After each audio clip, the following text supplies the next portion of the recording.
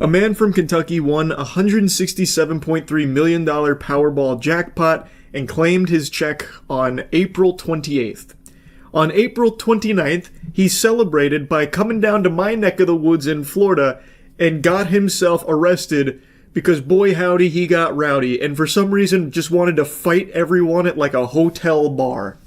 I cannot fathom how someone can come into life-changing money and then the first thing they do is just unleash their demons. Just go fucking sicko mode on strangers. There's no audio for this section, but James Farthing, the Powerball winner, is the one that's right now grabbing a handful of that guy's shirt while another man takes him down. He said, "You can get me to the ground, but I'm gonna see that man's nipples come hell or high water, goddammit." You kidding me? No, Get on the ground! Do not fucking move, do not move. Put your hands B12, down. step it up. I just got kicked. So it happens pretty quick. It was actually like two very fast kicks from James here. He got him with the fucking black flash, honestly. But what happened is the officer separated them and he was handcuffing the guy that had James in the headlock. And while that guy is on the ground, face down, James comes back to try and soccer kick him, but he misses and gets the officer square in the noggin. He like blasts his cranium here with his taekwondo kicks. And of course, being the tough macho man that James is, he then kicks the defenseless man who is handcuffed on the ground, which is a kick, that kind of soccer kick, that can oftentimes be fatal.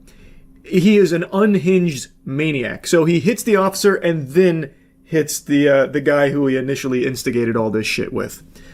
So again, this is James Farthing, the one doing the kicks, not the one who's currently being handcuffed. And I know it's low-hanging fruit to call him James Farting, because his last name is so close to it. I'm sure he got bullied with that in school.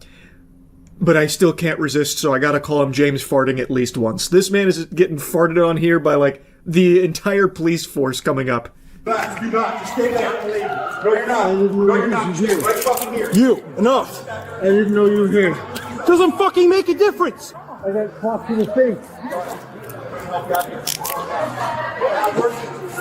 You stay there.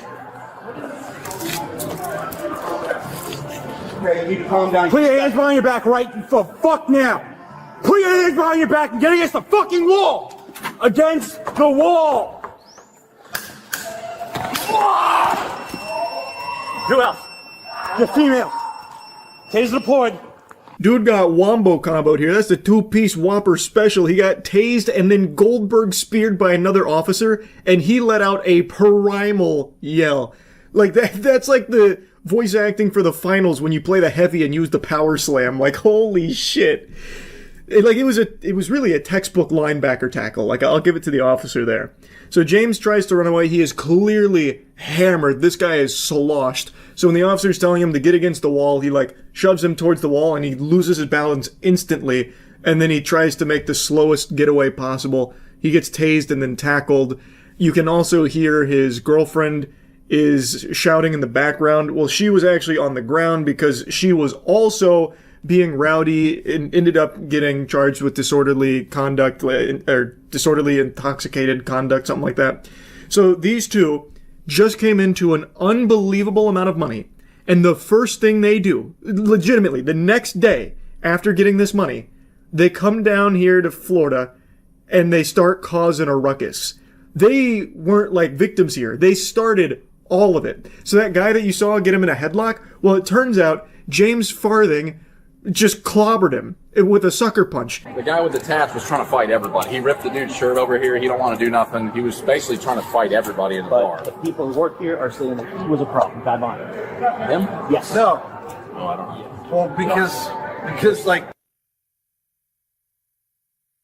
What I was told is he got hit, and that's when he I got had a fight hit. with the guy with the tats. The guy with the tats punched him in the face. So you were instigating this as well. You were arguing with her. We were trying to split you guys up. You guys didn't stop arguing. I know you weren't the first one to throw punches and anything. That way? No. Like Yes. Yes. So. Now, the bald guy is also pretty drunk, that's clear to see. But, according to the employees there, he was arguing back with the dude with the tats, and they tried to get him to stop. Neither one did, and that's when James Farthing threw the sucker punch, and that's when he threw him into the headlock. And then also when James decided to rip the other guy's shirt off, it's quite a mess. James went around like talking shit, also bragging about being a lottery winner and like getting in people's faces, trying to fight them. So he called him out on it, started insulting him, calling him delusional, that kind of thing. And I guess that's when the employees were like, stop arguing, stop, just squash this. But he continued to call him out for being an asshole, and that's when James snapped and sucker punched him. Now, they did trespass the bald guy from this facility as well, due to his involvement in all of this. And the guy who gets his shirt ripped off does also give a statement that talks about how the bald guy was insulting him a lot directly to his face, saying that he was antagonizing him. But also, the James Farthing was the one who did start all of the commotion. Now, this isn't James' first run-in with the law. He's actually got a fascinating bit of lore here. So he hit Kentucky's largest jackpot the day before all of this unfolded and opted to split the winnings with his mother as an early Mother's Day gift. That's the kind of feel-good story that makes your heart melt. It makes you go, aww. And then you read the following paragraph here. It turns out he is a career criminal who's racked up convictions across 9 counties in Kentucky for a litany of offenses, including choking a girlfriend, bribing officers while in prison, and selling cocaine to an undercover cop. Wow, what a saint.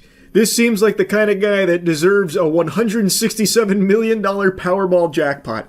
That just goes to show you, when it comes to luck in RNG, there is truly no amount of like karma or anything at play. It is just as random as that shit gets. This degenerate fucking scumbag just came into $167 million and then immediately comes down here and can't kick his criminal ways, so starts fucking fighting strangers in a hotel bar while flexing about his newfound wealth. I had it right here. It's my purse. Your ID's in there? Yeah. She's starting. Okay. That is? Okay. This is that. Who is here? No shirt. Guy that kicked you. James Farthing. Okay. He's with me. Okay. We always argue. Okay. We've been together. We met in 2014. Okay. So you got, but what's going on tonight? I don't care about when you met. Nothing. No. So I just. We came to the Kentucky Lottery in Louisville and we claimed the check. So although his girlfriend faced the disorderly conduct charges, she was released. Apparently, according to people around there, from what I've gathered, she was like directly involved in all of like the shit talking and the arguing and even like to a certain extent the brawl itself, which I guess is how she ended up on the floor.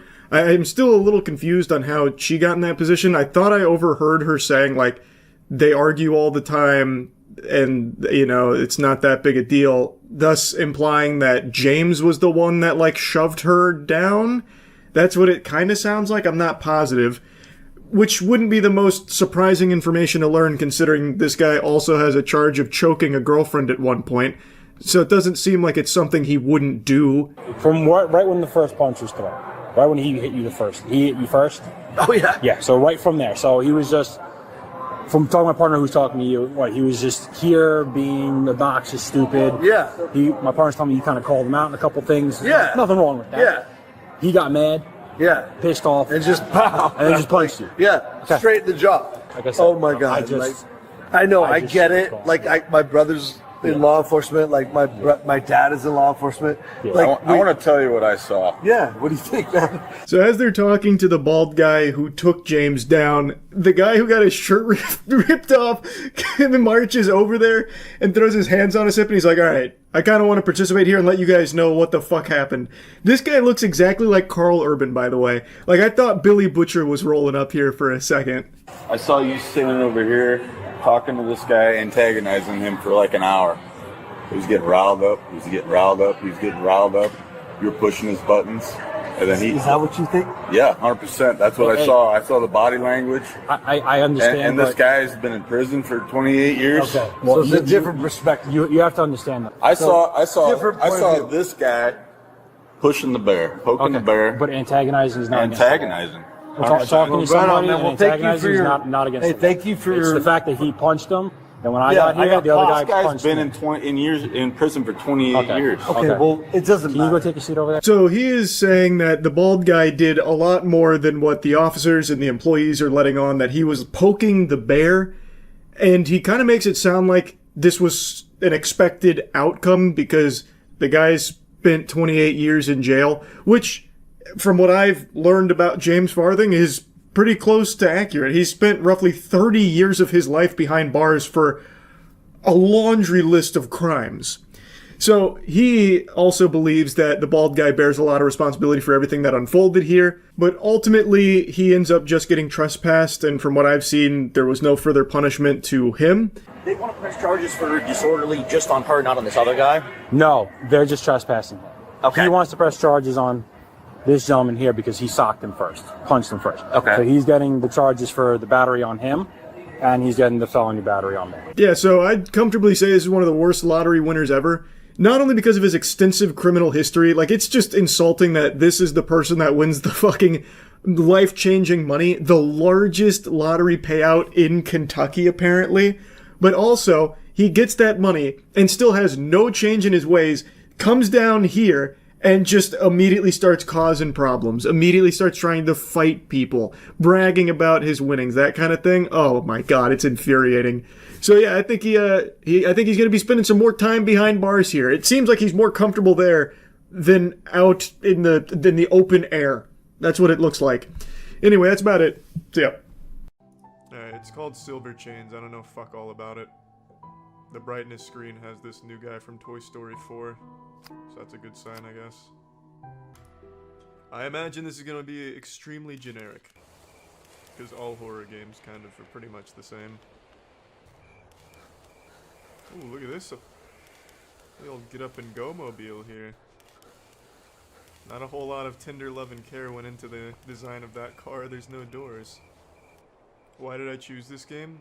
It's the newest horror game that came out. I had the itch for a shitty horror game. And this is the newest one. Why play horror games with lights on? What is that, like, against the rules or something? Okay. Now, that's going to amplify this game from, like, super shit to probably Game of the Year tier. I'm gonna feel like such a fucking idiot if this game actually does make me super afraid. The odds aren't in its favor, but you never know. You know what, I take it back, there's no chance.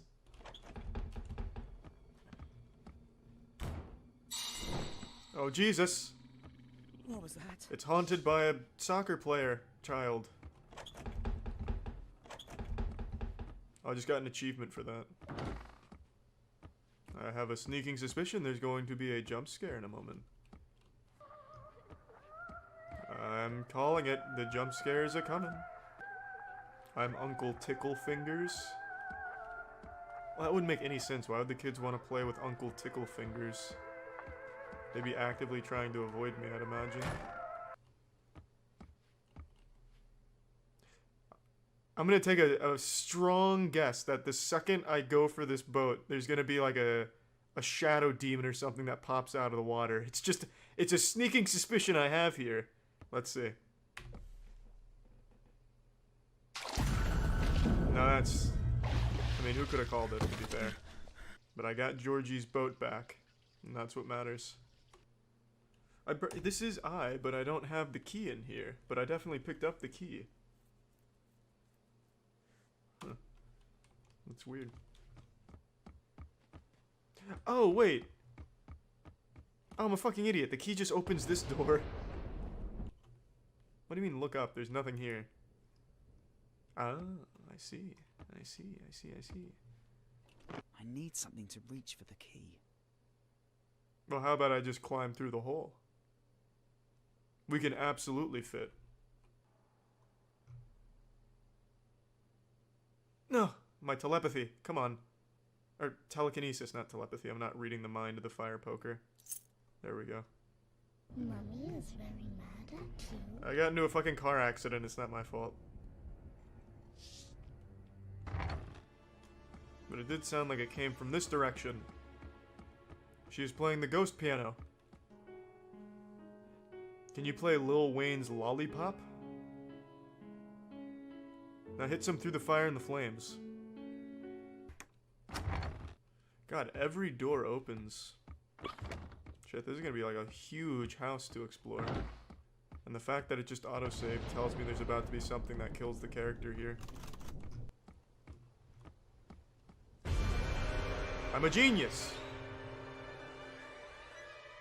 That looks like one of the Black Pearl crew after they got cursed. He's making a run for it.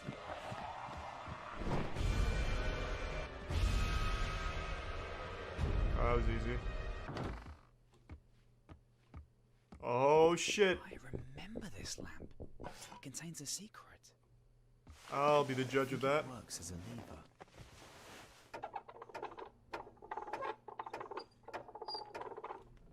Okay. I thought anything was going to happen. Whatever. Maybe I have to line it up with something in the room. No, that can't be right, because now I can't leave. I'll just go frame by frame. Since I guess it's gonna lock into place when I do it right, maybe? What secret does this hold? It sounds like the Tin Man getting oil. How do I get out of this? I've clearly hatched the secret by now, hopefully. Oh, Q, thank you. I don't think I quite found the secret. Looks like I'm going back in.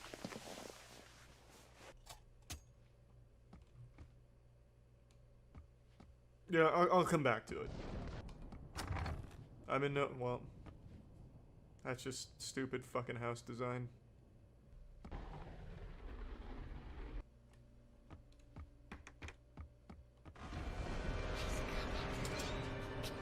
Am I being hunted? Oh wait, I got lost. No! Oh shit.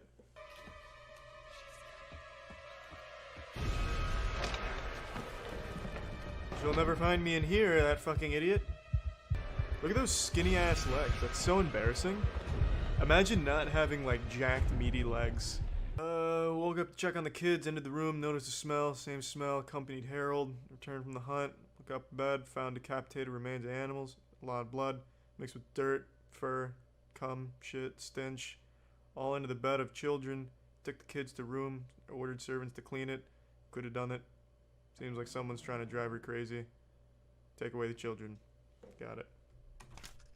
Dead animals in the children's room? That's terrible. Voice acting needs a little work. They should have hired me to do this character. Dead animals in a room? What the fuck? Whoa! Oh, goddamn! Alright. I'll find it. I found it! That was an easy scavenger hunt, you little twerp. You little fucking idiot. Oh, it's not the end. Ooh, too easy. You thought you could slip a fast one on me, huh? Where's that last one at? Oh! Oh, hey, I remember when I looked at this earlier, there was these nails there. Now I see why they're there. Easy. Man, this family looks weird. It looks like they're all Chucky dolls that were brought to life. I didn't really collect anything, did I? So I can't go back and open anything. Wait, no, hold on. Yeah, I can. I can open up that little box. Bang. I was wrong. That's a shame. I can go back and play with the spinning star angel thing, I guess. Spin the handle 5 times clockwise. Okay. 3 times counter, 6 times clockwise. Okay. 1, 2, 3, 4, 5.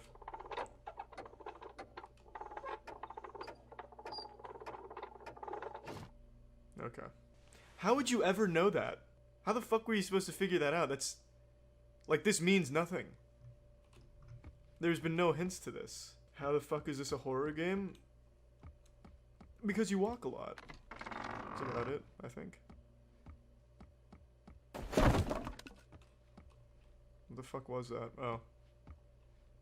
I couldn't tell if that was the screen tearing or something in the game. Use the monocle, okay. Well, I don't have the monocle, which means I need to find it. Oh. Ah, that's where they hit it, huh? Oh, gee, God damn it. This game is too complex for me. I see. It's a map for me. I thought I had to look at the monocle, or look at the paper through the monocle, and it would change. Okay, I get it. Ah.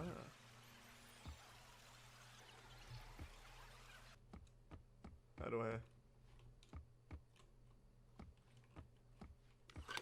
Where does this go? I don't get it. What do you mean it's a door? What's a door? What am I not getting? Why am I so fucking inept at this puzzle solving? The wall is not a door, I can't... Oh. He's probably not your dad, Peter. I don't remember that I had a father. This doesn't look like a father. He looks like a 4-year-old boy. Ah, see, the map did change this time a little bit looking at it. Huge. What is this game? Well, as shocking as this may be to hear, it's a horror game. I'm not changing the game, I'm gonna beat it. Once I beat it, then I'll change the game to another horror game. Don't push me. I will. In fact, maybe I'll do nothing but every bad horror game on Steam. No, I haven't exactly been the biggest Battlefield enthusiast in recent years, like most people. But from what I've seen here, it looks fun. Come here, brother. No, you're going the wrong way. Yes! Yes! That's a certified only in Battlefield moment. If anyone remembers that marketing push from back in the day.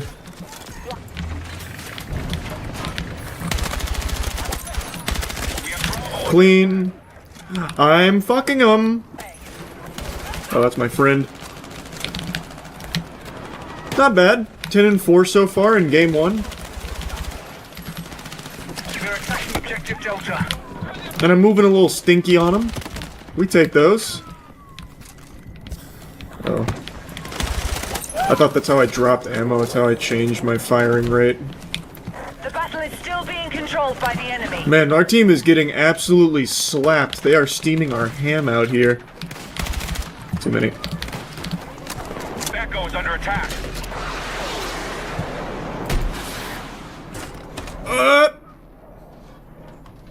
I'm still following him. Come on! Give me a Battlefield moment, fuck! That would have actually been the best fucking clip I ever hit in Battlefield if I got that. We have lost Charlie. Okay, that's a lot of rubble. Big headshot.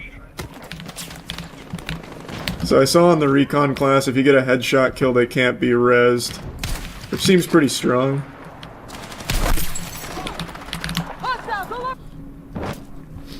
Oh boy. He didn't destroy my beacon though, that's huge. Big no-scope. Made him regret that. Oh my god. A lot of bad boys. Oh, I wanted to drive. Ugh.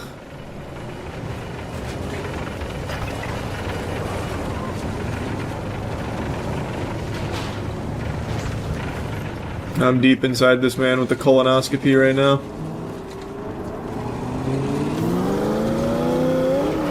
Move to attack the marked objective. What do we got? Be my eyes. What do you see?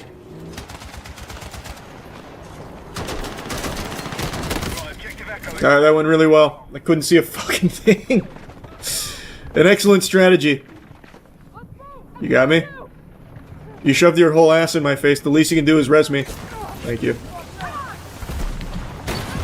But there's a guy there. I saw him on the map. Our attack on Echo is underway. The enemy is controlling the fight. Stay strong. Jesus, that rolled all the way down the stairs.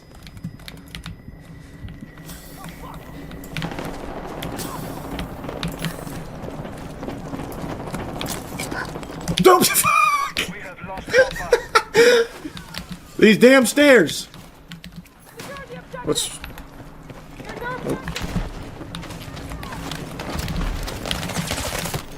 Oh, that's sad. I kept hitting V I keep forgetting it's F. Well, I got a 20 bomb cooked up here. It's something. That's something. Oh, that's a bad guy. He's got narcolepsy or something, man. Fell asleep out here. We gotta take C back. No! It's so close.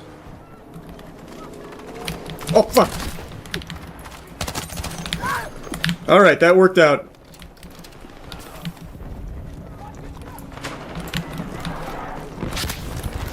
Oh, the grenade, or not the grenade. The tank buster, fucking tank mine I placed earlier finally came through. Oh, a 30 bomb. How is he still alive? He's like beyond one shot. Nice, what a clutch. 32 and 12 from the boy wonder. Not a single tank used either. That's just good old-fashioned patriotism and elbow grease. Game looks at least better than 2042. I agree. Again, that's a very low bar. I get it. But of the 3 games I've played so far, I think I've already had more fun in those 3 games than the entire lifespan of 2042.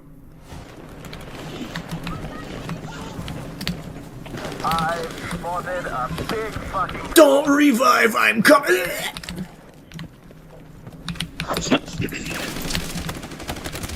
Not today.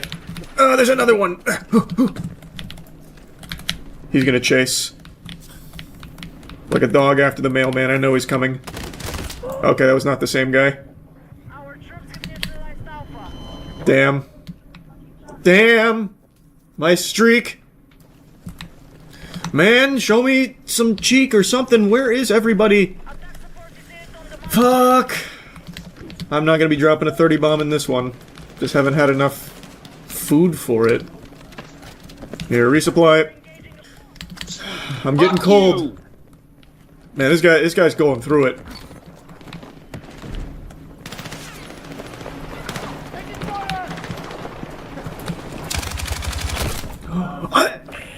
Why am I not killing? That guy is somehow 2 and 8. The guy that just screamed "fuck you." I see why he's so mad. How is that possible?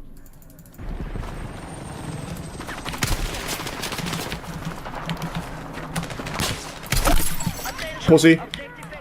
Oh, I can't believe I just missed that. That would have been so nice. Still got it. And then I missed the easy one. And then I hit the hard one.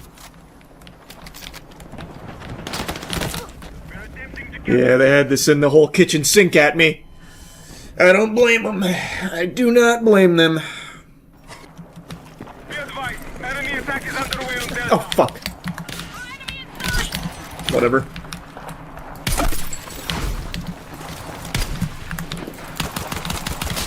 Alright, we take that triple. Actually kind of clean. The takedowns just do not really work for me. But other than that, everything else has been working for me.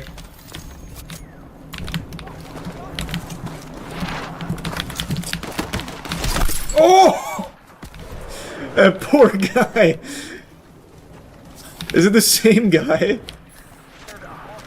That guy's having a real rough go of it against me. I dare you to poke that head out. Show me those braces.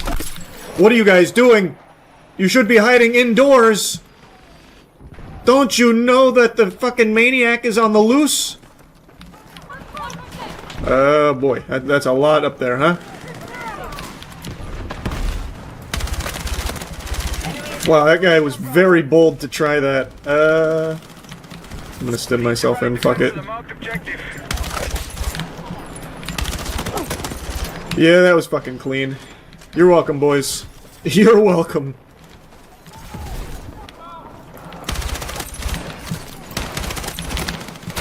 Oh, there was a third guy. Damn. I mean, I'm still top fragging, but fuck.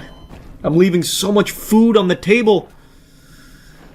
I'll never be part of the clean plate club like this. Oh. Unlucky timing.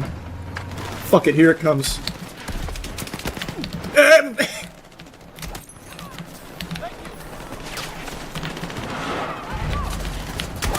Oh, wow, wait. This shotgun's kind of crazy. Oh, baby. Oh, shit. For my city. Hold on, shotgun only. This thing is nuts. What? No one was gonna tell me the shotgun's this fucking busted? Hiya! I'll have that miss. Bravo is under attack. That's like 15 kills in a row right there, no deaths. Objective Alpha is in enemy hands. I'm a big shotgun fan. About to drop a 40 bomb on their noggin. This thing is pretty nasty. And we pushed them completely out of B now. Pretty much entirely from my effort.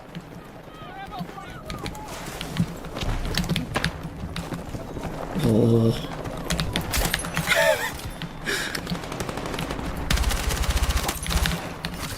They're not expecting this.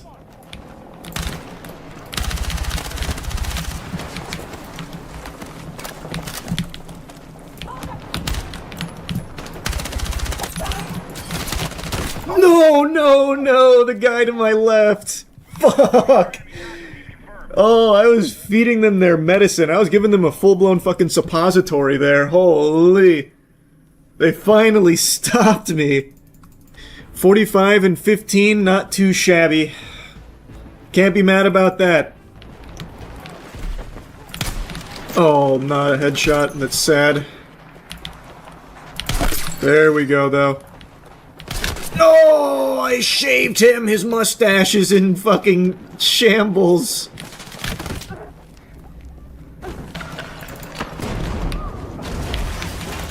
Holy! I saw you. I saw you. Oh, you had to flank me. You couldn't beat me like a man. Oh, that's a friend. Overheating, overheating. I got you. Oh, cringe. I'm glitching out. Ah, man, fucking laced at the fib with Fint. Ah, shit. Hit me again. Bravo.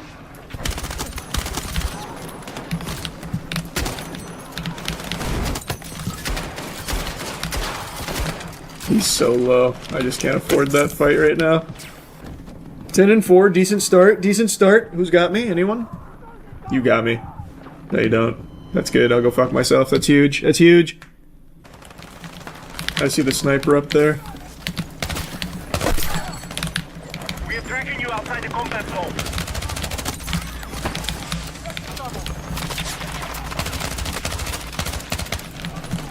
Up, get me out. I need ammo. Huge. Wow, we are so deep in their throat right now. What the fuck? I'll play it safe. They cannot leave their spawn. It's actually kind of sad. How is he still alive? Man, they must really regret getting a code for this game right now. They can't play it. That's gotta be infuriating for them. That was a very sad game for them. They never got to really leave. Except for like one time briefly. Jesus.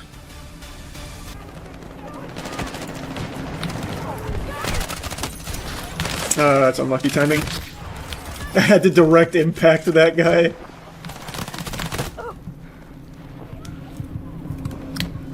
I just want to kill that tank. That's all I'm trying to do.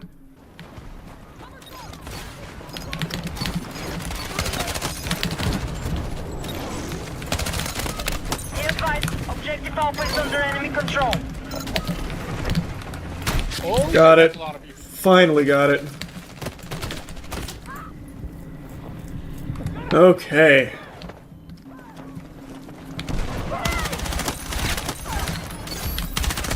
Oh, the reload. Brother, you cannot be serious. You didn't see him?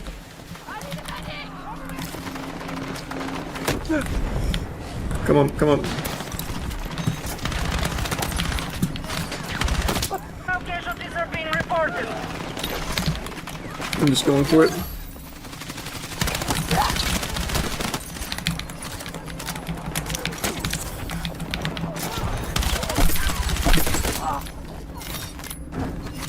That's a shame the other guy got me. There we go. Huge res. Pussy.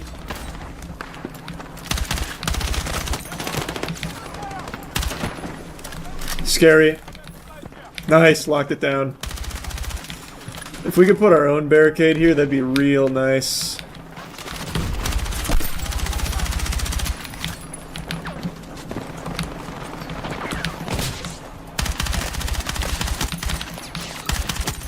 Not today, pussy. They're trying to wrap wide.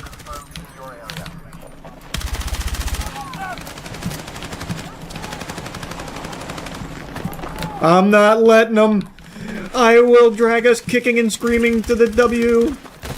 No! Where do you come from? Fuck!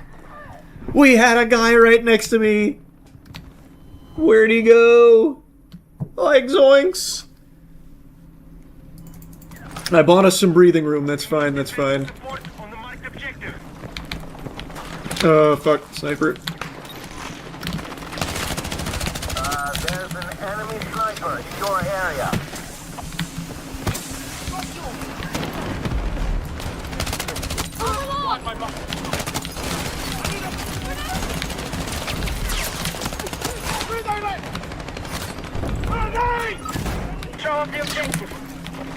Come on, baby. 42 and 20. I could drop a 50 stinker in here.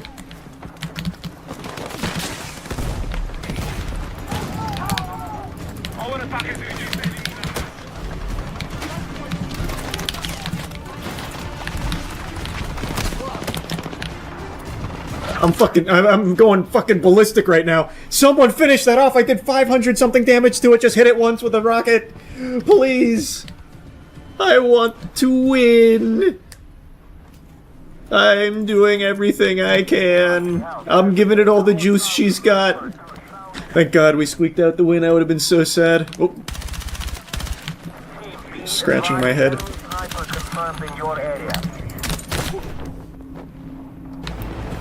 49. I need one more for the 50.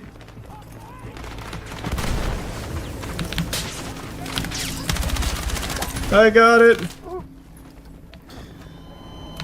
50 and 28. Not great, not bad though. It was enough. It was enough. Thank God. Huge. Huge. Holy fuck. That was a close shave. When I say the word gamer, you instinctively picture a man with chiseled abs, bulging muscles, facial hair, grisly features, a real man's man. But yesterday we proved girls can be gamers too. Yesterday, GB, Frivy Fox, and I teamed up in Twitch Rivals Apex tournament and placed 9th place out of 16 teams. About a month ago, Jacksepticeye, Cryotic, and I played in the same tournament, and we placed 10 out of 10 teams. So this is a big fucking improvement. In all fairness, though, this tournament format was a lot shittier. It sucked a lot more asshole. The format was you play 3 rounds with 2 matches each, so you play a total of 6 games. And out of those 6 games, the 3 of us placed in top 5 in 5 out of 6 of them, and we won 1 game, which gave us enough to come in 9th place, tied with a couple other teams. It was a big fucking event. So go ahead and check out some clips from this bad boy. Fuck yeah, I hope you got a condom on. It's worth noting that our team name is Testosterone, so that way you can see it at the end of the video, the scoreboard there, when you see it tied for fucking 9th place, baby. Originally, we were going to be 2 queefs, 1 beef, or 2 girls, 1 cup of G Fuel, but neither of those flew, so Testosterone is what we were allowed to roll with. I'm gonna just try and finish him off here.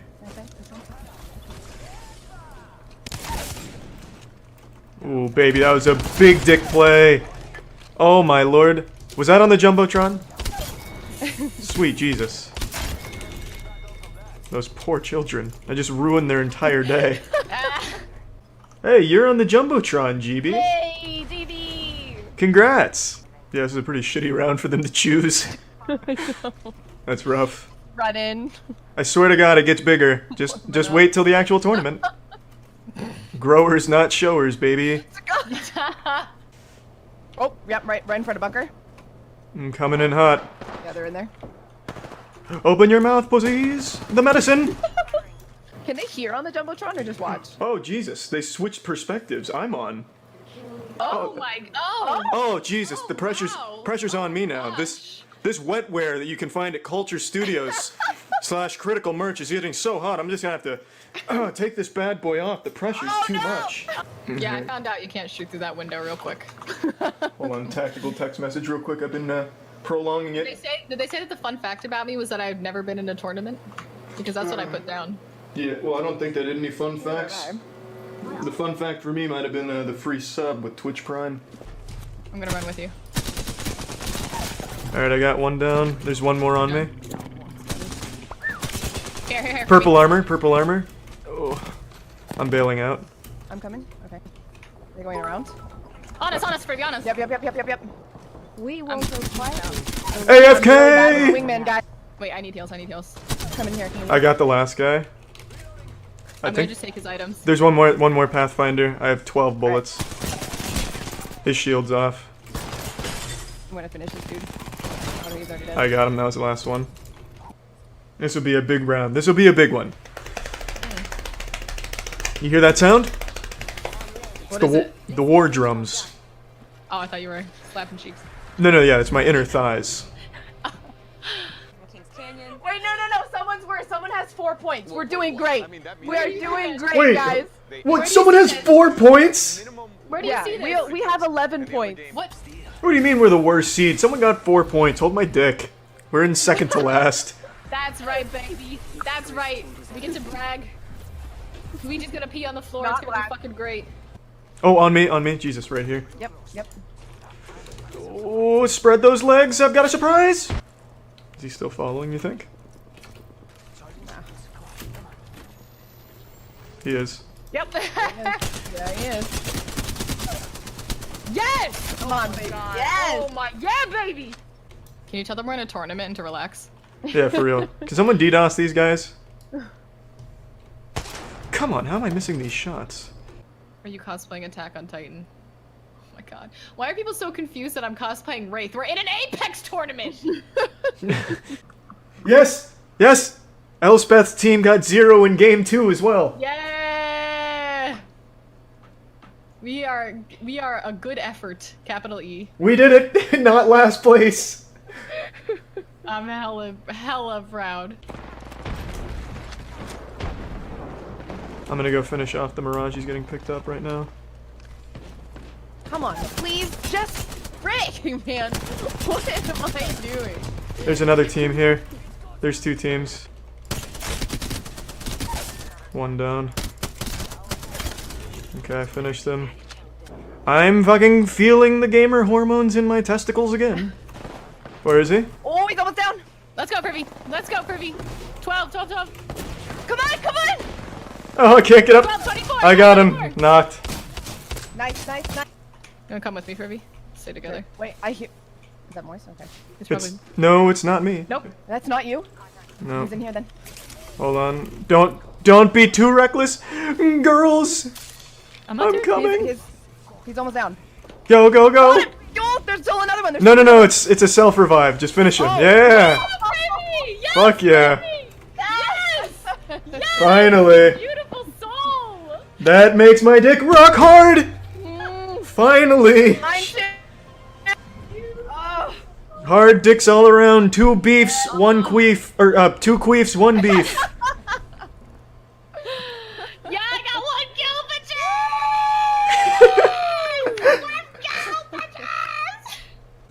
The sound's coming from both of you guys' mics right now. We're just boys being boys. What can I say? Come here, bud. Oh, you're peeing right on stream, aren't you? Good boy. My dog's pissing on the ground. What a trooper. That about sums up the tournament format, honestly. That's because I can't take you out. Yeah! Good boy, pissing on the ground. I like how they faded out me saying that my dick was rock hard. I think that was a little unnecessary. Up there because we're too hard to edit. Yeah, Freebie! Yes, Freebie! Yes! Yes! You beautiful soul! That makes my dick rock hard. You came in 14! Hey! 14! Fuck yeah! Well, actually, to be honest, we tied for 9th. We tied for 9th, everybody. When it comes to the wonderful world of cinema, there's only one universal truth. That The Mummy with Brendan Fraser is the best movie to ever hit the big screen. Aside from that, shit's wild. People have all types of different perspectives and opinions on movies, as well they should. However, there's one very incorrect opinion on movies. That they can't have a good villain. Where if your villain isn't just like a comical mustache-twirling bad Dr. Robotnik, then your villain is problematic and a plague on society. Not a new movement or anything, but with the new Joker movie, this whole perspective has been cranked up to the 10th level, engaging deep space turbo hyperdrive shit. People are outraged about the Joker being a well-designed villain and the protagonist of the movie. This is something we've talked about on the podcast, but I keep getting emails about it and being asked about it during streams at twitch.tv/moistcritical, and I thought, oh, fuck it, I'll make a video talking about it, because I do feel kind of passionately about this. I like when a movie does something different. Having a villain as a protagonist, it's not different. Shit happens all the time. That's a very common thing. But for some reason, in this case, it's totally different, because now it's the Joker. It's too extreme now. The Joker's gonna unite all the incels together, forming like a Voltron force of pure virgin weird energy. These incels are gonna watch Joker and be inspired to stop sniffing Dorito powder with the lights off in their hentai masturbatorium, to go out in society and be degenerates. It's just such a fucking reach, and when I say people are outraged, it's mainly journalists, and journalist is a very generous term for what their profession is these days. At this point, they're basically just tweet compilers where they'll grab a random fucking tweet and write 2 sentences about it and slap it on an article. That's the whole goddamn thing. But we live in a society meme, unfortunately, where people can't separate fiction from reality. There's just this good chunk of people, the same chunk that argues video games cause violence, and if you play one violent video game, you're 60 times more likely to go down the street and slap someone's ass and call them a noob. It's this idea where you become what you interact with. You can't separate the fiction from yourself. When you watch a movie, you become the protagonist, you get inspired by the protagonist. For all intents and purposes, you are relating very hard to the character. So in this case, they feel the Joker being the villain here, a very bad villain, people are going to become that very bad villain because they're watching him on the screen. It's pretty sad how journalists think people as a whole are so fucking stupid that they shouldn't be allowed near anything negative because they might take it on themselves. And yes, I know people have been inspired by shit, including the Joker before, to do horrible things, but that's just psychopath people, outliers. People got inspired by fucking Slender Man to try and murder people. There's nothing you can do if someone is a psychopath and susceptible to something like that. You shouldn't just restrict the whole idea of presenting a villain that's well written. It's just very restrictive and just so fucking stupid, and it's insulting to culture as a whole. It's the same arguments people made over a decade ago where they were saying Marilyn Manson is the one who's causing people to worship the devil. If you play Marilyn Manson's music backwards, you can hear Satan farting on the track, and it's brainwashing the youth to have them kill themselves and commit heinous crimes in society. Get rid of Marilyn Manson quick. It's like they just want to wash away anything that's not fucking Paw Patrol and Finger Family videos.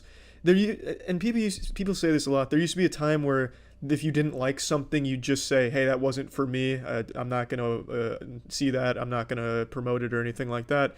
But that's never been a time in our history. Anytime someone doesn't like something, they rally very hard against it.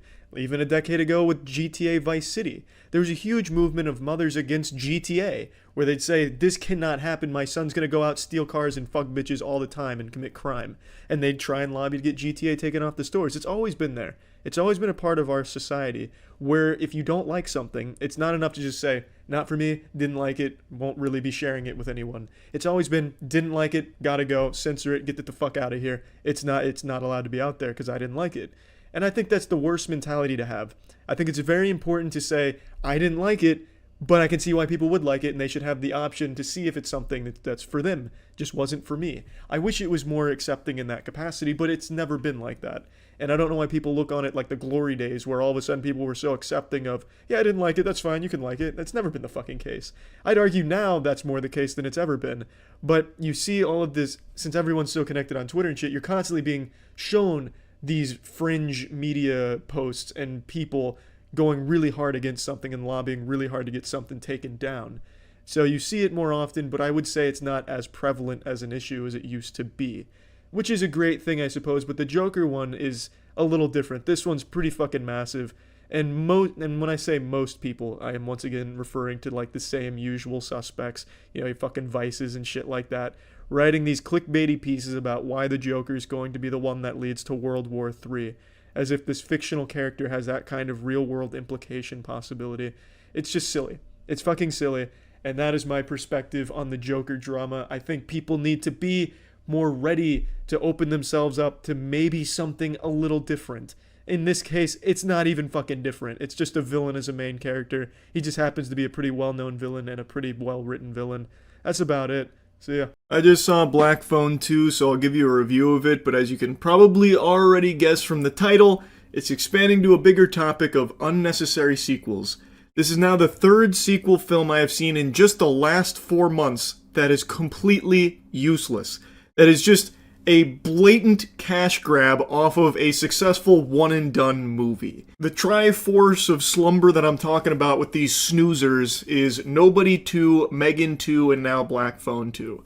One thing all three of these have in common is they're not horrible. Like, they're not really bad movies, but it is just so clear when you see them that they had to reach deep into their ass and fiddle around with their colon to pull this poop out here to try and find a way to bring it back so that way they could guarantee some ticket sales. Because those movies, Nobody, Megan, Black Phone, were all pretty successful and well-liked. And, if something is liked, it means it can be monetized thoroughly until you fucking hate it.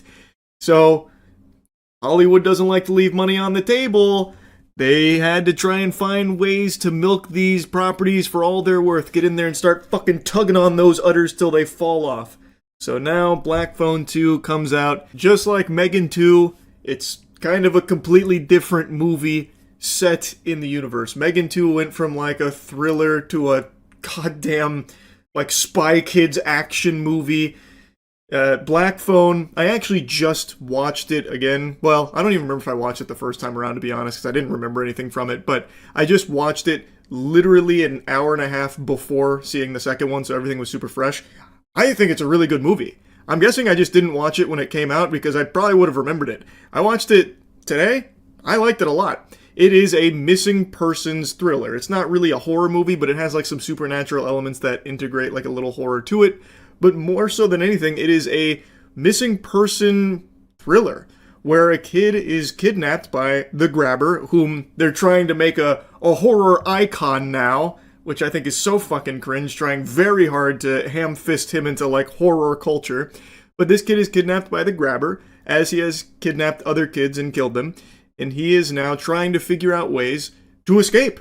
And he's getting some phone calls on the phone, where he's being held captive, from the dead kids, his previous victims, that are giving him little breadcrumbs, little pieces of the puzzle on how he could possibly get out. It's a very cool movie. Black Phone 2, however, has nothing interesting like that. It's kind of like Diet Freddy Krueger meets a season of Stranger Things.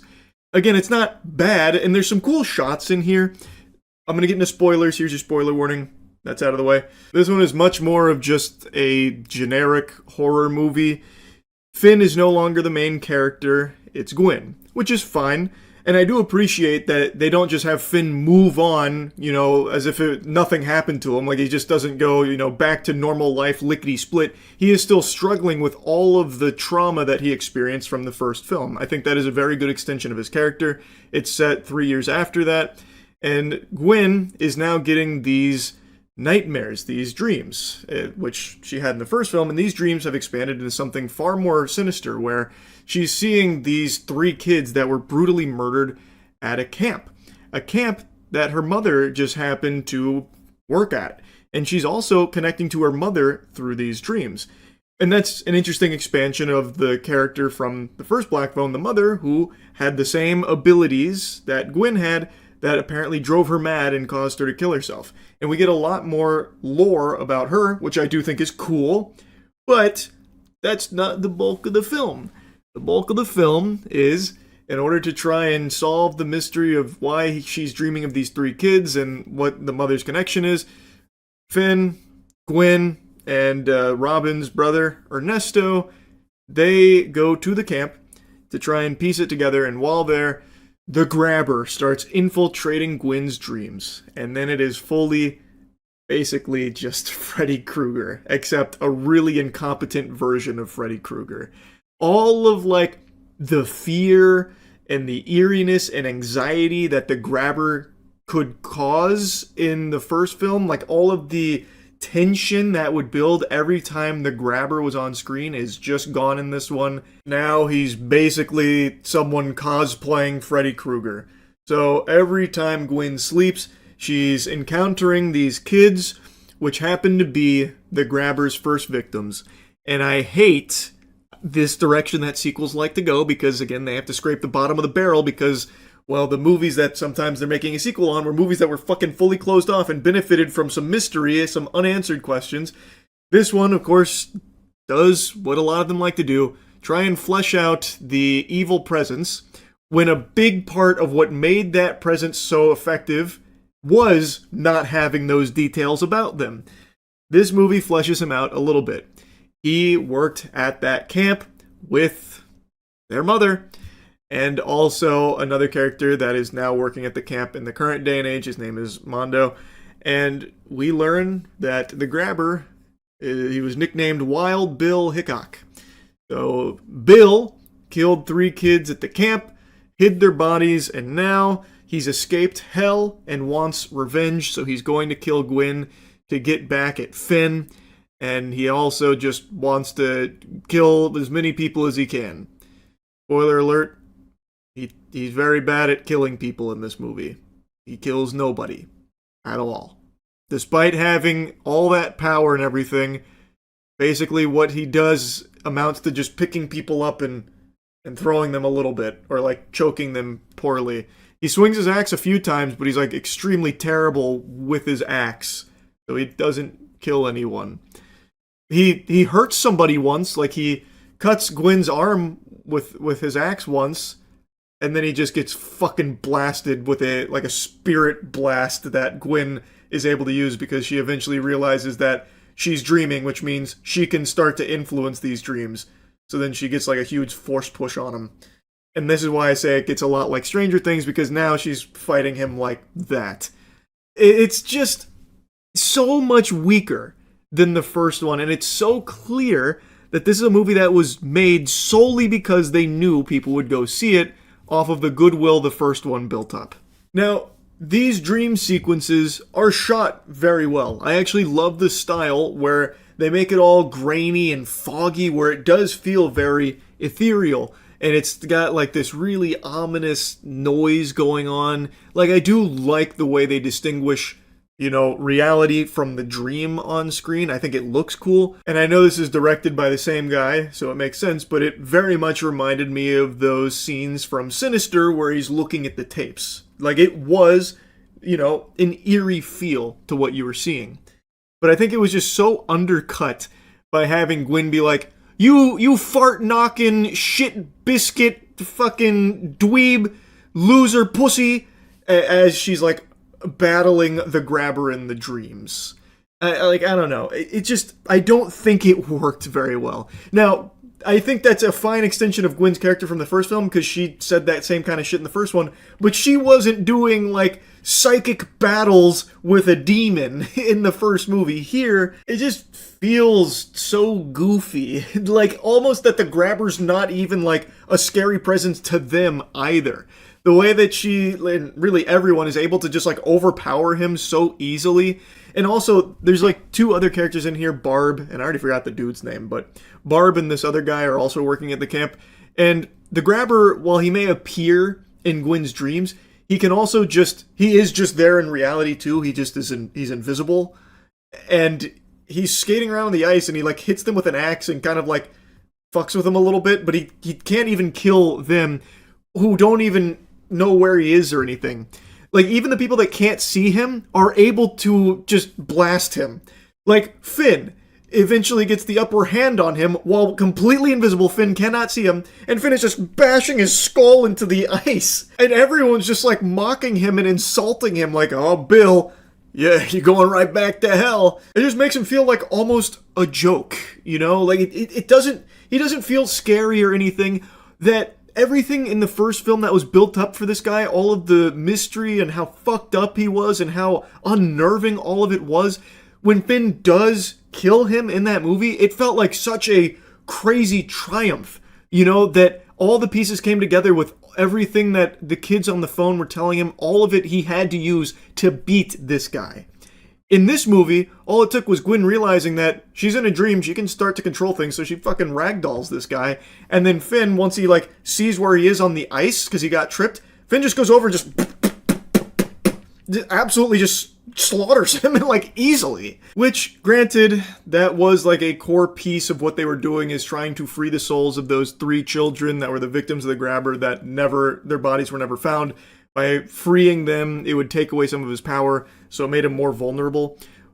But a couple of things here.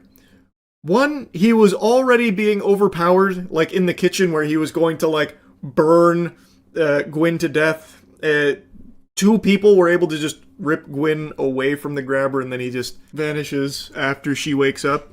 And 2, when she falls asleep and it spawns the grabber, he is present in the physical reality. That is clearly established, especially like at the end of the movie where all the other characters can see where he is skating because it is leaving marks. And then of course he like hits him with the axe, even drags that guy around with the axe.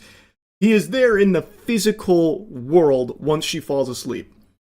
Why would he even let them get near that lake? All he would have to do is the second she falls asleep, he would then go and just kill everybody else so they can't even investigate the lake to find the bodies and take away his power.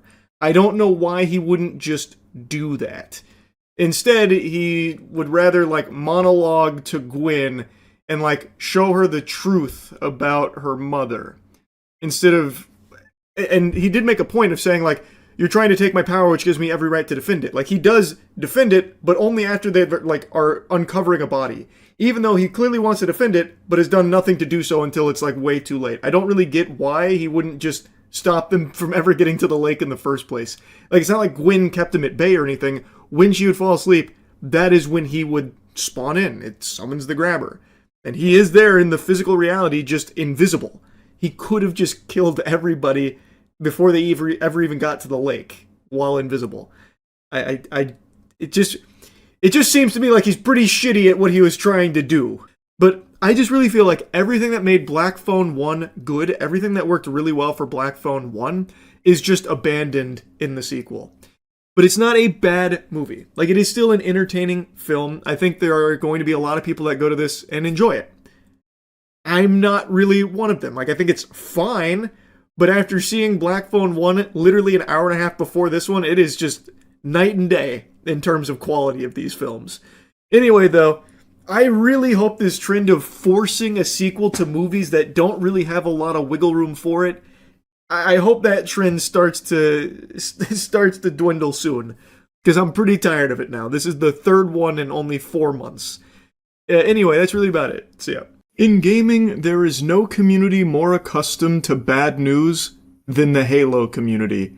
Halo and bad news goes together like french fries and ketchup. It's basically all you ever get from Halo is more doom and gloom that just puts a big frown on your face. And it is just so sad to see. And just when you think that it has hit rock bottom and can't get worse for the franchise, they always find new lows. Most recently with their potential big investment into Gen AI for the upcoming Halo titles, which we'll dive into in a moment. But for over a decade now, Halo has been in such a sorry state for what was once a juggernaut in the gaming space, an absolute trailblazer, a powerful IP that the world knew and respected. Halo has been reduced to just kind of like a sad queef and like an afterthought in the modern day and age. The only time you hear Halo brought up nowadays is when there's new information like this about Gen AI and how it's going to be crucial to upcoming Halo titles, and people shooting spitballs at it and making a mockery of the 343 Halo decade that we've been unfortunately subjected to. Even when they do have a win, like Halo Infinite's multiplayer on launch, a lot of people, myself included, really enjoyed the Infinite multiplayer. The problem was they released it in such a bare-bones state and didn't tend to it for about 2 years. So you could spend like 3 weeks grinding it and you basically finish everything Halo Infinite's multiplayer had to offer, and they didn't add anything or update it for 2 years, and they couldn't deliver on any of their promises. Like with Forge coming out in that time, it took them so long for Forge, and even just the most basic features. They never even followed through on like split screen, for example, because it was too hard and confusing or whatever. It's such wasted potential because they did have that good start. People were finally like kind of pumping their fist, oh, Halo might be back, this is really enjoyable, and they couldn't translate that into momentum because I guess they just all of a sudden took like a 2-year break at the office. They said, all right, job's done. Time's up. Time to clock out and go home and do nothing for the next 2 years. And obviously people kind of got bored of it when there was still nothing being added to it. It was the same thing every time. So even though now, in its current state, it's much better, and from a competitive standpoint, it's amazing. Not to suck our own dicks again, but our esports team, Shopify Rebellion, we are literally the Halo World Champions. We just won the World Championship, which is the final HCS World Championship. And it was incredibly hyped to watch this entire season. But it took so long for Halo Infinite to get to this point that most casual players have already checked out and didn't ever come back to the game because it just too little too late in their eyes. And the gaming industry is moving so fast with so many games coming out, most people aren't willing to give a second chance to a game that they dropped 2 years ago under the potential idea that maybe it's better than it was then they added more to it. So the casual audience doesn't stand behind Halo. The competitive scene may be great, but it's just they weren't able to, once again, have people believe in Halo. And now there's so little confidence in the 343 team, they rebranded to Halo Studios to try and, start fresh, going to a new engine with Unreal 5, abandoning their $500 million investment in the Slipspace engine that crashed and burned for them. And even with this new rebrand and everything under Halo Studios, they still find a way to squeeze defeat from the jaws of victory. Their strategy, based on all available evidence, is to remake their remakes. So they've already confirmed a Halo CE remake, which is now the second remake. This is worse than fucking Skyrim re-releasing 1,000 times for every digital alarm clock and smart fridge on the planet. They remade Halo CE a while ago, and now they are remaking that remake coming up in 2026. But without multiplayer. So it's just a worse remake. Yes, it's on a new engine and everything, and it's like a big overhaul and everything. But what the fuck is the point? You've already remade it once. And it's so misguided. And they are also now allegedly going to remake the Halo 2, which has already been, having a remake of its own. And they are going to be remaking Halo 3, which is the first remake there. But they're not doing new Halo. Their strategy seems to be, hey, remember our good Halos? We're doing it again. That's just a very sorry approach, and it's hard for me, as a huge fan of Halo, to get hyped. And make no mistake, I have been a gigantic fan of Halo my whole entire fucking life. I got Xbox Live when I was 10 years old to play Halo 2 online.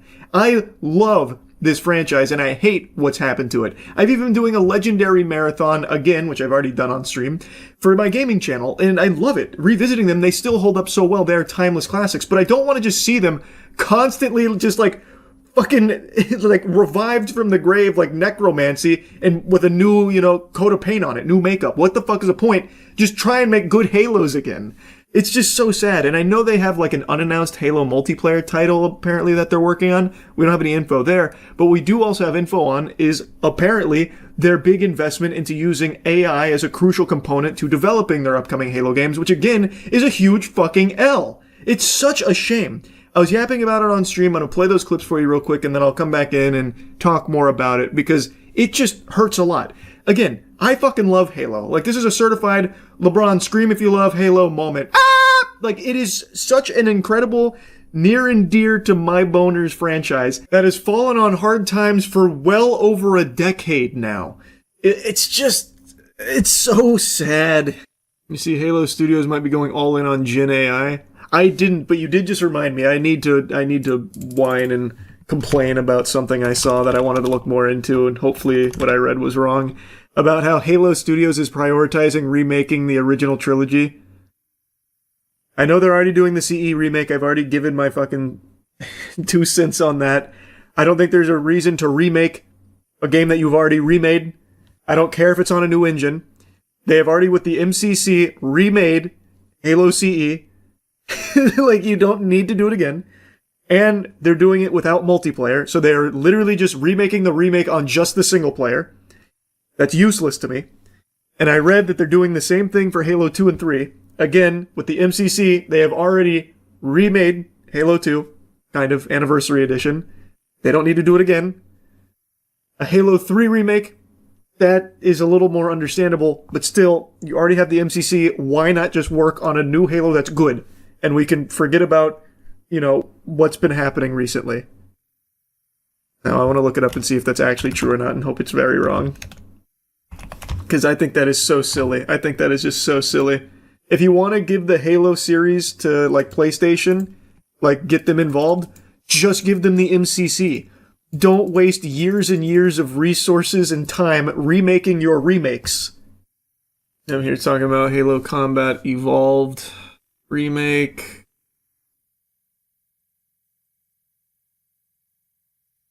New multiplayer planned. We don't have any info on that. New report from Rebs Gaming indicates that there are also plans to remake both Halo 2 and 3, in addition to CE. And is this a reliable source? How reliable?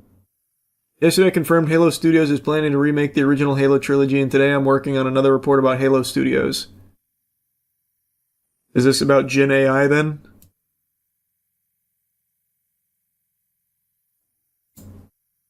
Was that his next report? I can already just feel the writing on the wall.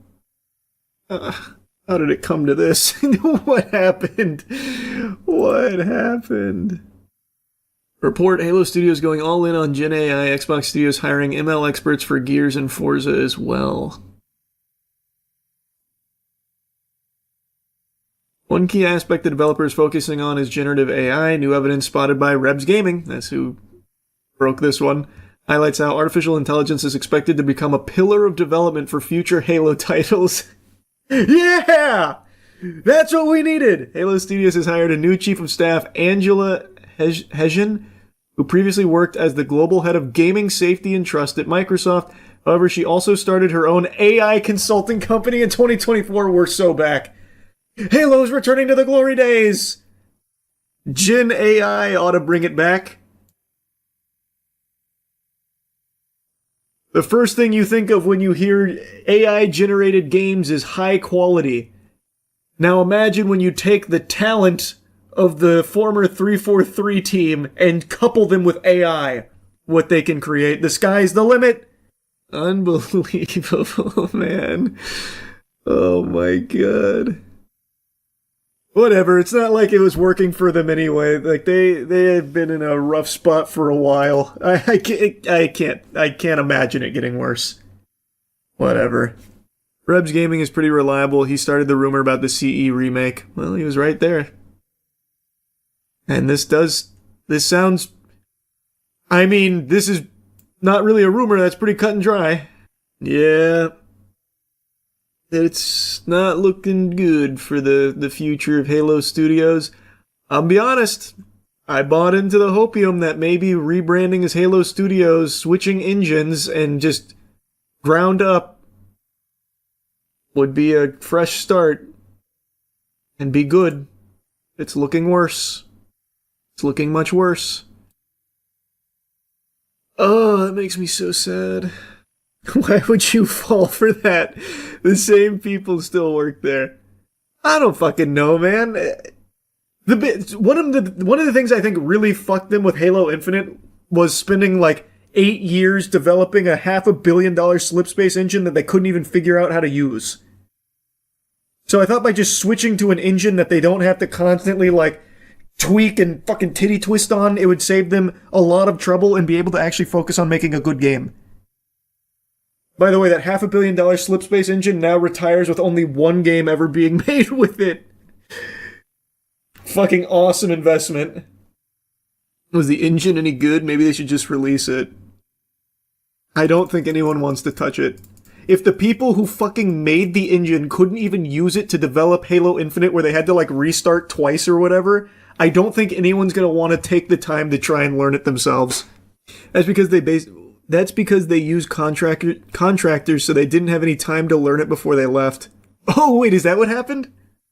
I remember the contractor fiasco. I didn't know it was engine related where they just basically bounced without ever teaching them. I didn't know that. Remember how they said adding Team Slayer was a difficult task and might take some time after release? I don't remember that. I just remember how the multiplayer came out. I actually had like a lot of fun with it for a couple weeks, and then I finished everything the multiplayer had to offer, and then for 2 years after that, it stayed exactly the same with nothing in it. Yeah, it was like 6 maps and nothing else and 3 game modes. They couldn't get Forge out in time. They still never even followed through on the split screen or anything. Oh, man. Oh, man. It's so sad. It's so sad. Didn't Glitchers find a way to do split screen because they couldn't do it? Yeah, eventually the community found a way to brute force it. Yeah, no, it makes me salty. I just... Especially after replaying the good Halos, I just wish it could somehow get back to that former glory. That's all. I just hate to see what's happened to this. Now, I fully recognize there are people out there that are excited about remaking the original trilogy again. I just am not one of them. I really can't fathom why you would be excited about that. They have already remade CE once. They have already done an upgrade to Halo 2 once as well. Why do it again? Like, I don't care that it's a new engine. It's still the same experience. Like, I don't care if it's prettier and whatever. In fact, I prefer the old look of those games. I like the originals. I don't need them remade and then remade again. I would much rather Halo go forward as opposed to just staying in the past for all of these, like, nostalgia trip moments. Like, you remember this? Well, check it out now with ray tracing. Like, I don't give a fuck, man. Just try and make a good Halo again. That's what I really want. And I truly don't understand the decision to remake CE and then not include multiplayer. That is actually like a crazy stupid idea. That is an indefensible notion. I do not get that whatsoever. But again, maybe the multiplayer Halo they're working on will save all of it. I just don't have any confidence in them to. I really don't. This feels like they are completely directionless and just stuck trying to recreate the magic of the past. And not even recreate it, they're not even really trying to do that. They're just trying to once again show you the magic of the past made by people that don't work at the current studio that's showing you it. So like I just think there's so little to be excited about with that direction. And I know I already addressed this on stream. I've seen the cope where people are saying this is to introduce a new generation of Halo to get them excited about it on like PlayStation and everything.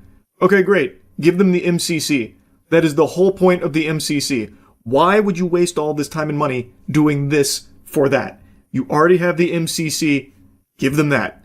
I don't like it. I do not like the green eggs and ham here. And I really, really, really, really don't like the Gen AI enthusiasm that's reportedly present here at Microsoft and Halo Studios for their upcoming Halo titles.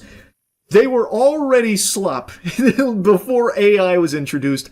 I can only imagine how much worse it will get with that. Like, again, just when you thought it couldn't get worse, it's looking like it can. If they are truly going all in on Gen AI for Halo games coming up, there is just no hope. So yeah, I've been yapping about this for a bit now, I know. But I just really love this franchise and really hate what's happened to it. And it's not looking like there's any greener pastures coming up or anything like really shining bright in the future with Halo Studios here at the helm. But I guess maybe the multiplayer game might have some potential. I don't know. I can't believe I'm still latching on to hopium here, but I just had to whine about it a little bit more. That's really about it. So yeah. Right on the end of the damn nose. Okay, now keep in mind when I say this, I am not a... Oh, well then, yeah, who cares? Let them have an attitude. I don't give a shit if they got small dick syndrome and are a little aggressive. If they're still pollinating, then fuck yeah, let their numbers increase. I don't mind going outside in my full hazmat suit to protect myself. Pollination is super fucking important. That's fine. I'm on Team Killer Bees again. Hey. I finally did it.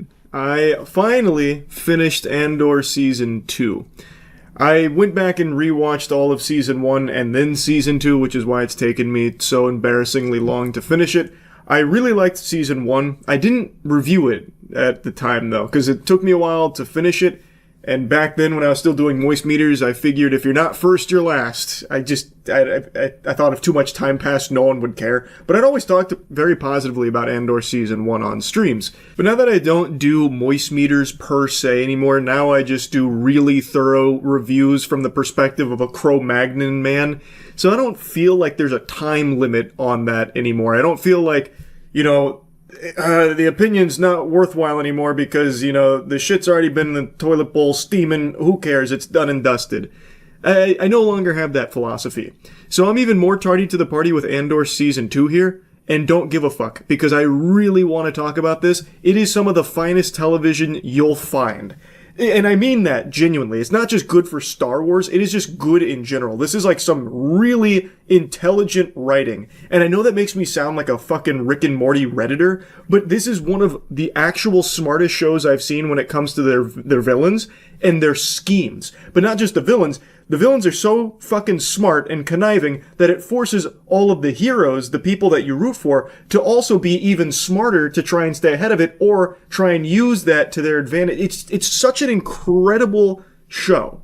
Like, I mean this sincerely. It is the best Star Wars that Disney has produced, by far, but also some of the best Star Wars produced in general since the original trilogy.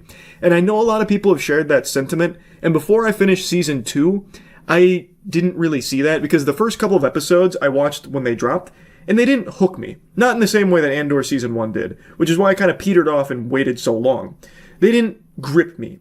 But after those first 3 episodes, the whole picture comes into focus, and what they create here is nothing shy of a masterpiece. And it is a tragedy that so many Star Wars fans wrote this off as something that they wouldn't support because it's too dark.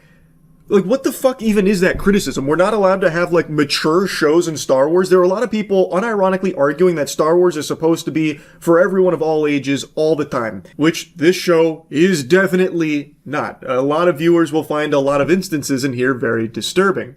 So they said that because this show is more gritty and dark, it's not a Star Wars show, and it shouldn't be supported as such, which I think is so stupid. To actually lobby against a show that is actually trying to deliver something special, something thought-provoking, and be like, nope, that's bad. That's real bad. We don't tackle those kind of themes in Star Wars. We need mind-numbing slop. What we need is to be fed more fucking bland garbage like Book of Boba Fett. Can we get a Season 2, please? It makes me upset, because this show is incredible. And I know a lot of people have sung its praises and given it its flowers, but I still don't think it's enough. This donut deserves more glaze. It's not up to my satisfaction here. I'm gluttonous when it comes to the praise that Andor, I think, deserves.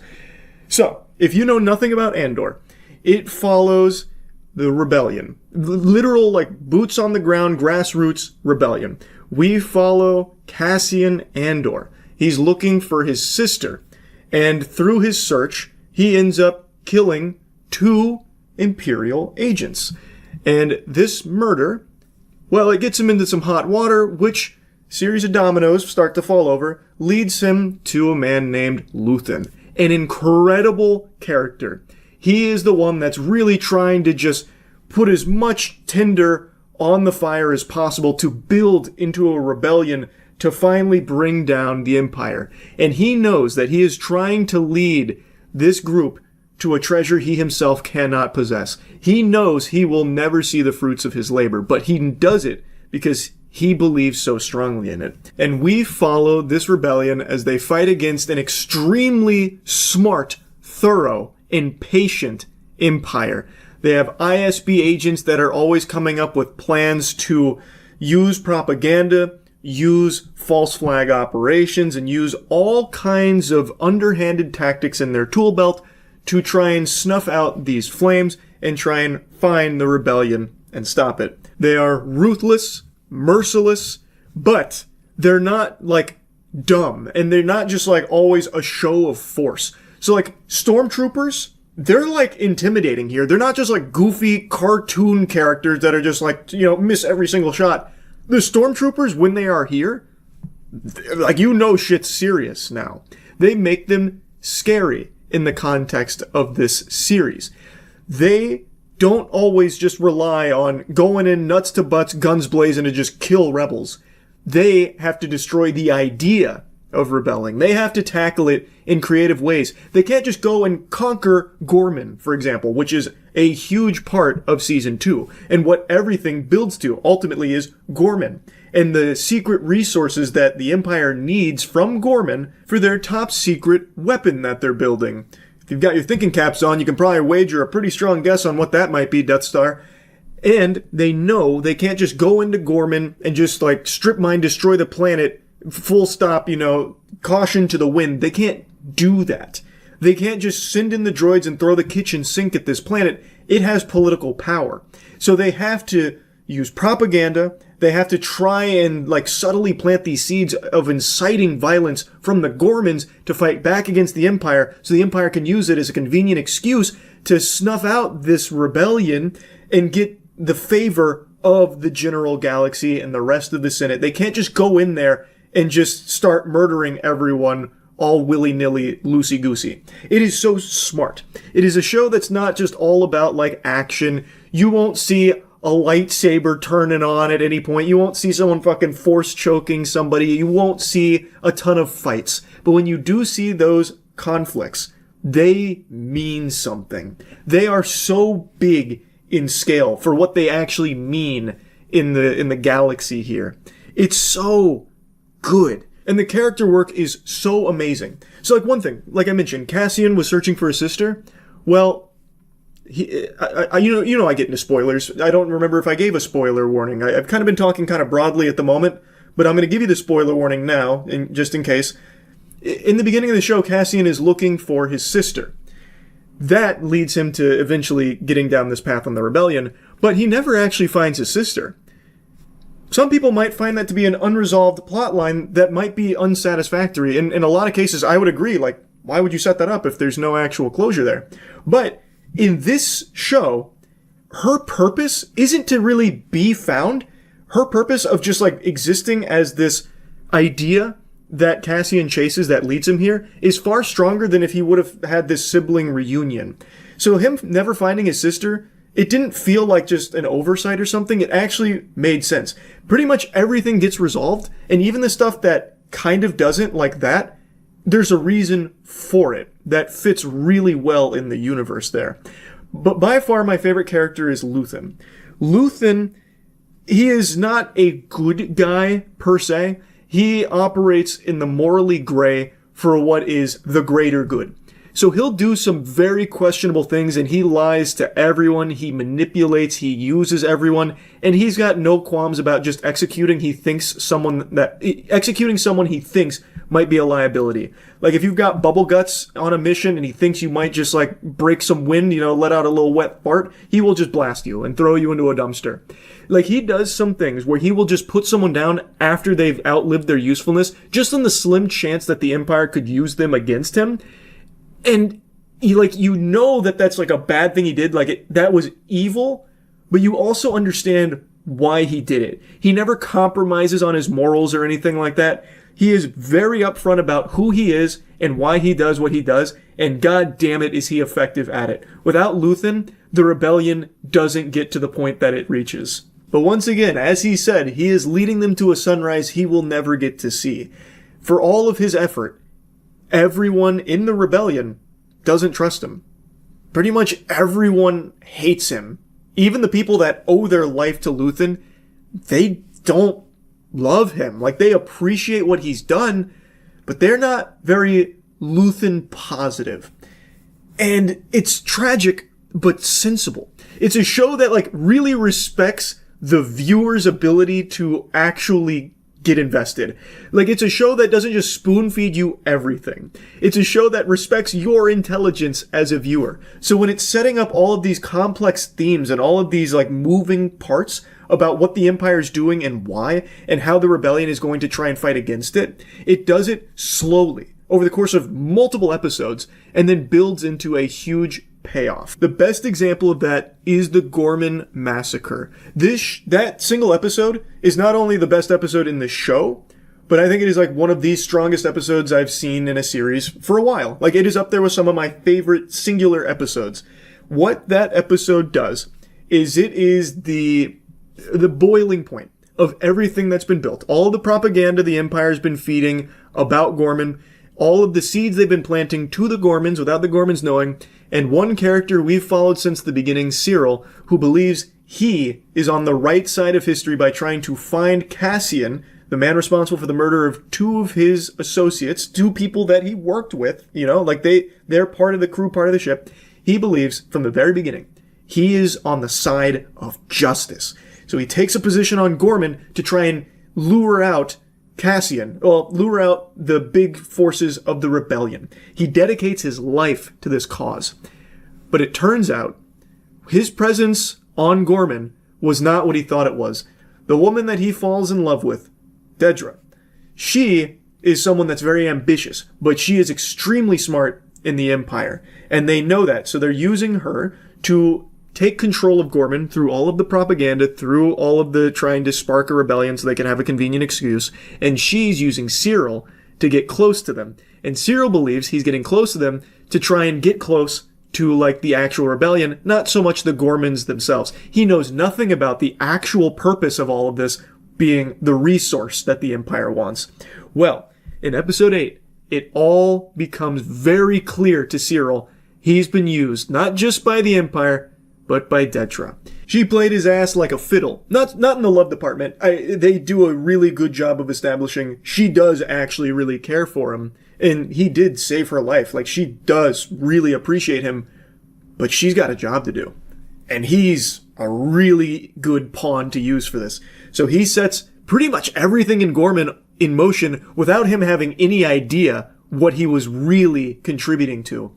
And then as they're funneling all of the protesters, all the Gorman protesters into the city square, they're setting up a blockade. They've got some big droids there.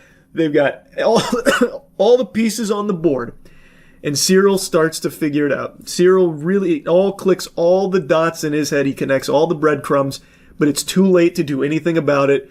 The Empire has a sniper on the roof. They shoot one of their own to make it look like the Gorman protesters have become violent. This insurrection is here. What the Empire has warned the rest of the galaxy about, the Gormans are violent. They have to be stopped. So they just start slaughtering all the Gormans in the town square. Thus begins the massacre on Gorman. The Gorman Massacre. And Cyril, traumatized, looks around seeing it all, and his whole view on everything collapses around him. It is incredibly well done. It builds for so many episodes and culminates with this. But not only that, the man he has been chasing the entire time, Cassian, is also there. Because Luthen was more than willing to let Gorman be a sacrifice to progress the rebellion so they could capitalize off that, where they could use their power in the Senate because they had a senator sympathetic to the cause that Luthen was working with, Mon Mothma. He was willing to let Gorman die for this, so that way they could use that to try and ignite more rebellion across the galaxy. Like, look what they just did on Gorman. Look at this massacre. Here's the truth. But Cassian was there and was witnessing all of this and was there to kill Dedra. Well, Cyril takes notice of him, and then he attacks Cassian. He actually gets the upper hand. Cyril has the gun to Cassian, and with a single sentence, Cassian basically just drives the nail in the coffin of all of Cyril's belief. Cassian says, "Who are you?" The guy that Cyril has hunted, dedicated his life to, thought that what he was doing all this time was for justice. This guy, he doesn't even know who he is. Cassian has no clue who Cyril is. Cassian is just focused on trying to stop the actual evil. And it wavers. It like breaks Cyril right there. And then he gets killed. He gets shot in the head and dies. A super sad character arc, but a beautifully executed one. And the same can be said for just about every character that you follow in any capacity in this show. They all get so much tender love and care put into it. I actually just can't compliment this enough. I cannot believe that it came from Disney Star Wars. I actually cannot fathom that. This is so far removed from all of the boring, safe, sterile garbage that Disney Star Wars has become, that it really doesn't even feel like it should be called Star Wars anymore. It's so much better than all of what's preceded it. It's like, I feel like it's almost a disservice to how good this show is to even have Star Wars attached to it in name. Like, I really think that this show is something special. So I highly encourage anyone out there, even if you don't like Star Wars, like typically, I think you should still give this show a chance. It is really something that I think they nailed. So I just wanted to gushing grannies over this for a little bit here, because I am just giddy with how great this show was. They also had a really satisfying conclusion, I felt.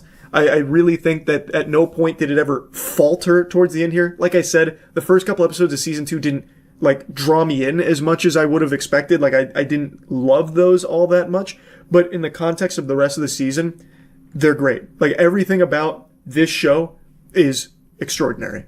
So yeah, just wanted to review Andor a little bit here. That's about it. So yeah.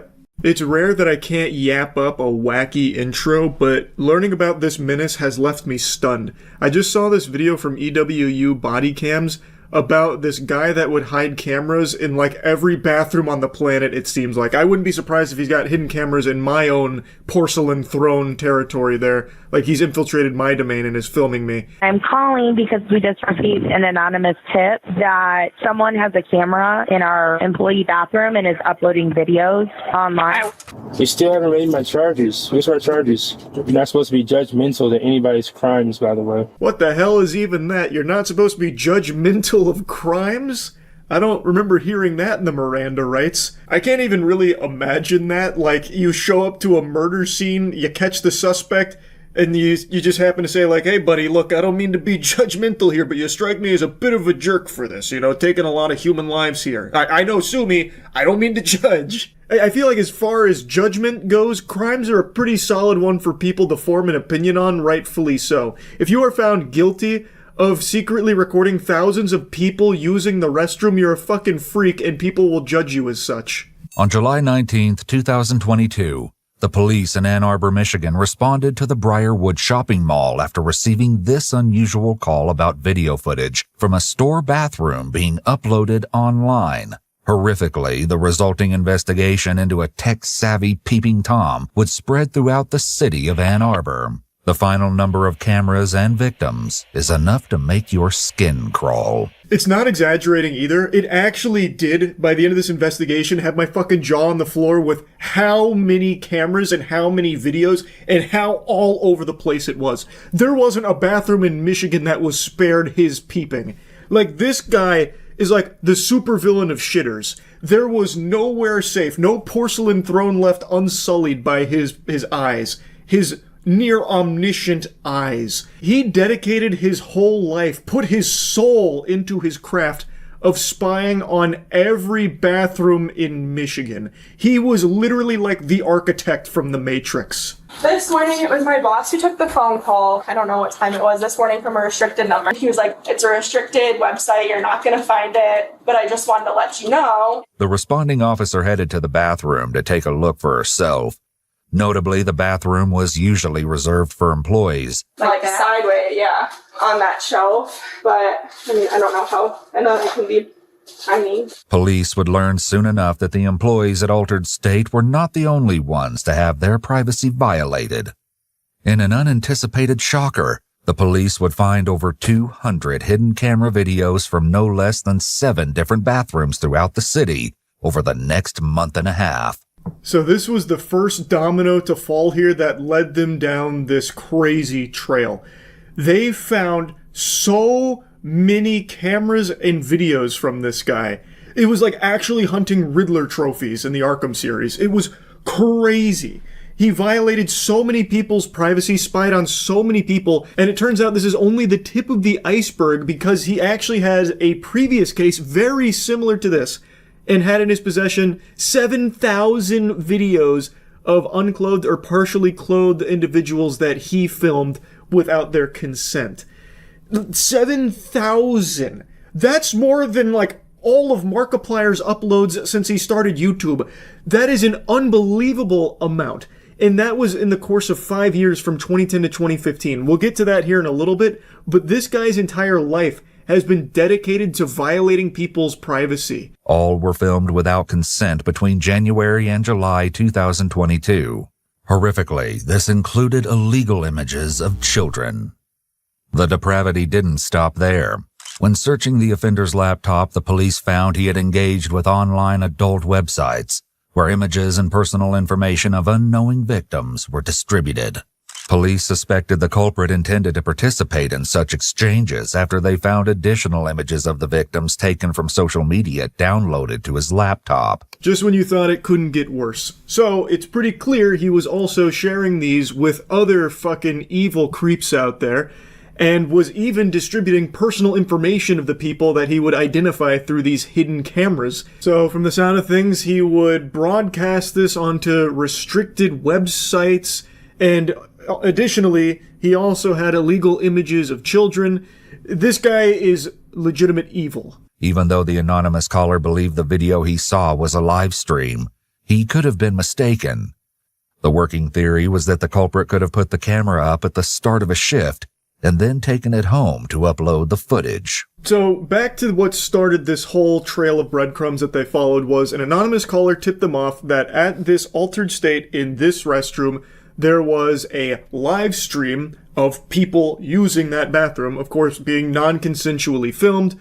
And so, officer went to the scene, they searched high and low for a camera, but they couldn't find it, but they did see that a lot had been adjusted and moved around. So it's not that they completely disregarded this as just some kind of phony baloney nonsense. It's one of those things where they started speculating, well, maybe it wasn't a live stream, maybe they had taken the camera home and uploaded the footage to those sites, and the caller was just mistaken thinking that it was live. Something else the anonymous caller said prevented the current lack of evidence from stonewalling the investigation. The man fitting the caller's description was 36-year-old Eric Deshaun Morton. This was not his first run-in with police. But everyone said he was going to the bathroom a lot last night, and they thought that he just was trying to not work. It seemed likely that Eric was up to something far more nefarious than just slacking. Yeah, jacking. This disgusting asshole has an entire history of doing shit like this. The anonymous caller was telling them about someone that could have been behind it, and the person they described fit this man's description. So they looked into him a bit. They were talking about how the previous night he was going to the bathroom a lot. I guess he drank way too much soda, so he just had the big-time pee-pee, a lot of urine in his bladder. But they speculated, this is probably when he was setting up the camera or tending to the camera. Especially when the manager added that he made a habit of using the ladies' restroom rather than the men's room. When he was previously asked about this, Eric made the excuse that he used the ladies' room because it was stocked with gloves, which he said he liked to wear while he worked. A bulletproof defense right there. It's watertight. Man rolled a 20 on the charisma check. That was impressive. So he had a habit of using the ladies' room, and his reason for it was, well, they have gloves there. I like gloves. Checkmate. Damn, his story checks out. This guy's good. After learning that Eric's son was present, the officers decided to uncuff him. They escorted his son outside to play and brought out some snacks to keep the child occupied while the search progressed. A pen camera containing a micro SD card was connected via USB. When going through one of the bedrooms, they found a small black bag containing more hidden cameras, some of which were like the pen camera found in the living room. Computer forensics experts discovered his stash of more than 200 secretly recorded videos of people using the bathroom. Unsurprisingly, the authorities didn't necessarily buy the excuse he used for the ladies' room being the really nice gloves that they have stocked in there, so they ended up getting a search warrant. They then arrived at his abode. He mentioned his son was there, so they brought his son outside to play while they searched the house. While searching, they found tons of hidden cameras. They even found a pin camera that was actively plugged into a computer. So you had all these like Mission Impossible doodads and gadgets, all of which used for surveillance, hidden surveillance. And they confiscated some packages and a lot of this for evidence. And then eventually the forensics experts found his stash, which was 200 videos of people using the bathroom. Which, you know, maybe there's a perfectly valid explanation. Maybe he was just checking to make sure they weren't doing back-to-front wiping, because, you know, that in and of itself is a sin. Maybe he was just looking out for people's well-being, ensuring proper wiping technique, you know. Maybe there's a perfectly justifiable excuse that he was secretly recording all of these people. Authorities got an arrest warrant. They went to his other job at a hotel and arrested him there, which surprisingly was not his first run-in with the authorities. In fact, in 2015, he was arrested for very similar things. He'd previously been arrested back in 2015, coincidentally by some of the same officers. In May 2015, Eric was arrested after a woman caught him filming her through a peephole while she used a porta-potty. Further investigation revealed more of Eric's disturbing behavior. He tried to film a stranger through a porta-potty peephole. I didn't even know porta potties had peepholes. I'm assuming he custom built that himself, fucking threw a glory hole in there and used it to film people. Or maybe he, like, built his own, like, soundstage that looked like a porta potty so it could film people. I don't know. It's fucking crazy, though. The lunacy knows no bounds. And he would actually proudly post about shit on Twitter, too. So, like, they bring up tweets here. Like, the first one they show about him cleaning out his phone, and then he has the gall to say, "In Jesus' name." In 2022, Eric was confronted by a coworker who found a camera disguised as a phone charger in the women's restroom. It was plugged in and facing the toilet. Eric insisted it was a regular phone charger and fled with the device. Unsurprisingly, he was fired from his job. I'm assuming this footage they're showing comes from his Twitter, or maybe like he had a TikTok account where he's doing this loser shit like Naruto running while doing a 360. I have no idea. But it is unbelievable the links he would go to for this depravity. So he had a hidden camera phone charger, like this fucking crazy, like, spy gadget that he plugged into a wall outlet in the bathroom and had face the toilet. Like, you can't trust any household objects in Michigan while this guy was on the loose. I didn't realize technology reached the point where we could disguise phone chargers as hidden cameras. So good on the astute observer that happened to pick up on that and then confronted him about it, which of course he denied, and then he snatched it away and Naruto ran off into the distance. But like, it's just crazy. Like, there was nothing sacred in bathrooms across Michigan. You think that that's a skid mark in the toilet from a previous poop? Nope. Actually, a hidden camera from Eric. You think your parents are actually your parents? Nope. Actually, DARPA drones that Eric designed for the sole purpose of trying to convince you to go to the bathroom so they could spy on you for Eric's hard drive. It's unbelievable how many cameras he was setting up in bathrooms across the entire area. The case escalated to a whole new level when the police found an appalling 7,000 videos of unclothed or partially clothed people in Eric's possession. Some had even been recorded in a private residence. They also found images taken up women's skirts, which suggested he had a camera device attached to his shoe. This particular unpleasant collection dated all the way back to 2010. 7,000 videos, and also turns out he was a notorious upskirt pervert creep. He put a camera on his shoes so he could take those pictures, and I'm guessing by that tweet would even post it on Twitter. Like, he would publicly post the upskirts, it seems, or at least some of them. What? Also, it turns out he was arrested in 2006, but that one had actually been scrubbed from the records. That shit was like the cloning planet from Star Wars. Like, it had just been removed from the archives because of a program to try and help young first-time offenders or something like that. Anyway, he posted his $100,000 bail. He did get picked up again later. Turns out him getting arrested didn't mean shit to him. In fact, through some of what they recovered, they were able to actually figure out the timing of a good chunk of it, and some of it he had recorded after being discharged the same day.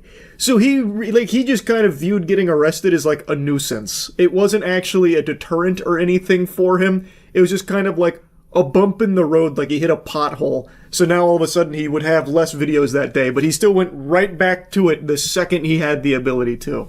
It's fucking nuts. And then, in the back of the police car, this is where that clip in the beginning comes from. He then tries like a bunch of like weird conversational tactics and gotchas to try and like, I don't know, strengthen his case of innocence while in the back. And that eventually leads him to stating that the officer is not supposed to be judgmental of crime. So now he starts to try and lecture the officer on morality. You're not supposed to be judgmental to anybody's crimes, by the way. I need your badge number, by the way. I didn't do anything. I don't know what you're talking about. No, when I say I do worse, when you say I do worse stuff when I was getting in the car. No, when you said you're not supposed to do that. Don't fight. And I said, you're right. It's worse. Yeah, but you're not supposed to do that. Why am I not? Because you're not supposed to judge crimes. You're supposed to be. Okay. What are you talking about? All right, man. Not exactly Phoenix Wright, but a very interesting tactic to try nonetheless. You judged my crime, I'm going to need your badge number, you're not allowed to do that. And the officer's like, what the fuck are you talking about? Didn't even do that. In 2024, Eric was convicted of 13 felonies. Eric was sentenced to 8 to 20 years and will not be eligible for parole until 2030. The true number of Eric Morton's victims, along with the identity of the anonymous caller who started the investigation, will likely never be known. They successfully identified 15 victims, and Eric was convicted on these 13 felonies, so he's facing 8 to 20 years. Ideally, he'll get the full 20 behind bars, but the thing is, even 2 decades in the slammer, I feel like the day he gets released, he's going right back to it. He's hopping right back in the saddle. He has been doing this for over a decade, and no matter how many times he's been taken into custody and arrested, or even been in jail for these crimes, he then gets right back to it. Like, this is, to him, his life's mission. This is why he was put on this earth. To compromise bathrooms. It's fucking sickening. Anyway, though, I wanted to just talk about this a little bit. This story just had me stunned. So yeah, that's really about it. See ya. I'm hoping you've already seen the news, but if you haven't, allow me to be the one to warn you of the danger. A little public service announcement to keep you safe. If you plan on attending a WNBA game anytime soon, make sure you pack an umbrella, because it is raining dildos in the arenas right now. We've just had our 4th incident of an airborne dildo being ODST shock dropped onto the court. It's become a trend where rowdy spectators are sneaking dildos into the arena to launch them onto the court, and it's become so big, in fact, that there are now bets on some markets wagering on if a dildo is going to be thrown, if so, what color, what quarter. It's pandemonium out here. They've even implemented a no-bag policy, or not a no-bag policy, something to that effect of where, like, they're really cracking down on security, yet somehow some ne'er-do-wells are still mysteriously sneaking these dildos in. Of course, the most obvious speculation people have, they've theory crafted that the meta is most likely they are kegeling the rubber cocks in their own buttholes. They're utilizing their prison wallet to sneak the dildos into the arena. However, we do know there have been 2 arrests that have been made. One, Delbert Carver. Side note, I've never even heard of the word Delbert before. It reminds me of the Angry Beavers. Like, his name is pretty close to just being dildo in and of itself. And then another one, the one that's gone most viral, is an 18-year-old named Caden Lopez. And Caden actually broke the magician's code. He divulged the method he used to sneak the dildo past security undetected. And it's far simpler than the speculation. He just put it in his sweater pocket and then unsheathed it and threw it onto the court, then left. But got tackled by a volunteer and held down till police arrived. Now, Caden here is an interesting case because he's got a weaker throwing arm than your geriatric Meemaw. He has an arm built like a wet noodle, it sounds like. He was unable to throw the dildo to the court, so what ended up happening is he threw the dildo and hit a man and his 9-year-old niece. So he's looking at assault charges on top of it, as well as a couple of others, and the man who got struck by it was pissed. And I think understandably so. He brought his 9-year-old niece to a WNBA game. The last thing you're expecting is a fucking railgun dildo coming right at you and your 9-year-old, you know what I mean? So he's actually like looking to have Caden kind of facing some big punishment for it. And then Caden was really singing the blues. He was squealing like, oh, it was so stupid. It was a very stupid trend, a dumb prank that I followed.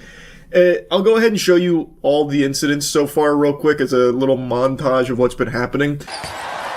Oh, look out. Something just came onto the floor. Start in the third quarter. This guy had 3 quick turnovers. Hayes gets blocked by Maya Caldwell. Something flies on the court, actually, from...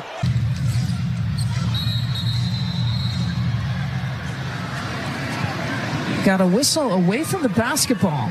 All of this has happened in a little under 2 weeks, so it's only increasing in frequency. And now a group has come forward to claim responsibility for all of it. And it is the lamest faction on Earth. Like the most embarrassing group of people this planet has to offer. Crypto Bro meme coin rug pull orchestrators. They have now stepped forward this meme coin. Apparently one of these goobers said, this is empowering to every fucking crypto community to start thinking outside the box, get creative and fucking do something that makes people actually laugh. Meme coins should make you laugh. The whole mission with this was focus on making an impact in crypto culture. It's another blatant rug pull. I looked at the coin here. I'm not convinced that they're actually behind it. I think maybe one person associated with them maybe did it at some point. But this really seems like just the classic big trend. Let's make a pump and dump meme coin around it to make a couple quick bucks off of the dumbest people on the fucking planet. Again, if you put money into a meme coin, you 100% deserve to lose it. I shed no tears for that. So anyone that loses money on this crypto rug pull, that's inevitable. That's your prerogative. I'm not your fucking dad. You lose all your money doing it, that's fine. Just reading them talk about this shit is just so shameful. I feel like I've wandered into the anime club while they're LARPing. Like, look at the way he talks about the community members here like they're some kind of martyrs and heroes, like on the front lines putting their lives on the line. Listen to this, he literally says that.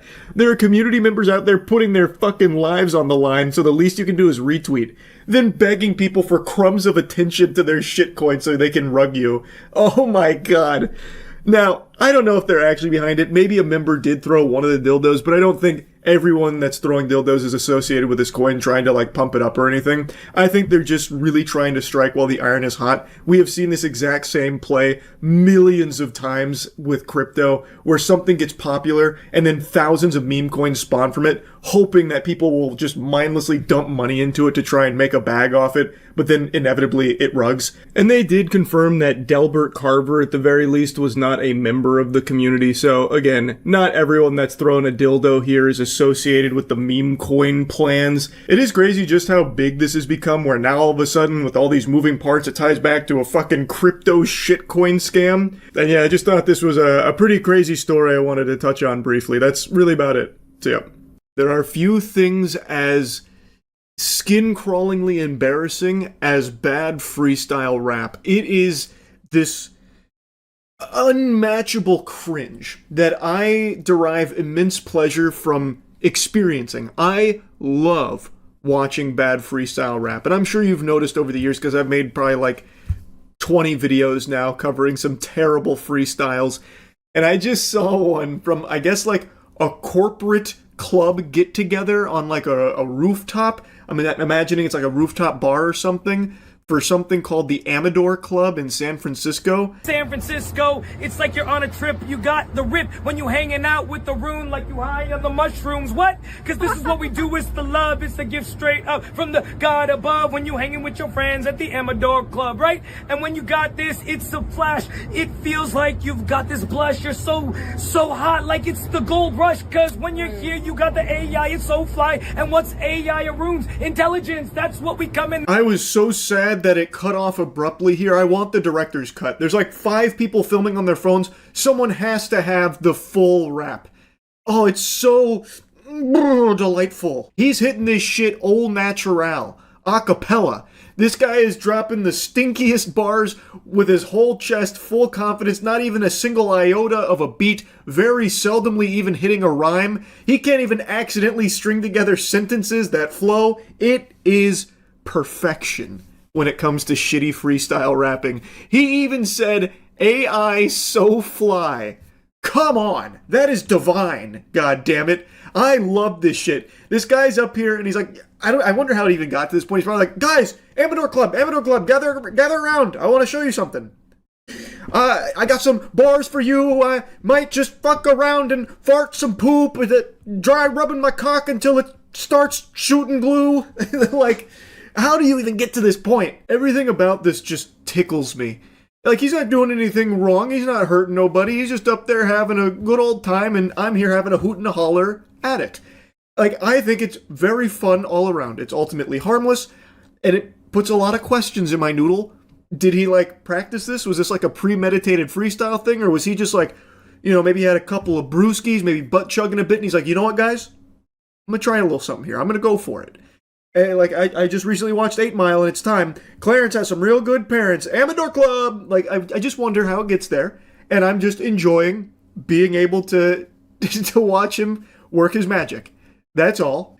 And you know what's even more impressive, and I think adds a nice cherry on top of this cake? These people paid to be there. So I looked up the Amador Club, by the way. $50 a month, 50 clams a month. This is some of the socialization you get. This is part of the experience. At least I think they're all part of the Amador Club since he, like, addresses them as such, but I guess it's entirely possible they're just kind of patrons that happen to be there too. Like, maybe they were just sharing space with the Amador Club, because it looks like they're at, like, a rooftop bar or something. But no doubt, since he is directly saying Amador Club, there are some members here. I can't fully wrap my head around what it is. The concept eludes me, and the more that I read about it, the less I understand. This just sounds like some real, like, bougie California money-wasting type shit. A new club in downtown San Francisco might assume it to be a highly exclusive establishment given the ornate box beam ceilings, gleaming marble counters and walls, bespoke furniture, and elegantly arcing light fixtures. But membership in the new social club that opened this month at the base of the historic Bank of Italy building at the corner of Montgomery and Clay Streets is a relatively affordable $50 a month, and the general public is welcome for breakfast on weekdays from 7 to 10:30 a.m. $50 a month and they're calling it relatively affordable. Oh my goodness, it makes me sick to my fucking stomach. Oh my god, that made my voice crack. Evan Crow, owner of the bank, says his goal is to create a non-elitist place for people of varied backgrounds to meet and do things with each other. If you don't want to do that, then this probably isn't the right space for you, he said. A key membership guideline is that people not be disagreeable. No assholes allowed, Crow said. I swear, this guy's more out of touch than Ubisoft. He wants a non-elitist club, yet is charging $50 a month for this privilege. Goofball, the only people that can afford to fork over 50 clams a month for the semblance of having friends is the elite. $50 a month is diabolical for like a friendship simulator get-together type thing where you go gather around and watch this guy freestyle rap, I suppose. That is a crazy price tag, and yet he's making it seem like he's just giving it away for free. Anyone's welcome. We don't want any assholes, and we don't want to be like an elitist organization. We just need $50 a month. That's all. Holy cannoli. The gall to confidently say that $50 a month is relatively affordable and to try and portray it as something like easily done by every ordinary Joe Schmo out there is just unhinged. Oh yeah, we don't want to be like an elitist club or anything. Yeah, there's like a $50 a month price tag, but that means it's like wide open to everybody that wants to come in here. All shapes and sizes. Come on, guys. $50 a month, it's nothing. Ooh, it makes your skin tingle. That's just so gross. $50 a month for friends and $50 a month for a freestyle rap performance at a rooftop bar. Man, I'm having to fight the urge real hard to keep my money in my wallet from just flying at the screen to join the Amador Club there. Oh, by the way, did I say the Amador Club costs $50 a month? Well, get pranked, nerd, because actually that membership was for something totally different. The Amador Club is apparently something a little bit different, which Crow also owns, and the membership cost for the Amador Club is $250 per month with a $2,500 initiation fee. Now, the good news is there's a lot of value you get there. The bang for your buck is almost incalculable. One benefit that members of the bank receive is entry to regular events hosted by Amador Club, while the latter's members also have access to the bank where they can consume oysters, caviar, and craft cocktails amid other dining options. Do they eat for free, you think? I bet they still have to pay for all of that food. That would be my hunch. But even, let's say it is all free. I mean, you get your money's worth by going to the Amador Club events. Just look at the guy who was freestyling for you up there. That's worth the $250 a month on its own. If he's there like at least once a month, I'm gonna tell you, I'm a happy camper at $250 a month getting to listen to that. $250 a month. That's bonkers right there. I've only seen a sneak peek at what the Amador Club events look like with this freestyle here, but I gotta tell you, there are few things on this planet that I would be able to justify spending $250 a month for to, like, go to their events. That is an absurd price tag. But this is not in the relatively affordable $50 price range. This is for the elites. So this is a totally different ballgame. This isn't for, every Tom, Dick, and Harry. This is strictly for those with a sophisticated palate. And when you go to their website, they really drive that point home about it being like the apotheosis of sophistication and luxury and opulence, that kind of thing. I just find that kind of shit so cringe. But anyway, I wanted to talk about this a little bit because that freestyle, that had me giggling. I really appreciated his fine wordsmithing up there, a lyrical mastermind on full display. And I'm excited to maybe catch some more glimpses of the Amador Club freestyle performances in the future. Hopefully we'll get to see a few more of those down the line. Really, that's about it. See ya. The Mummy is my favorite movie of all time. The Mummy Returns is my second favorite movie ever. And one thing I've learned is that the real Mummy's curse is the fact that they just can't seem to make any other good mummy movies. Tomb of the Dragon Emperor was weak, but not terrible. Tom Cruise The Mummy was terrible. And now Lee Cronin's The Mummy is just First and foremost, this has nothing to do with the Mummy franchise at all. There's not even a single tiddlywink of an Easter egg. Not that I need to glup shitto out at the screen going, oh, I get that reference, or anything. I just want to make it known that this is completely separate from any Mummy movies. This is a totally standalone film, and it bears no resemblance to anything in the Mummy franchise. What it does bear resemblance to, though, is Evil Dead Rise. I would even say that this is Evil Dead Rise with a new skin. Lee Cronin made Evil Dead Rise. I really like that movie. This steals its flow bar for bar, beat for beat. And a lot of people are praising that, like, oh, this was very Evil Dead Rise-esque. For me, I like Evil Dead Rise. I don't want to just see it done again with a new coat of paint. And I'm not just being harsh and exaggeratory. There are identical scenes in here that were present in Evil Dead Rise. For instance, I don't want to get too deep into spoilers off rip, so here's like a little spoiler warning. When they're going over the mummy's origin and like what's going on here, they even play a tape that I'm pretty confident is even the same voice actor they used in Evil Dead Rise when they play the recording about the book and what all of that means. It's the exact same lore dump moment, basically 1-to-1. And there's multiple scenes just like that, including the same exact scares that were in Evil Dead Rise. Even identical, gross out, yucky moments. Oh, whoa. Pretty much exactly the same here as it was in Evil Dead Rise. So I don't think this movie is bad, but it really is a been there, done that, because we literally saw Lee Cronin go there and do it a couple years back with Evil Dead Rise. This feels like a cash grab. It felt like he just wanted to go into his bag of comfort and deliver something very standard and generic. So it's just a little disappointing. Now I want to get into some bigger spoilers, so here's your larger spoiler warning. So the entire film revolves around a family, and the daughter of this family gets kidnapped by a creepy woman who's using some kind of a spell, and then fast forward 8 years, they couldn't find her, but then a sarcophagus turns up after a plane crash, and in that sarcophagus is their daughter. Except something's very wrong with her daughter. She is really out of it, and a lot of very creepy, scary things start to happen when they bring her home. Spoiler alert, she's possessed by the spirit of a demon, basically, and in order to keep the demon from going hog wild on the world, they had to mummify it, and they needed a new host, and that's what their daughter was. But all hell breaks loose when that plane crash happens, and she gets freed from the tomb. There's also another character that's introduced as kind of like a side quest, who is a detective that really wants to help, and she's never been able to actually find anyone alive. Katie is the first person that they found alive, and it means a lot to her, but something has clearly gone cattywampus, and so the family, the husband, Charlie, is communicating with her and letting her know something's wrong, and we need to figure out, what happened to her, what did she go through? We have to know, solve the mystery.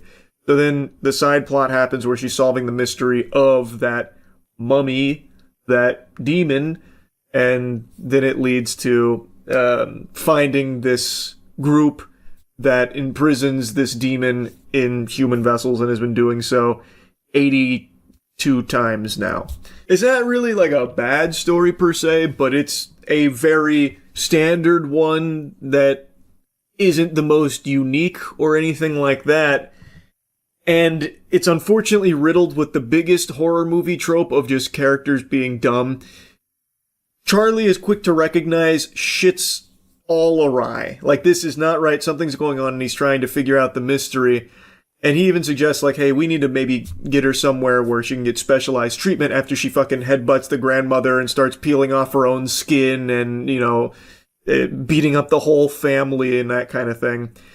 But the mom is no, I'm not doing that. We need to actually protect her this time around since we failed last time, which I can understand that. I definitely do get that. I don't think that's bad writing or anything. I think that's totally fine. But when the bad decisions start happening is once the demon starts to free itself slightly, it literally starts possessing the other members of the family, the kids. So the other daughter and the brother, she possesses them. And there's even a funeral where they live at their grandmother's house. The demon kills the grandmother, throws her out of the window. Coyotes then eat her body. This all happens in front of Charlie and the son, and the other daughter is already possessed, so she is laughing, watching her grandmother get eaten to death by coyotes in gory, brutal fashion. And then it fast forwards to them having a funeral in the same house with Katie and everyone still there, the daughter's still possessed, and that's, get this, things go wrong. Then Katie goes to the corpse of the grandmother, bites it. The guests are throwing up and vomiting. The other daughter is pulling her teeth out, bloody, bruised, and biting someone else, ripping his ear off. And then it fast forwards again, and they're still in that house. They still just don't leave, and they don't do anything to solve it. They just sit there and wait. What the fuck? They're just man, that was weird. That's not how those are supposed to go. That was odd. All right, let's calm down. Let's clean everything up here. And they just leave the coffin turned over on the grandmother, and they stay there and just do nothing. There's just so many bad decisions is the point I'm making with that. But anyway, like I said, it's very similar to Evil Dead Rise down to what the demon can do with possessing the other kids. So the other kids start, ripping their teeth out, attacking the parents with a baseball bat. And then the grandmother gets possessed, her body dancing around like a puppet. It is all very Evil Dead Rise, and it has my least favorite, nails on a chalkboard cringe horror possession shit, where the demon starts talking shit, but it's really I'm talking middle schooler on Xbox Live type of shit talking.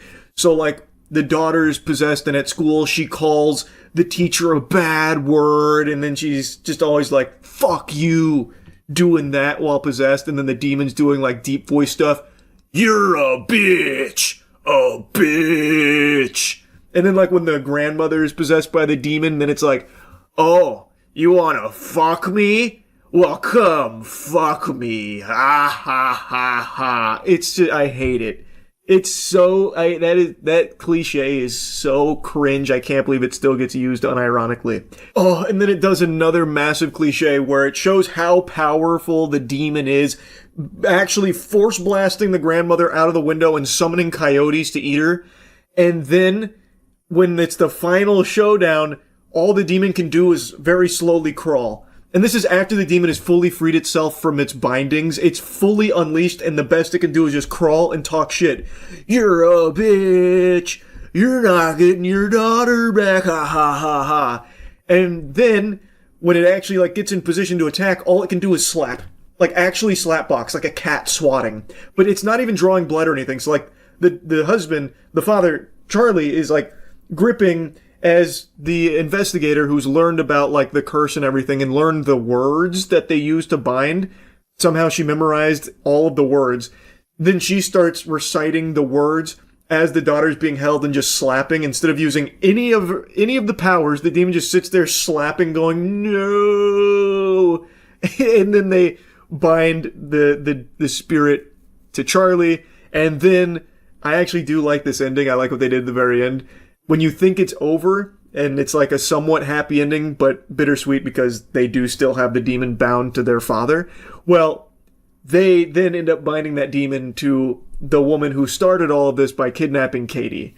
They go to her and put the demon onto her in order to free Charlie from it, so the family's all about to get back together, and the lady who inflicted this curse upon them is now the one that has to bear it. I actually liked the ending. I thought that was... I didn't expect that. I actually thought that was kind of clever. But overall, like I said, I don't think the movie's bad.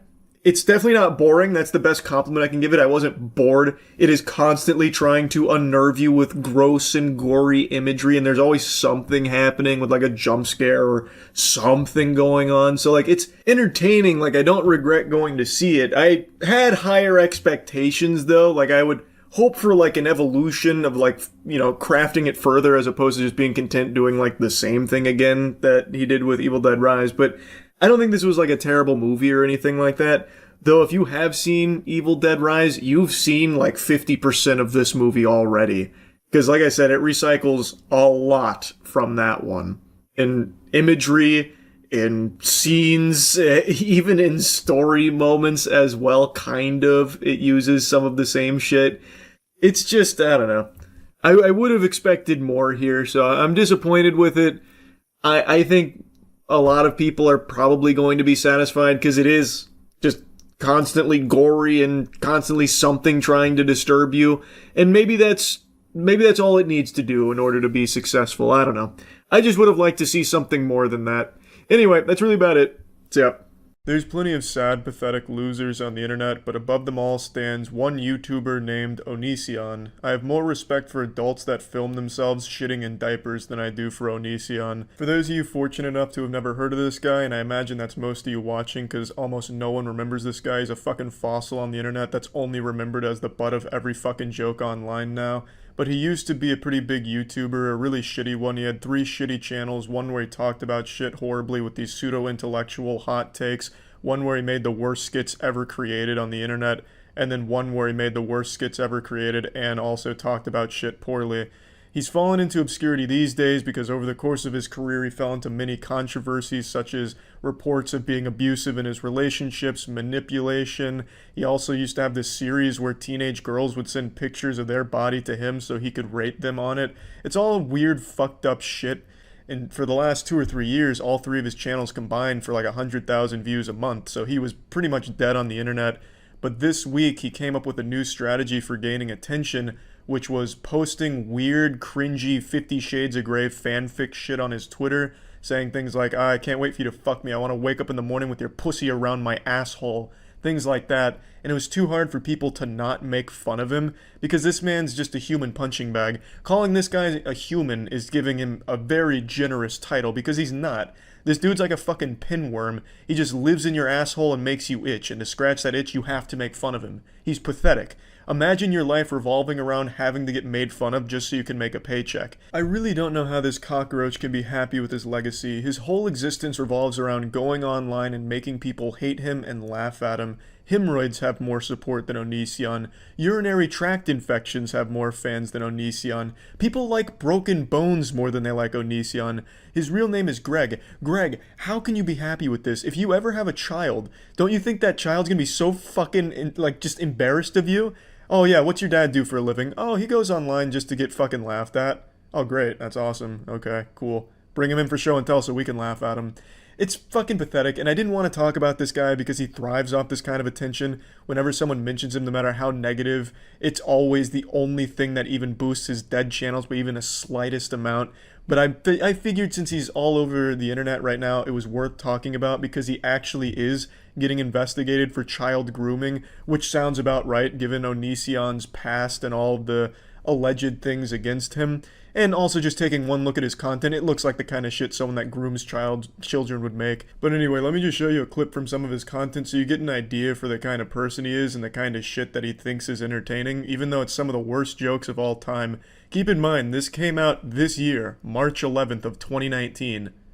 Donegan, and tonight's top story. A special ed school got shot up by a former U.S. Marine? Yes, according to our reports, 100% of the special ed students went ahead and died because instead of running away from the muzzle flash, they ran towards it. Apparently, for some reason, they mixed up the gunshot sounds with a popular rap song, and a lot of them kept screaming, "That's my bop!" One of the former U.S. Marine that shot up the school, coincidentally, was also the surviving teacher, who got a high five for making the world a better place. Some real side-splitting comedy, Onision, real gut-busting stuff. Sticking your fucking head in between two dump trucks colliding would be less painful than sitting through an Onision video. This guy has absolutely no talent whatsoever. Now, I did promise I'd never make a video on Onision because for the last 3 years, his entire channel and online presence across all 3 of his channels has been so incredibly dead that even mentioning it in like a fucking passing fart would be enough to kind of help it. So I didn't want to even take the chance because this is the only thing he does. He thrives off the attention, even if it's the worst negative shit in the world. It's the only thing that matters to him, and it does work because his channels have gone from 100,000 views a month across all 3 to now up to 3 million views a month on just a single one. All because of his Twitter antics and being investigated for child grooming. It's all he cares about. This is the kind of person he is. I mean, just take a look at this channel. Look at those views compared to the one he just posted today on his Twitter, which is about all of the drama and shit. It's the same for all of them. His channels have had a huge boost in views, which is extremely sad, and people are talking about his meltdown video, which is obviously just him thinking he's untouchable and trying to capitalize off the drama. But he did actually lose his Patreon, which is great news, so that means he's now lost $10 a month that he was making over there. But yeah, anyway, just want to make this quick video talking about this fucking loser. Hopefully all this attention doesn't revitalize his online career.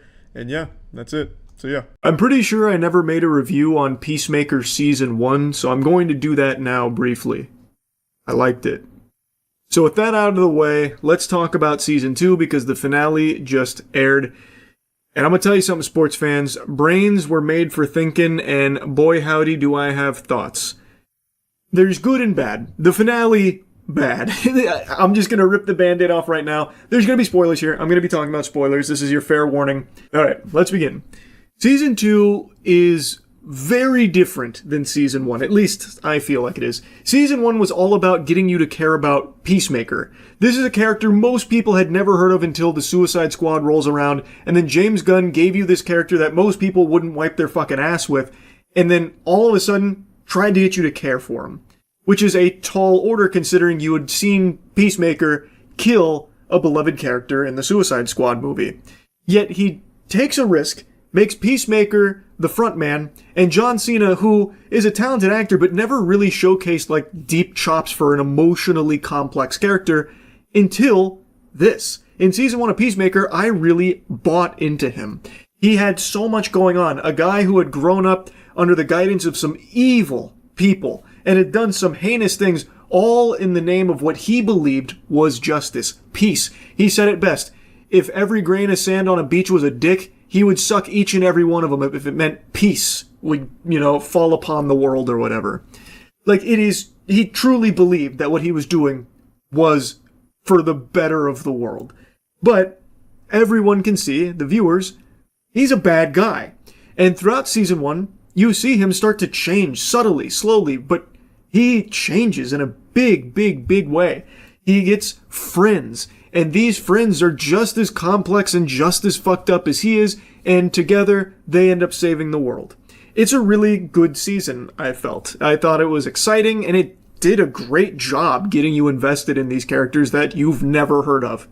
Season 2 now dives deeper outside of Peacemaker, and now you're seeing significantly more of Amelia Harcourt. She, I would actually say, is kind of the main character of the season. We get a lot of fleshing out of everything that's kind of fucked up in her life, and she can't get the job that she's basically done her whole life, and it's their whole reason for living is being, the secret agent that goes on missions for the fate of the country, fighting for her country, and she can't do that anymore after the events of season 1.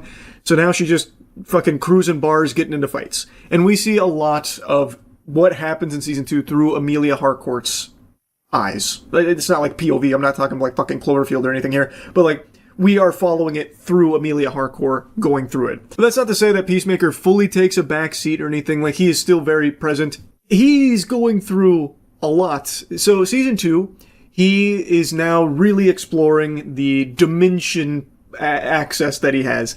There is a quantum unfolding space, which you're introduced to in season 1, and in this season, he's now exploring, and he happens to stumble upon a dimension that's extremely similar to our world, except his brother's alive. And his dad actually cares about him. And everybody loves Peacemaker. They view him as like the superhero. That guy is the shit. And he's never had anything like that, love, adoration, and it's something he's always wanted. Season 2 drives home just how badly he wants to be accepted, how badly he wants to be a hero. And then he finds this dimension, and immediately he kills his doppelganger. He kills the Peacemaker of that dimension. It's actually amazing. It's a really good sequence. And now he's flip-flopping back and forth between these worlds. And I think that's super cool. Eagly as well. Eagly has a lot going on. Eagly has his own fucking story arc where he battles against a man who believes eagle are beaked vermin that must be exterminated from the country to save us from a curse. It's fucking, like, I actually really liked that a lot. It's goofy, but it was, like, exciting, actually. Eagly versus that hunter. That was fun. I do like them exploring these characters deeper, and season 2 is, start to finish, basically just about these characters becoming even more inseparable and even tighter. Chris, Peacemaker, is under surveillance because they don't trust him. They get a blip when he's using that quantum unfolding space in the different dimensions, so now they're investigating him and they're about to swoop in and try and take control of it. That's like the main big bad motivator here. Rick Flag Sr. has taken over and obviously holds a grudge against Peacemaker and wants an excuse to kill him. So the 11th Street kids work together to try and, keep Peacemaker safe and help him deal with everything that he is experiencing with everything that's happening in the other dimension, all that kind of stuff. And most of it's played off comedically. I actually think the comedy in season 2 is better than in season 1. Especially a new character they introduced, Flurry. He had me giggling hard. So that was a nice treat. And most of what I'm saying here are things I liked about it. Like, I think these are positive aspects. I do think they did a good job with these characters. But I have very similar feelings on season 2 of Peacemaker to House of the Dragon season 2, where it felt like the whole season is just building, building, and then the finale hits, and I really think this is a very disappointing finale. I was streaming tonight, and a lot of people were saying the same thing about like how let down they were by the finale, because the finale is basically just setting up for the events that are going to follow either in a later season or in another DCU movie.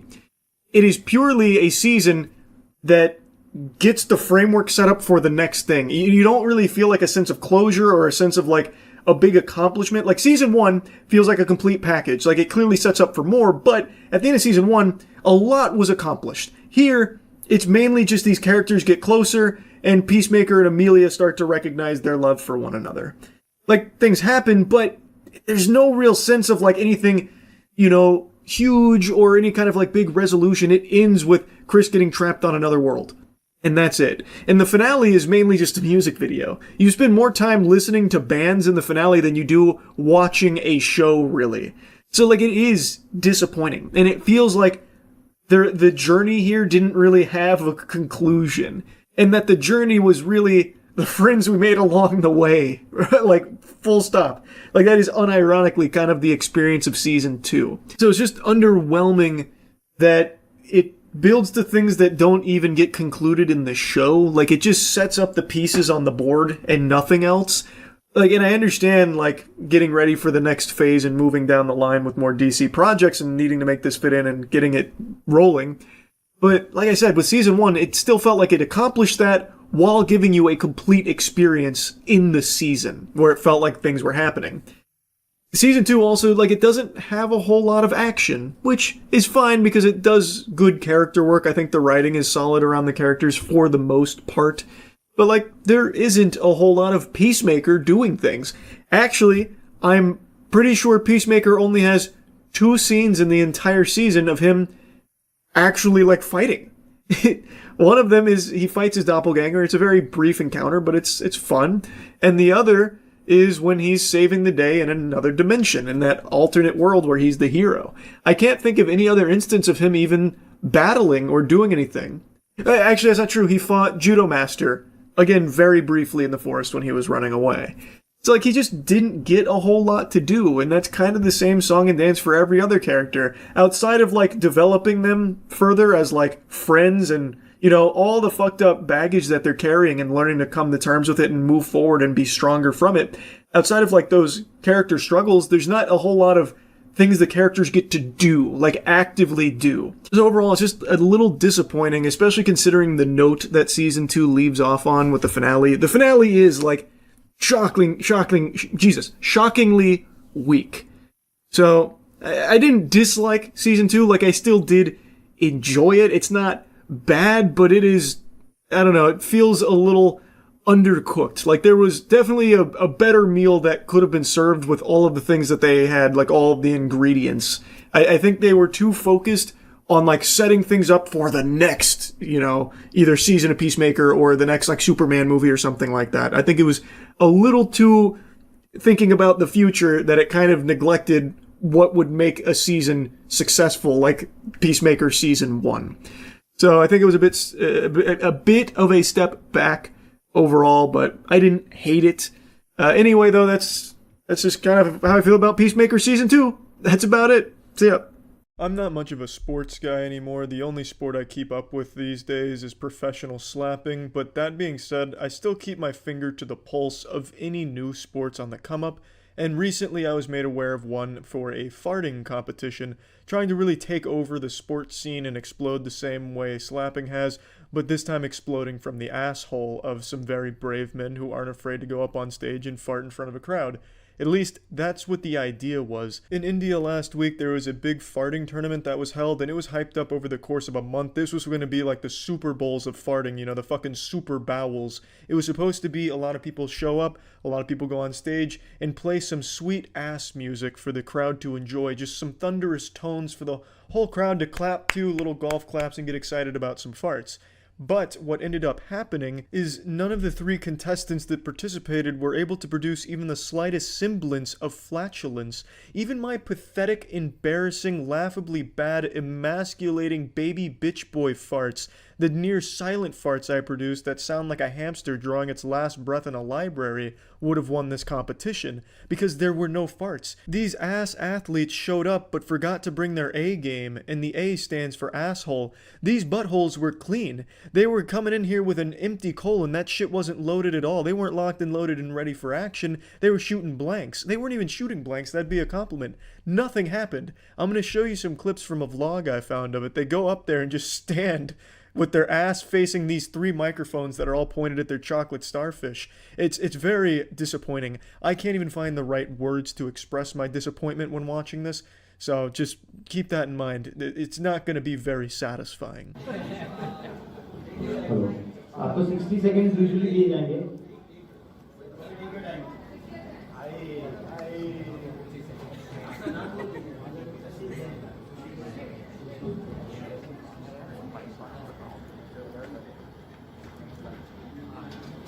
So this is the first contestant, and it really sets the tone for the rest of the farting tournament. No one is even trying. He's clearly not taking it seriously. If you're going to participate in a farting tournament, commit.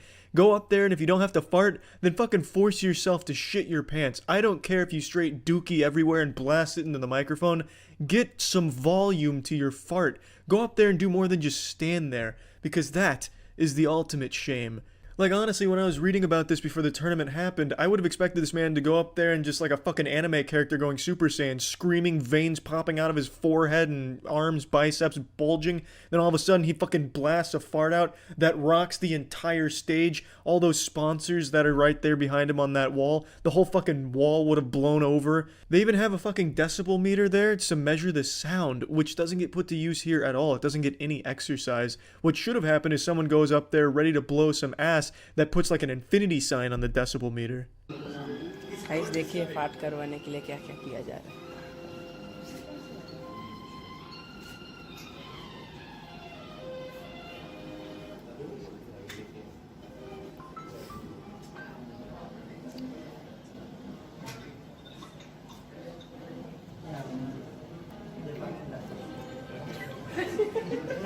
He even calls in for backup with his farting coach, who decides maybe turn him around because he might be fart shy, and even that doesn't work. He just ends up turned around standing in silence like out of the Blair Witch movie where everyone's too afraid to turn around and look at the Blair Witch behind him. On paper, it's a good idea. Hey, maybe his asshole muscles are just clenching up out of, nervousness in front of a crowd. Let's try turning him around and maybe it'll work. But it didn't. He still doesn't fart, and then he shuffles his way off stage getting laughed at.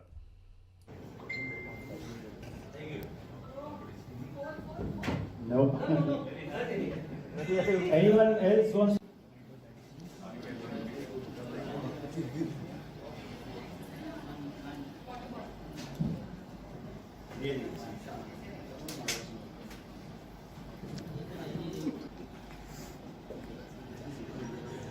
Okay. And that's the last contestant that participates in the tournament. I was expecting a huge tournament. I thought the turnout was going to be massive, fucking selling out a massive stadium, but it was really only like 25, 30, 50 people maybe. I even considered flying down there for it. I thought this was going to be a huge deal. This is my kind of sport, but luckily I decided not to. Plus I'm fucking terrified of flying anyway. But you know what I'm saying. This was supposed to be a big deal, and this is what we get. This sad little non-existent wet fart of a tournament. Like, come on now.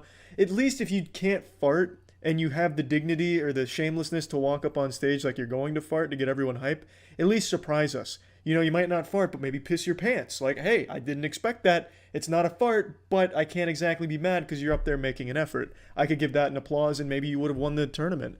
But here they elected that there were no winners because nobody farted.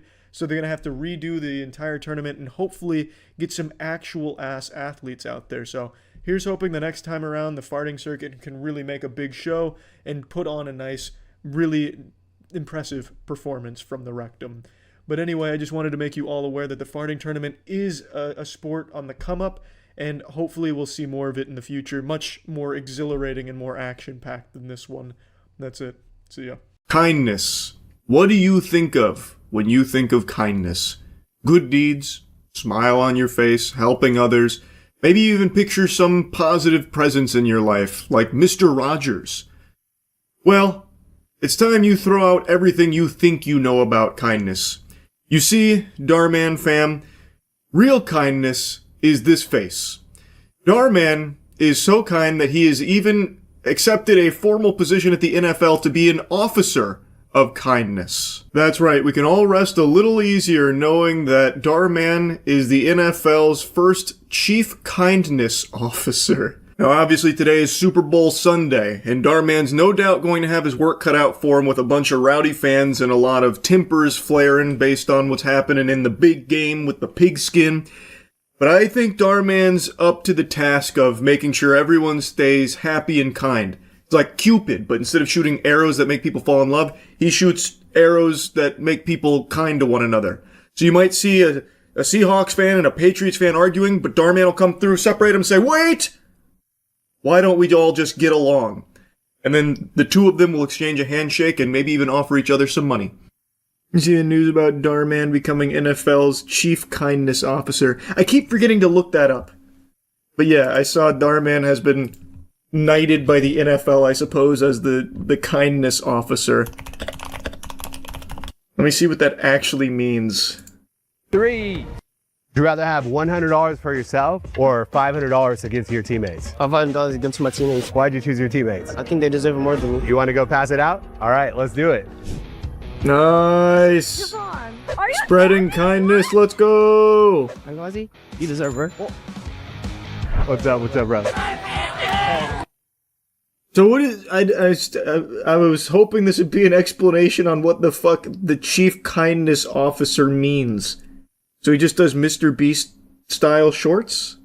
Now, just to be clear, if he's giving away money to kids and organizations that need it on behalf of the NFL, that's fine. I don't really think you need to have a position, a label as the chief kindness officer. That feels very performative and odd. But if this is something Darman wanted to do in partnership with the NFL to just give back to, like, the community or, you know, charities, I obviously had no problem with that. I just think this whole, like, chief kindness officer push is very peculiar. Oh, wow. This just came up. The Super Bowl's chief kindness officer had 5 felony charges. Wait, what? Darman has felony charges? It's an invented honorary position the league made up this year to promote sportsmanship, empathy, and positivity both on and off the field. Essentially, the chief kindness officer is here to make sure everyone are friends and have a good time. This year's chief kindness officer is Darman. In 2010, he was accused by his business partner of running what he called a hydro-Ponzi scheme when Darman pulled out of We Grow, a hydroponics cannabis business. In 2012, he was charged with 13 felony counts for defrauding an Oakland City beautification program by submitting fraud. Here, I'm going to just put this on screen. By submitting fraudulent checks that made it appear as though he was paying contractors more than he actually was. The 13 charges were reduced to 5 and he pled no contest. In 2023, this is what I remember, actors employed by Darman Studios claim they had poor working conditions and unsustainable pay. Here's something from Darman on Facebook. Let me see. Maybe he explains it.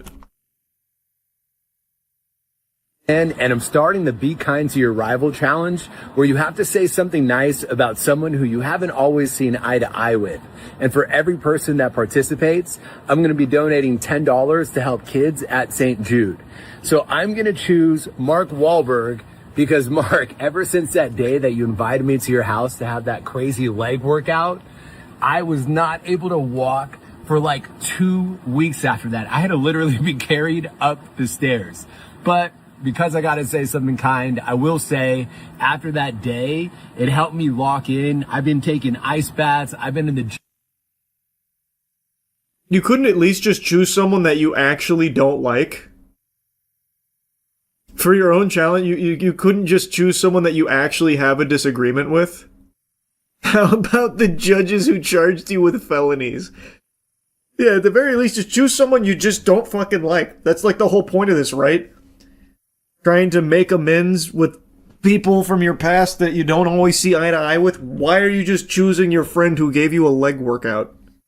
No, Charles, you idiot. He has to humble brag he knows Mark Wahlberg. Ah, you're right. I didn't even stop to think about that. Imagine it was you he picked.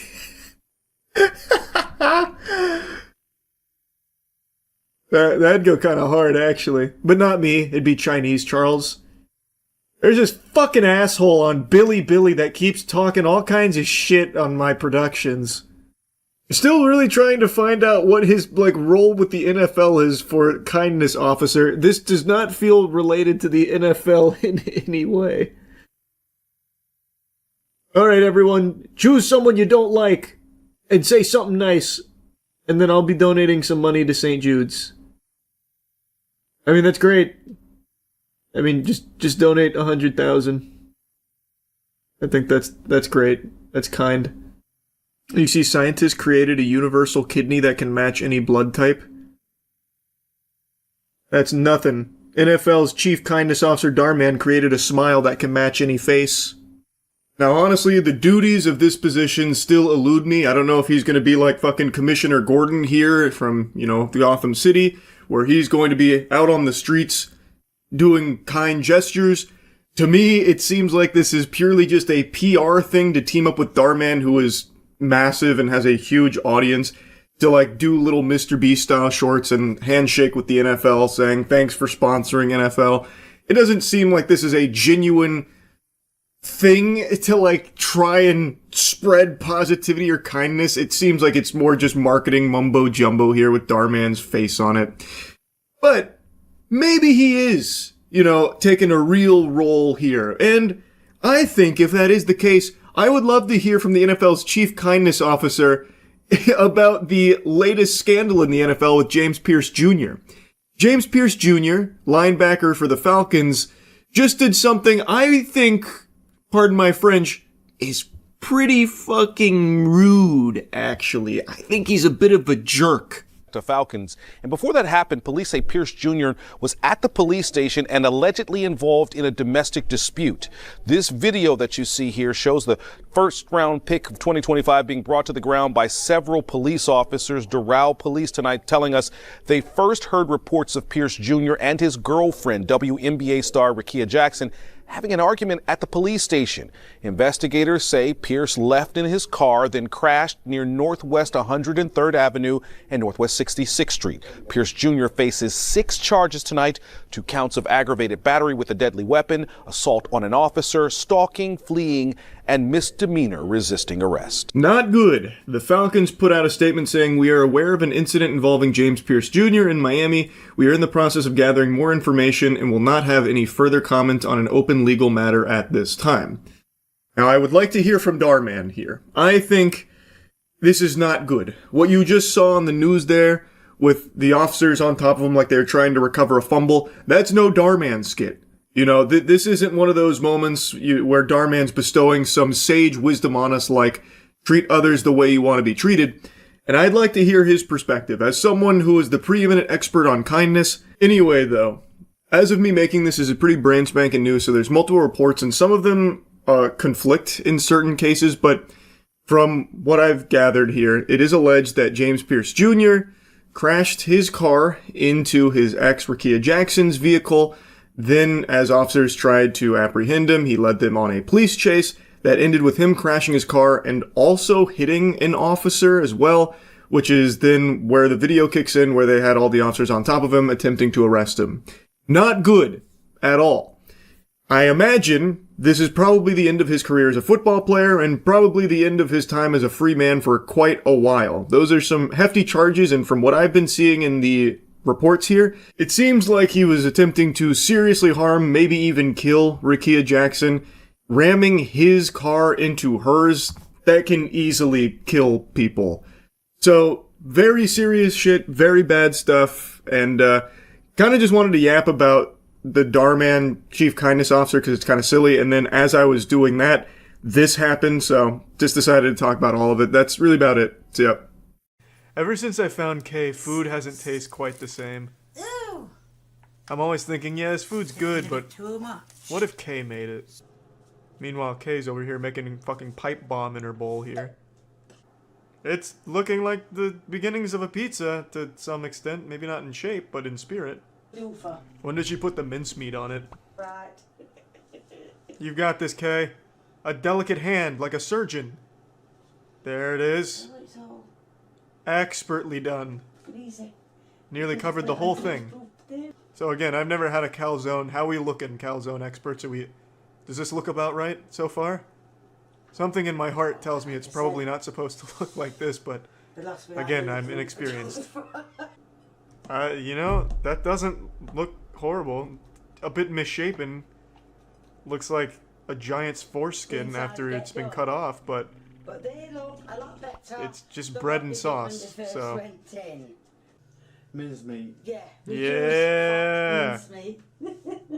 The classics, Kay. Fuck yeah. Thin. Man, there's more action with that butter moving across the pan than there was in the entirety of Death Stranding. Just watching that shit race around as it melts is more fun. Get that mincemeat all wet. As you can see, It's still pink in the middle. A little bit, Kay. It's almost done, though. Get it up on my little... God, it's gonna form like a Pangea. It's all gonna come together in the middle as one giant continent. What the fuck happened in the middle? Was there a fight? A war? How is that a Big Mac? It's bread with butter and a giant slab of unseasoned meat. It's just a mincemeat sandwich with no flavor. Oh, and this time she downgrades from hamburger buns to toast, so we might as well check it out. That meat looks like kibble. Is it? Well, I assure you, it'll taste far worse than kibble by the time Kay's done with it. It's weird with Kay. She treats mincemeat as if it can't exist without being dunked in egg. Very rarely do you have one without the other. That's two of my... Yeah, it does look a little like kitty litter, I guess. Right, I'm going to try and turn them over. Wow. That just looks like a festering infection now. Oh. It's not too late, Kay. It's still mostly together.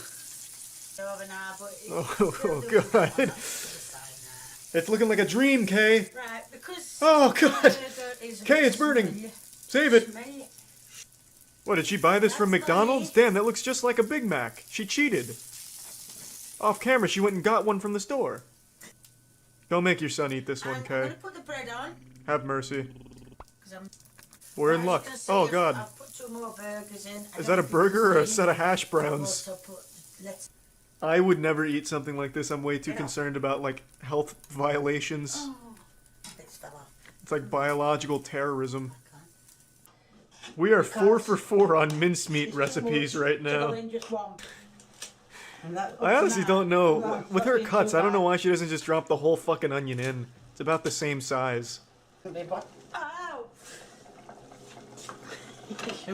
Your fingers are far too precious. You need to be wearing mitts at all times. You're like Doctor Strange with those hands. If you lose them, the world is a worse place. Okay, protect those hands at all cost. You know, I've had a few lasagnas in my day, but this would certainly be a first if I was served this somewhere when I ordered lasagna. Where are the noodles? What, you don't see them? They're onion noodles. She's so much better than Chef Boyardee, man. I wish they'd start packaging her meals. I don't know about you guys, but this is looking nice to me. I'm going to break some eggs. I do love eating birdseed right out of the cage. Can we moisturize that a bit, Kay? It seems a bit dry. Eating those rocks would be like burying your head in the beach. She made burnt, toasted garlic rice granola, basically, yeah. This should be on the dessert menu of every restaurant. It looks more like mashed potatoes than rice, but damn it, it's improvement. What kind of rice does she buy? Does she just go to the pet store and just grab what looks like rice? Because that's the same rice she made last time that looked like kitty litter. She would be fired from the Krusty Krab instantly with this cutting technique. Damn it, Kay. I think that's fine enough. Yeah, it's pretty close. Microscopic pieces. You've done a great job. It's like a powder now. Add quite a bit of... Is that ketchup? barbecue sauce. Oh, that's a lot of barbecue sauce. What happened? Is this barbecue sauce with garlic? Store-bought barbecue sauce that you added cloves of garlic to? She says is that the whole meal? The blob here is what she said is a Korean meal. Do we have any Koreans in the chat that can confirm? Meal. What's the verdict, Lee? Can you taste the K-pop? You're chewing on garlic right now. How does that feel? I bet it tastes great. Man, those vampires are gonna fucking hate you. I was told what to do by a Korean. I don't know how you say it, but anyway, I was told by a lady how to do it. Because when I said to her, I think you got it right the first 3 times. I'm gonna chop the. Strike one. Should be fake. That carrot wanted so badly just to get the fuck away from Kay. It chose suicide. Fucking jumping off it. Did she pick it up and put it in this dish? I wasn't paying attention. Whatever, the fucking dust on the ground adds flavor. All over. Probiotics. I could hardly think of a more inefficient cutting technique other than cutting towards yourself. Both thumbs. That can't be, you know, professional culinary work there. Honestly, I'm surprised she's not treating that knife like a fucking wiggle saw, or whatever they call it. They're like the two-armed one that you go like this on. I don't know what I'm no professional timber sportsman, but whatever that saw is called. I think that might... Just use it like that. Make it like a traffic cone of lettuce. Oops. Okay, there's like 50 yards worth of real estate there, and you still somehow managed to miss the plate. Before you ask, I have washed the rice. Come on, Kay, at least make it I presentable. know I keep saying I have, and rice. Oh my god. That poor broccoli has been tortured. God, it looks like James Bond Casino Royale when he was getting his nuts fucking slapped on by Mads Mikkelsen. Oh. That is a Korean meal. And if you don't believe me, ask Google. Who? Give me a big old... Again, I can't speak for Koreans here, but something in my bones is telling me that a Korean meal doesn't consist of unseasoned chicken slapped with 1 piece of broccoli, 4 carrots, and a little bit of rice. That's a North Korean ration meal. That's like 2 Coke cans worth of sugar out of nowhere. Just remembered. Is that a toilet bowl? 7.5. What is that, a latrine? Charlie went up. A jamless. When it's all said and done, this is the most appetizing thing she's ever made, appearance-wise. Well, that didn't last long. I'm gonna take it out of it. How do you even let something get that burnt? Does she just start cooking it and then go to sleep? We're getting there. That's a lonely egg, Kay. It needs a friend. Oh my god. That's about... Oh, it's the toilet bowl again. Don't use it, Kay. That's ruined many a recipe. Right, so that's the flour in the bowl. From the top turnbuckle. I'm put the sugar, put in the jam on. There it is. That was easy. And now I'm going to put the jam on it. And today I'm going to be doing jammy Dodgers. Right, now first of all I'm going to put 175 grams of sugar, which in turn in my metric is... Did someone get executed in her kitchen? Oh, watch out for the fly. He's here to steal our jammy Dodgers. Yeah, Archive sent this to me. So apparently a big thing on Bilibili has been taking YouTube videos and AI generating a Chinese translation for Bilibili. So they've been doing that for me recently. 了一个挺酷的 alpha 男性，我想和你们分享一些他的智慧。万一你们谁恰好是 Now, believe it or not, I did not learn how to speak Chinese. This is not actually me saying those things. That's AI. And based on the one comment I can read without having an account, this guy liked it. So man, I'll start learning Chinese. There's a whole new market out there. This was the alpha video, so even the alphas dubbed in Chinese. 真正男人的傻瓜呢？软弱的男人每隔15到20分钟就往厕所跑，他们会有点紧张，他们得去拉屎，他们得去撒尿。当你走进公共厕所，看到一个男的正在拉屎。But is it accurate? I have no fucking clue if it's accurate or not. I have no idea. Not just a robot voice either, it sounds like you. Yeah, the AI dubs are getting really good. They're getting very good. Are you going to sue them? Are you kidding me, man?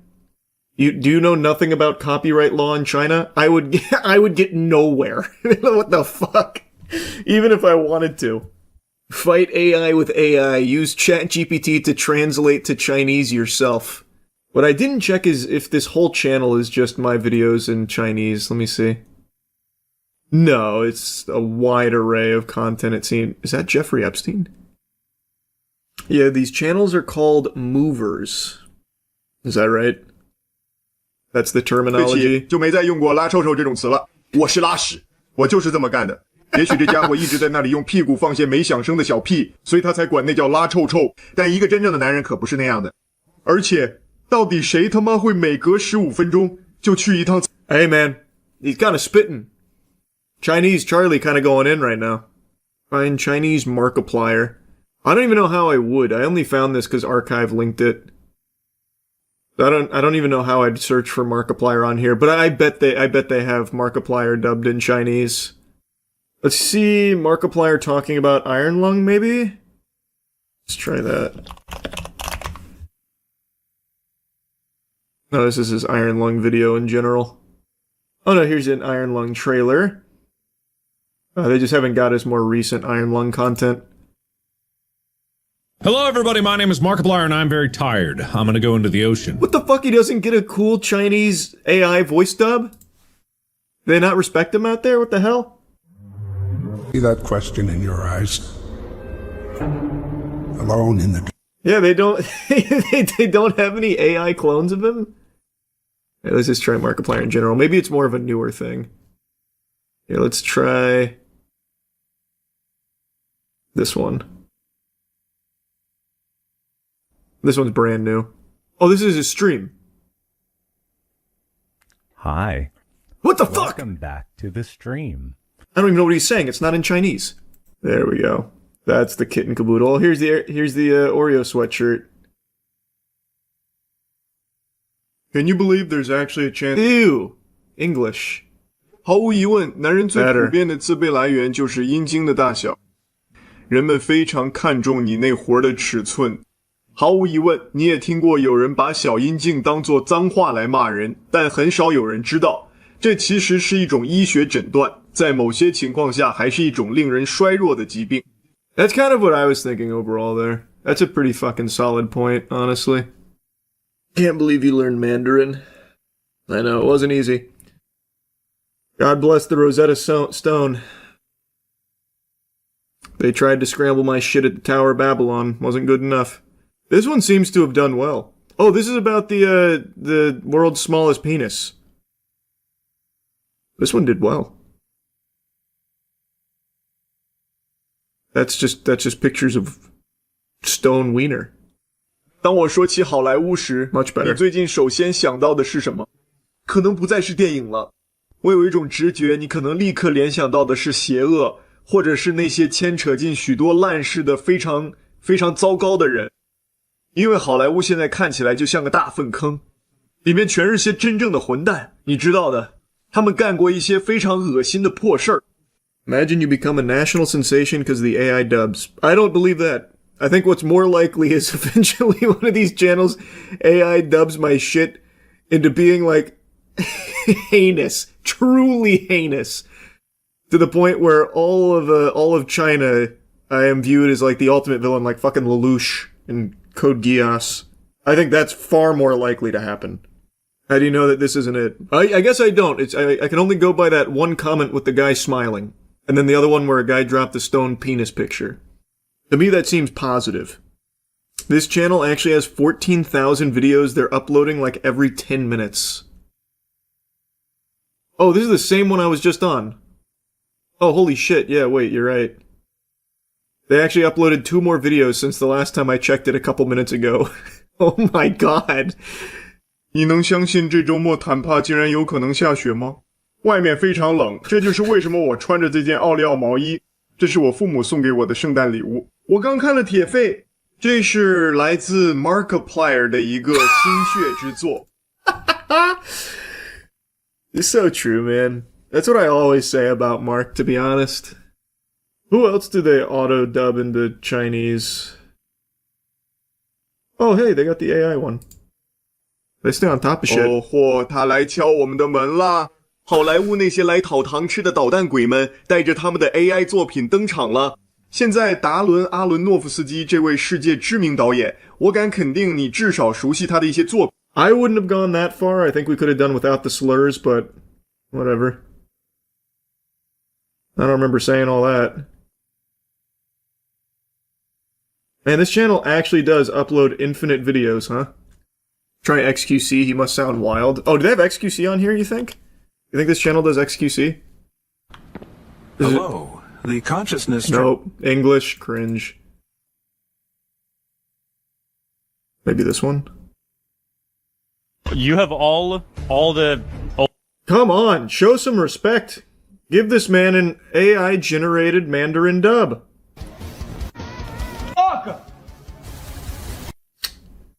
This is sad. If I was XQC, I'd be pissed. Oh, this looks like it'll be dubbed.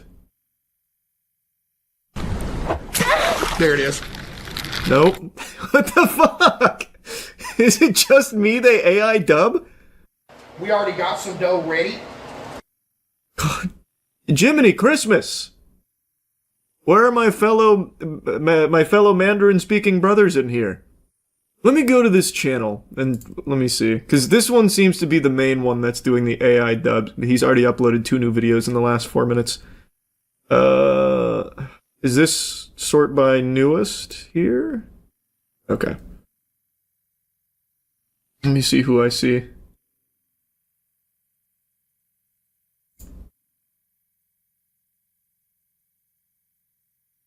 That Phil Spencer? 游戏行业正处于重大变革之中，主机生命周期 RAM 短向未来的更新软件，惊人特性，你一定会想看到。最后的稍后我们将讨论那个避而不谈的主要问题，也就是 Colt Eastwood? I'm not super familiar.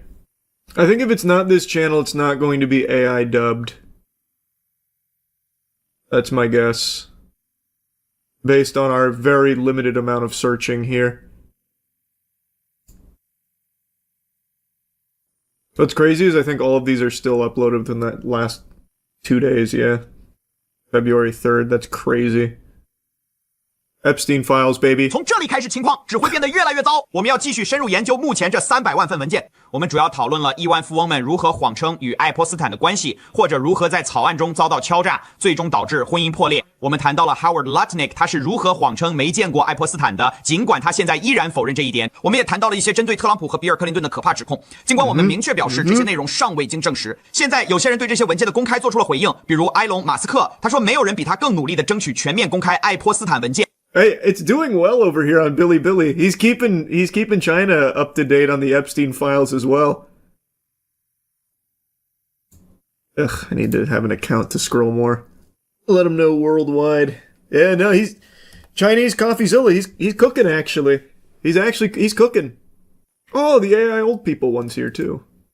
They're gonna be dubbed in Chinese, right? 31岁的男人依然用老派的方式朝着云朵挥舞拳头。这儿有一个暖心的故事，跟我一起感叹一下 YouTube 内容目前被 AI 支配的现状吧。完全都是错误的。去他妈的爷爷吧！你可 Okay, calm down. Jesus Christ. Charlie in Chinese is a little too aggressive. No Chinese Drew Gooden makes me sad. I think it's just a matter of time. This experiment seems to be going very well for this channel, so I think it's something you're going to see for every YouTuber and streamer pretty soon here. It looks like I was just part of its initial wave. They are literally uploading every couple of minutes. Make a video addressing your new Chinese fans on Bilibili. That's a great idea. Ni hao. Go crazy. iShowSpeed actually has his own Bilibili account that's very popular. Oh, I bet. iShowSpeed makes a lot of sense, though. He literally does unlimited international content. Like, that makes sense. I totally get that. You know, YouTube videos have the auto-translation dubs now, right? I've seen it a couple of times. I don't know if it's a feature that's fully rolled out or not, but I have seen it a couple of times. Oh, can you imagine, though? If for some reason Chinese Charlie takes off over there and there's just the cheeky plugs in there, a bunch of people in China ordering cheeky. Granted, that'd be like like $40 on shipping since we make it in America, but god damn it, would they get some great soap. Make a cheeky collab with Tubi Hero X and Link Click. I actually love both of those, so I'd be super open to that. Both of those shows slap. 30-year age gap, but our love life is hot. Going to be 55 in February. 54 years young, baby. What's up, Vince? I just turned 24 in September. That's how old I am. You want to date me, Vince? It's off because I'm kind of a Disney aficionado. So we're entering Fantasyland. It's our last. Yeah, you know, nothing weird about that. Just 54-year-old non-married man, no kids, going to Disney for fun. It looks like I'm looking at the middle school gym teacher making out with a student. Like, I feel like I'm just looking at something frowned upon. His mom. Love you, Wes. I still remember the Prohibition. She doesn't even know what that is. I still use AOL. She uses anything else. Unprotected sex for about 2 years, and then Vince! I was pregnant. So my it was more of a man. miracle thing. Yeah, really getting in there, Vince. Let her feel all the dust. I kind of feel like Vince has a single shirt. It's a Chicago Bears shirt. I actually feel He's never been seen in anything else. They say when he conceived his child, he was also wearing a Chicago Bears shirt. I have gone through, not like you're their father, or not like you're their parent. Mhm. You have to be on the same level. I typically worry about that as well, making sure women don't feel like I'm their father. Hi. Just stating things, am I right, Vince? The age gap. Fuck yeah, I share my husband with my boyfriend. That's some 2019 guy shit right there. So when you have sex as a group, I mean, is that something you enjoy? Yeah. Nope, wow, they're like clones. Wait, what the fuck? Yeah. Is that Nicolas Cage in a disguise? And is this Nicolas Cage playing Nicolas Cage in another disguise? Hold on. And Place your bets, chat. Which one of these two is her husband and which one's the boyfriend? Which one looks like the bigger cuck? I'm saying this is the husband. Because this guy's got long hair, which means he's a bad boy, so this is definitely the boyfriend. He's the master cuck. this is Ken, my husband. Bang! Daniel, my boyfriend. Boom! Yeah, baby, it's that goatee. That'll get you every time, Ken. Every time. Vanessa and I have been married. It's like a Boy Scout badge for cuckolds. Ken can't satisfy you like, Him. Thunderbeard can. I was in that relationship. Out to leave, we were saying goodbye, and I kissed him. I was having very conflicted feelings about it, but I Yeah, wanted cheating. to do it again. So we had a real conversation about it. Is this something that we want to do? Is this something we want to It wasn't even explore? Ken's idea. And so we invited She just him over. cheated on him, and he's like, talked "Fuck." a couple times, and Nothing we left all to do had now. sex, It's and not like we I can just get another girl. Kind of went from. So, Ken, are you done fucking my wife? Can I have a turn? What happened to your ex-wife then? She Dead died. now. No, no. Stop it. I love you. Same time. Her and I were together for a That's a long pretty time. cool. I'm not gonna lie. That's some pretty broy shit right there. Never mind. More This is people fine by me. involved that need to know the That's information. not, that wasn't even a bad joke. That's pretty good. Obvious that my ex. Oh well, Danny's gonna live with us. Oh, now. nice Ocarina of You know, Time and they're belt, like, Ken. okay. That's some real 2019 gamer The shit. girls were playing with one of their friends. Going to do a show this afternoon. Tumblr on Ice. Is she your soulmate? Oh, of course, a fedora. It wouldn't be. Or is that a derby Someone hat? who's What's always the been there difference? and will always be there. Is Ken your soulmate as well? I don't know. I don't know. That's a good one. Hey, I'm just He's fucking his definitely wife. I somebody don't that know. I'm I don't like the connected with guy, strongly. but I like his wife. But I don't know about soulmate. Can you be jealous if you're in a polyamorous relationship? Absolutely, 4,000,000% yes. I think the worst thing that you can do is Then why do pretend this? that you're not jealous when you are, and just completely ignore the. Oh, feelings. as if she's jealous. She gets both of these Redditors. What does she have to be jealous about? I'm wondering where we are too. I'd honestly be shocked if they weren't dressing up for a Renaissance fair, to be frank. Like, this is just like the perfect Renaissance fair family. I'm a grown man performing. Oh, it's not even a backyard Renaissance in a fair. skirt. I will earn your pity, okay? Oh my god, it's a It's not traveling something magic to show. just, like, For try kids' fun because birthdays. It's people and it's and human Ken. beings and there's. And sometimes you're being the jerk. Yeah. Daniel. I know. Sometimes you are being the jerk, Kenneth.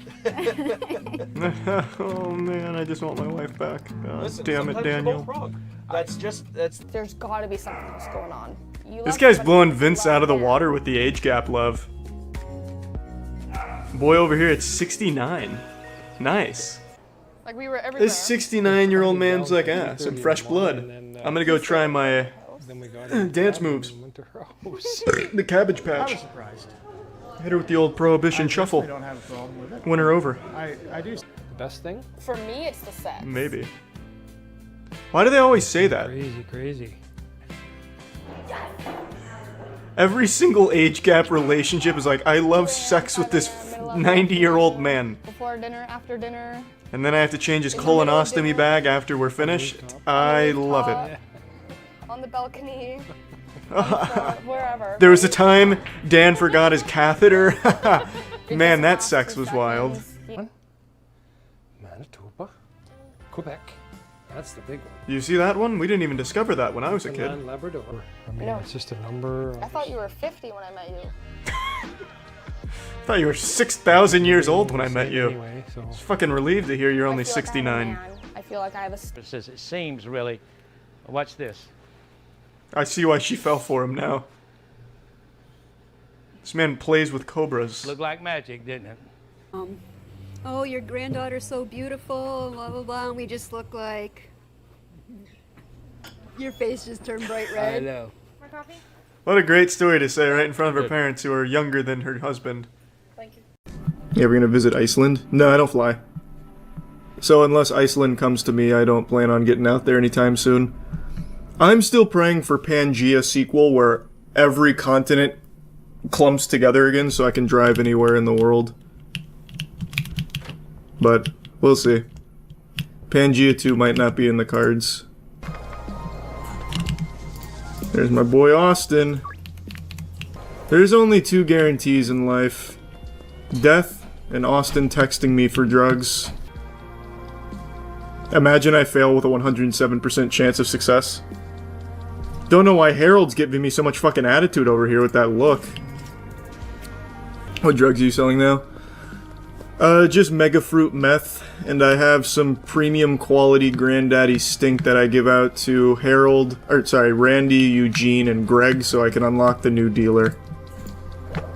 Have you tried Addy and Meth? Not yet, I'm waiting for Horse Semen. Horse Semen's like a graduation present for me, like how sometimes parents get their kids a car when they graduate. For me, it's Horse Semen when I hit Hustler 3. Benji, don't tell me you just started selling right now. Why is he slacking all of a sudden? He used to be such a hustler. Now he's just a fucking sloth. That man doesn't do anything anymore.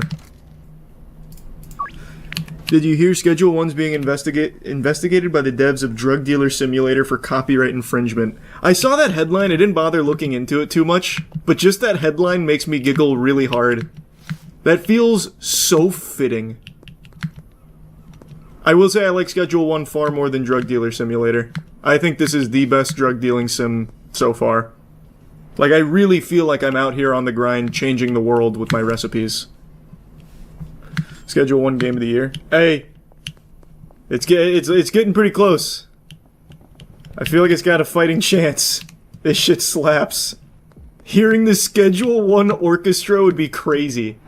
Actually, it would be. Like, that orchestra would go ballistic. Because the music does clap. Like, this is baby making music in here. It is a really, unironically good soundtrack. Peter, where are you going, man? Just wait, just do the deal here. Brother, you know you're not making it out of this alive. You know what? I've got an idea. Since he wants to disrespect me like that, won't take his knuckle sandwich like a man, I've got an idea. Ugh. Peter, you are so lucky that I can't afford a revolver right now because I'm not a Hustler 3. You are so fucking lucky, bud. Ugh. Hey Kyle, check this out. Yeah, he doesn't give a fuck.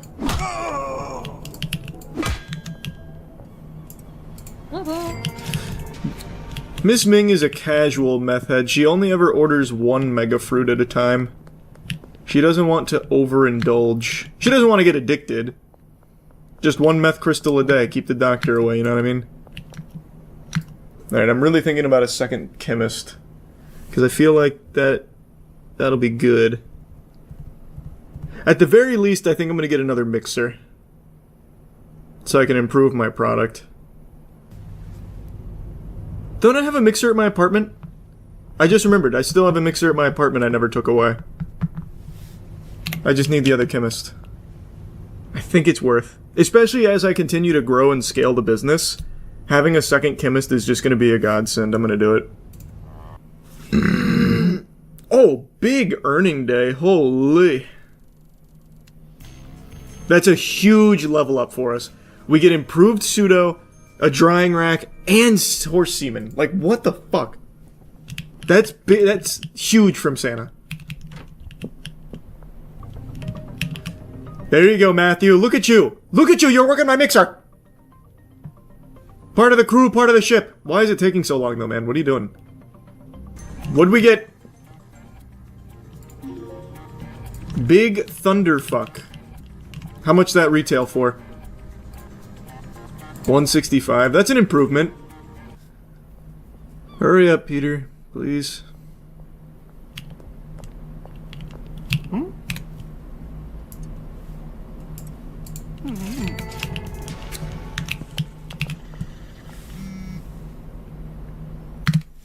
Thanks, Peter.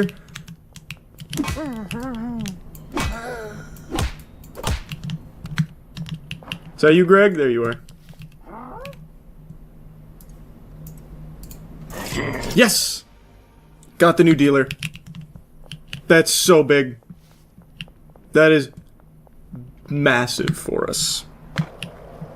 That's a game changer. Spam max bet on all slots at the casino, saw someone win 30k. I don't gamble. That's a sin. I feel like if I give my dealer, like, low-quality meth, the people he sells to might get mad, and we've already seen when they get mad, they will just beat your ass sometimes mercilessly. I wonder if I'm just setting him up for failure. Maybe I should just wait until my, new pseudo-cooks come in. What do you mean you haven't had your fix in so long, brother? It's been minutes. Actual minutes. Come with me, Kevin. You need God, brother. I'll tell you that much. Find me another dealer who does this for his clients, his fucking junkie clients. I'll give you a single mega fruit.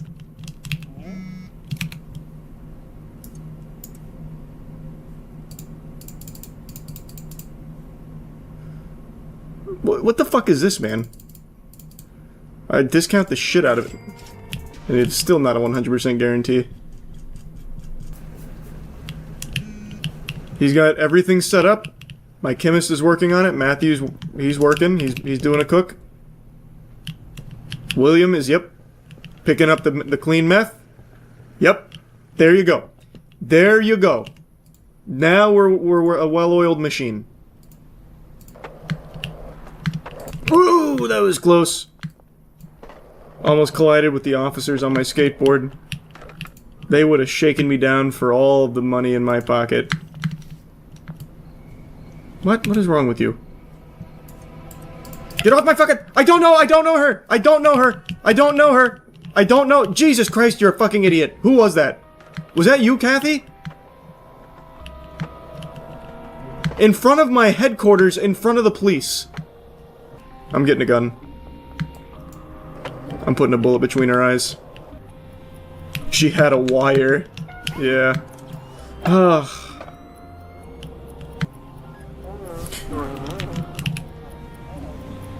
How? How did he sniff me out over here? Oh, fuck. Was that a cop or was that Austin looking for his fix? Oh, Jesus! Oh my God, they were right there. Thank you, decoy dumpster. Holy shit, that was close. Oh my God. How did they know I was here? There's probably that same lady. I need to get the fuck out of this area. The cops are, like, really attentive. I heard someone get shot. If there's any justice in the world, it was Peter. Every time I hear, like, those late night shots, I'm always hopeful that someone finally put Peter out of our misery.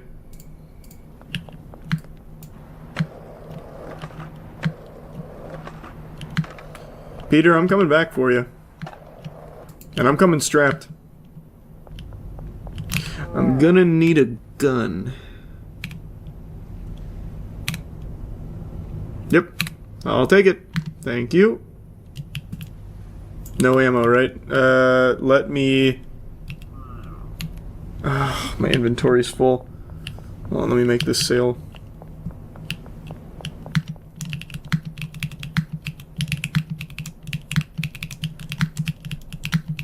Damn it. I'm gonna have to go all the way around. You should know better, Miss Ming.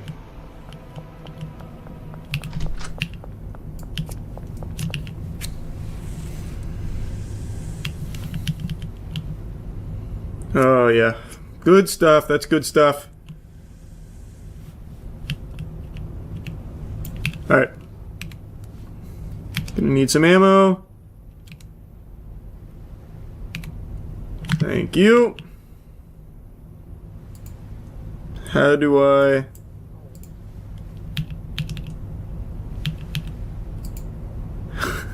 How do I combine?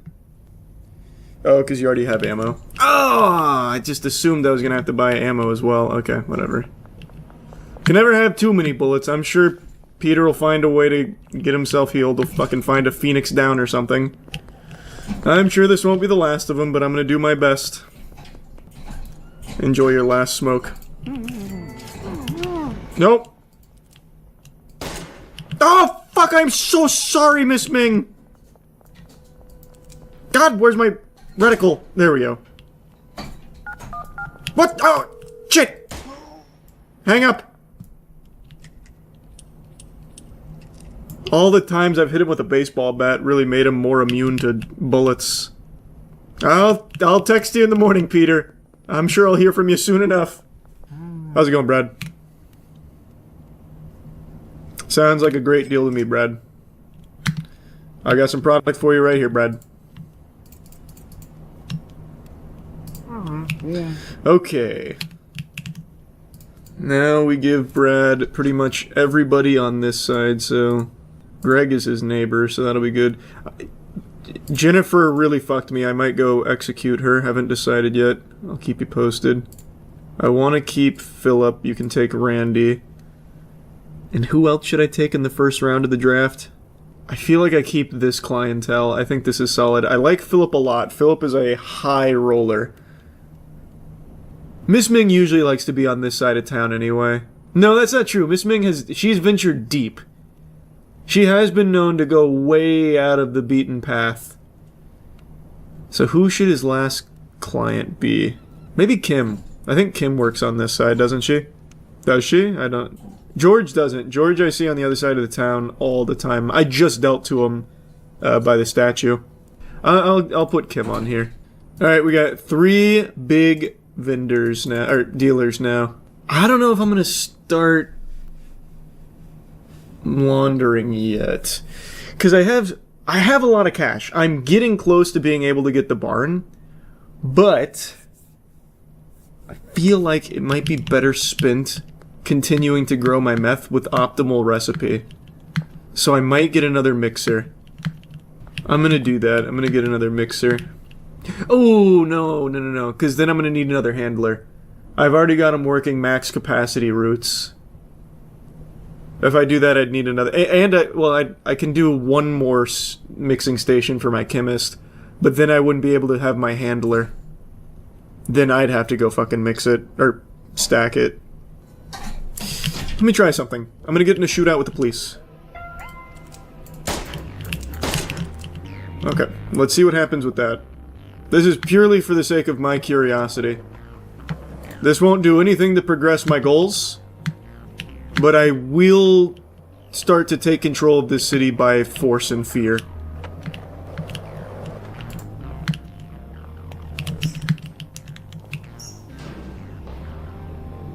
Okay. And just like that, I vanish. Must have been the wind. I was just wondering if they're... Oh, they're still here! I was wondering if there was a level above Wanted, Dead or Alive, like... We must hunt him down, they get like the Men in Black out here, fucking call in the helicopter, but it seems like that's max Wanted level. These recipes are so long. Motor oil, cuke, paramesitol, Addy, what was it? Horse semen, chili, and something else. Like, that is actually like the fucking recipe for the Philosopher's Stone out of Full Metal Alchemist. Like, I don't have time to be mixing all of that myself right now. When I get more mixers and more chemists, I'll start doing it, but right now I'm just sticking with 3. Alright, the boss is sleeping over. No one do something crazy like tickle my feet while I'm sleeping.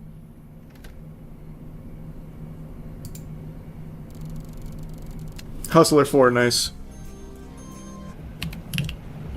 Okay, now we're starting to move again. But he is not packaging, unfortunately. Well, I guess he kind of is, just very slowly. Here we go. Now he's going to packing. That's my boy. That's my boy. There you go, William. Look at that dexterity. Holy shit, this man is a true savant. I love it, William. I fucking love it. You're the goat.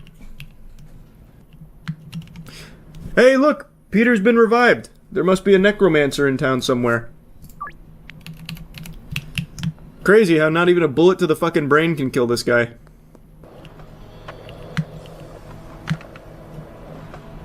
I wonder if I can do a drive-by. Drive-by! Oh, he's not here yet. Oh, he's at the skate park, not the basketball court.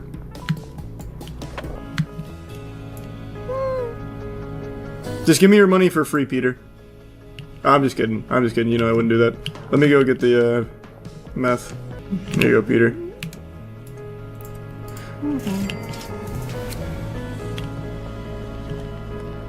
Oh, our relationship's actually dropped since I shot him. That was finally the straw that broke the camel's back, getting shot. He's like, maybe this guy isn't my friend. He beats my ass like a fucking drum every single time I see him. Let's go, let's start the real estate. I wanna move into the barn so I can get back to making weed too. So it's not just all meth. Alright, give me the laundromat.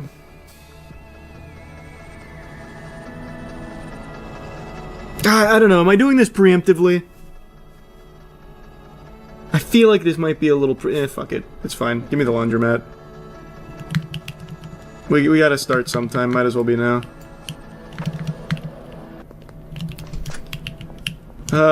Lovely new business. Whoa. This is cool. Will launder 2K. Let's just test it out.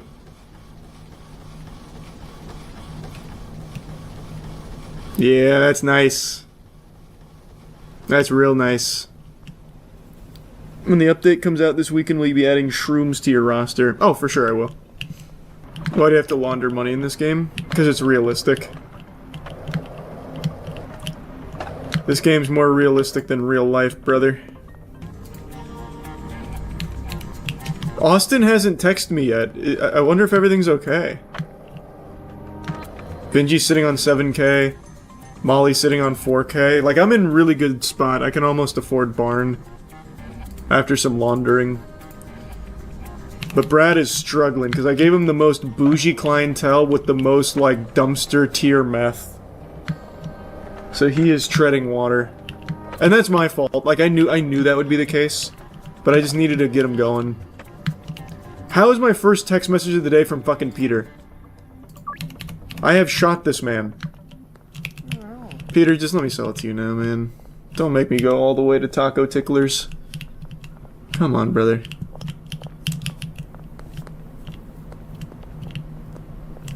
Oh my god, hurry up, Peter.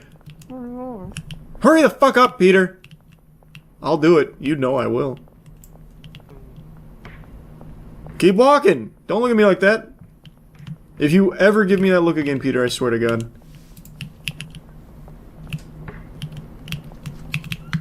Oop. There. Don't ever thank me again. Oh, the game just lagged right when I pulled the trigger. Who's calling? Don't do it. Don't do it. Yeah, that's right. Oh, you still did it.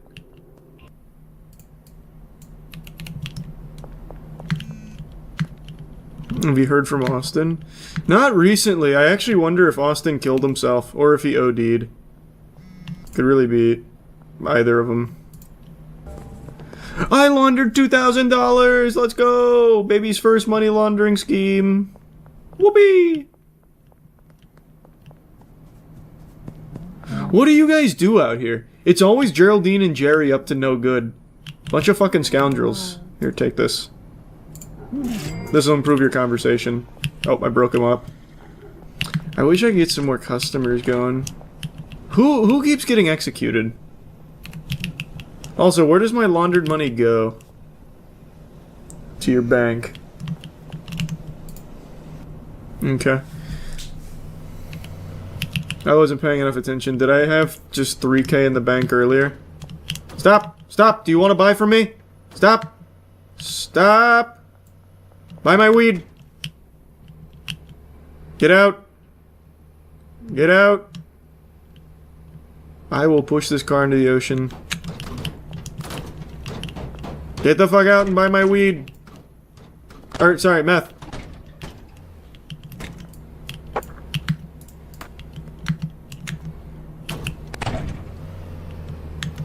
Nice. Cool fucking flip. Nice. This guy's fucking epic.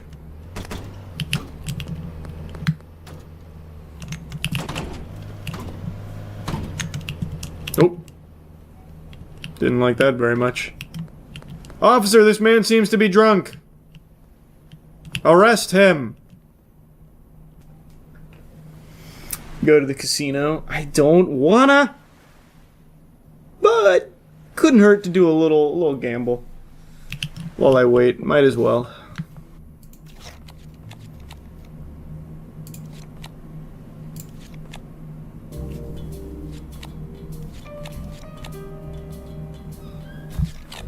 Okay.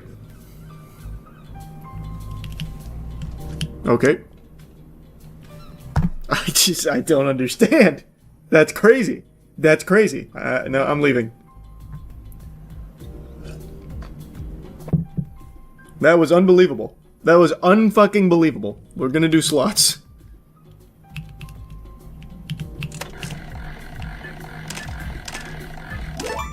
Hey! I won 200.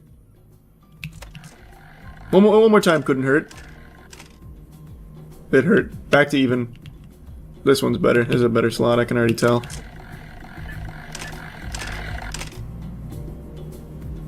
Okay. We'll do one degenerate super spin.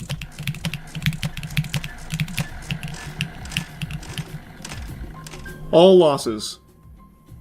Well, that's probably enough of that. Okay, okay, what else do I need?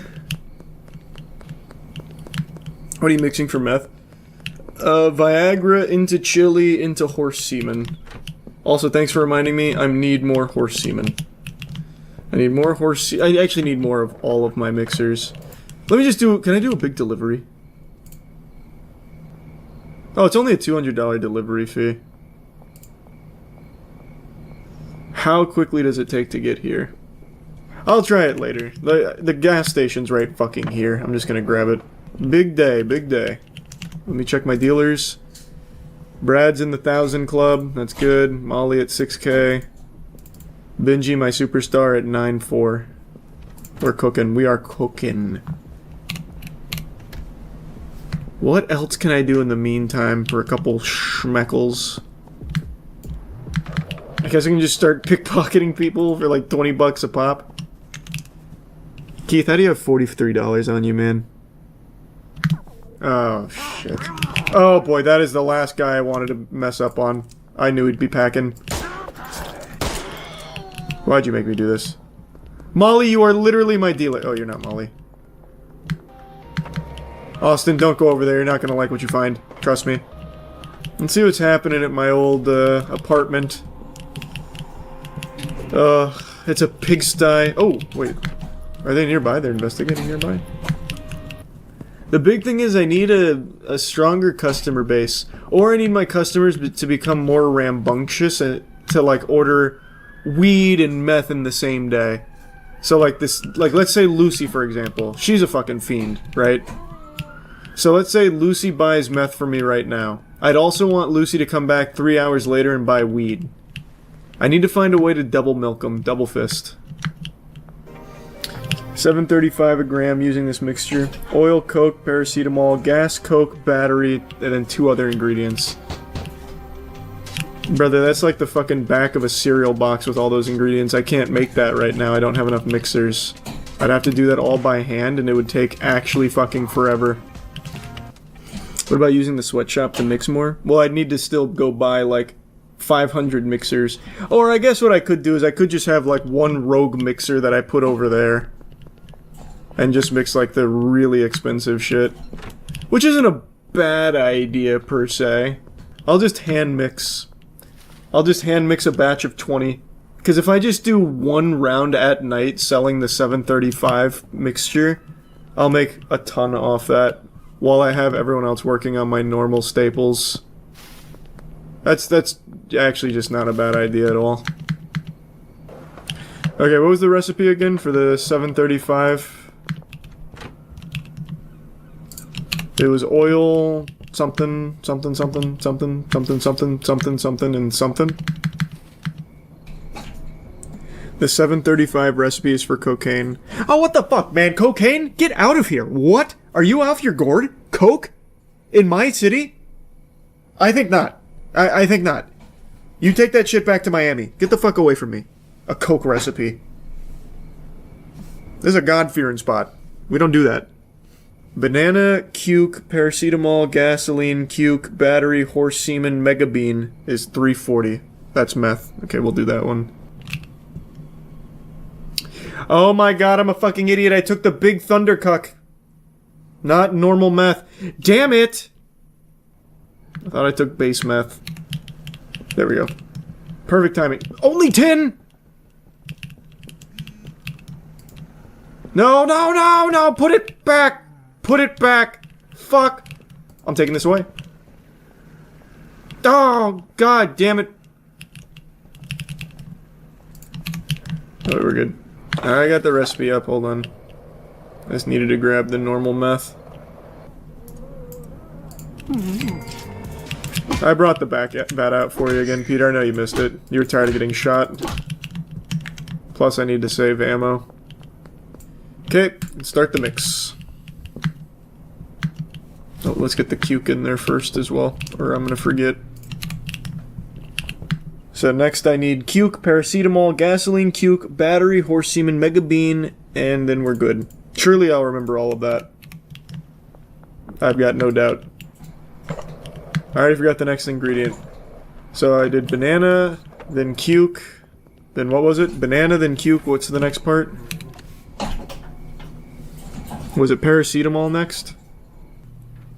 I have plenty of storage, just not here. This is just me experimenting with a new concoction.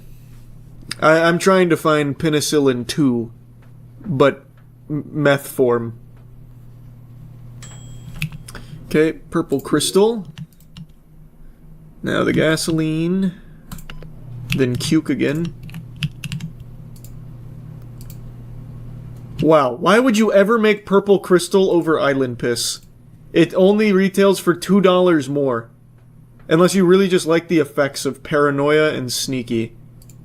What a waste. What a waste of good meth. What a fucking idiot you'd have to be for that. Depends on the customer. Nah, they'll buy anything. The people in this town, well, at least my civilians, my people, they just love anything that I put out there on the streets. They'll give anything a try. They'd smoke a fart out of my ass if I told them to. So I don't care what their preferences are. They will get what I deliver and really enjoy it. You're losing out on money by not providing variety. See, I heard that same malarkey when I was playing Weed Shop. I just don't lose out on any of it. That's the thing. I still sell just as much product. Mega Splooge been my go-to for meth. It's Addy, Iodine, Chili, Viagra, Horse Semen. Insane value like 230, 260. Mega Splooge seems like it's probably pretty good. But I think this is going to be my process. I'm going to have my dealers peddling the Thunderfuck, and I'm going to daily brew this shit and then just sell it every night. So that way I'm getting the huge chunks every night plus the consistent like 120, 150, or sorry, 165, 180. I think this is going to be my process. Ooh, Hairy Ass Blaster at a great value, 224. That is significant, actually. I don't know if you know this, but the names are random for everyone. I did not know that. That is so cute. What? I feel like it's probably not. Alright, the final mix. Alright, Slimy Puke plus Mega Bean. Damn, Slimy Puke 265 per crystal. Woo! Jiminy Christmas. Let's see what the final form is. I walked it through so many different varieties. From Meth to Extreme Cum. From Extreme Cum to Island Piss. Island Piss, Purple Crystal, Extreme Splooge, Splooge, Fat Thunderfuck, into Hairy Ass Blaster, into Slimy Puke, and now we're digivolving it one more time. The final Pokemon evolution. This is such a long recipe, it's unbelievable. I feel like I just lose money selling this with how many ingredients I had to buy. Yeah, I know you can name them yourself. I'm not gonna bother. Alright, let's see what we got. Girl Scout Splooge. Wow. What the fuck? Whoa. Whoa, whoa. That's not good. But that price, $340? Holy cannoli. You can rename it. Yeah, that one I think I'm gonna rename. How do I rename? That name disturbs me. I don't want Austin hitting me up for Girl Scout Splooge. You can't after you take it out. Oh, Jesus Christ. Well, Peter File is going to be over the moon about this new meth. Alright. I'm gonna try and list this pretty high. Just to see, I wonder. Ours is called Glass Barbie. Your name's a lot less disturbing than mine. No text messages yet. Maybe I made it too expensive. Ah, Austin. Good man, good man. Yes, I can sell you that. Of course. Can we use a different name? We'll call it GSS. Of course it'd be Austin, my first taste tester. I am worried I'm not gonna get everyone to buy tonight. It's looking a little grim. I'll just do batches of one. Even Geraldine can only do one. Oh my god, but he caps locked need. He doesn't do that for anything else except for the GSS. Fucking weirdo. Mixing's fun, but if you go too high on sell price, no one will buy it. Customers only have a certain amount of money to spend each day. Okay, so that's kind of what I was wondering. Because I want, like, Miss Ming only ever buys one crystal from me for like 170. So this is good experimenting. What, Kevin? What? Oh, you were the guy that wanted the Thunderfuck. That's right. No, I don't do that anymore. Where are you? I'll try and offer you a GSS. Actually, I'll try and offer this to everyone. Donna, you want a GSS? Hey, enjoy it. Let me see the effects.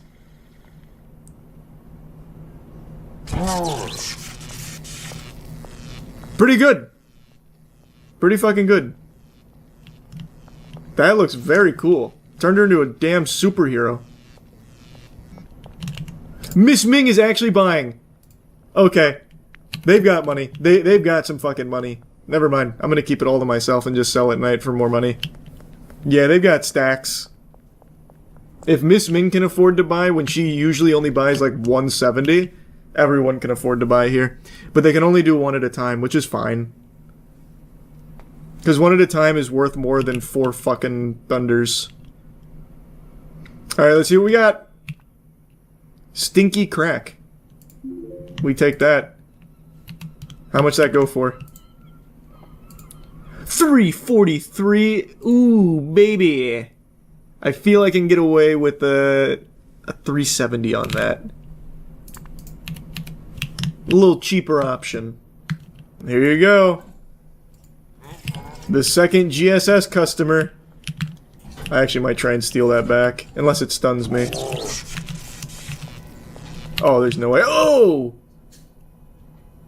Jesus, man. A reverse Kubrick stare? Really? How about some stinky crack? Let's see what this looks like. Let me take a peek, George. Let me analyze.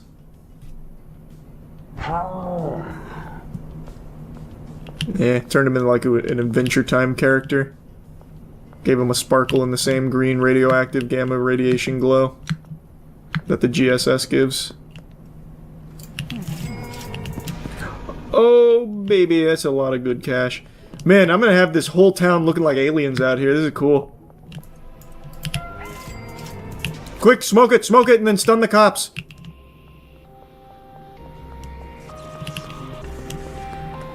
Stun the cops. Fuck. No, the cop. Oh, fuck. Stun the cops. I'm gonna try and run them into him. Okay, wait, I can't let myself get... I can't, I'm getting too experimental. Austin! Here it is. Enjoy it. Peter, you sick fuck.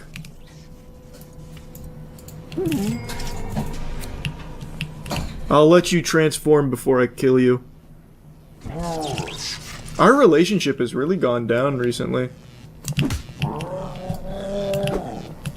Imagine this gives him some kind of strength boost. Oh my god, it might have. He just hit me so hard. Okay, not hard enough.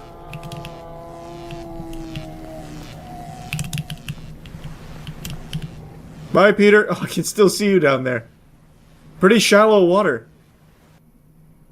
Damn, look at those earnings.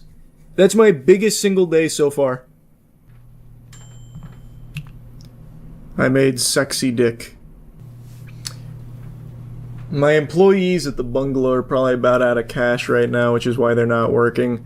But I also don't need them working right now because I still have so much inventory all my dealers are working with. So, it's not that big a deal. He's already sold all the GSS to the rich guys. Molly's over 10k here. Holy.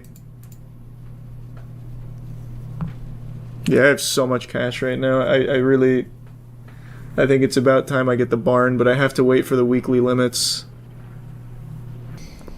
When are you gonna start selling that all spark pack straight from Cybertron my boy Sam was tweaking off of?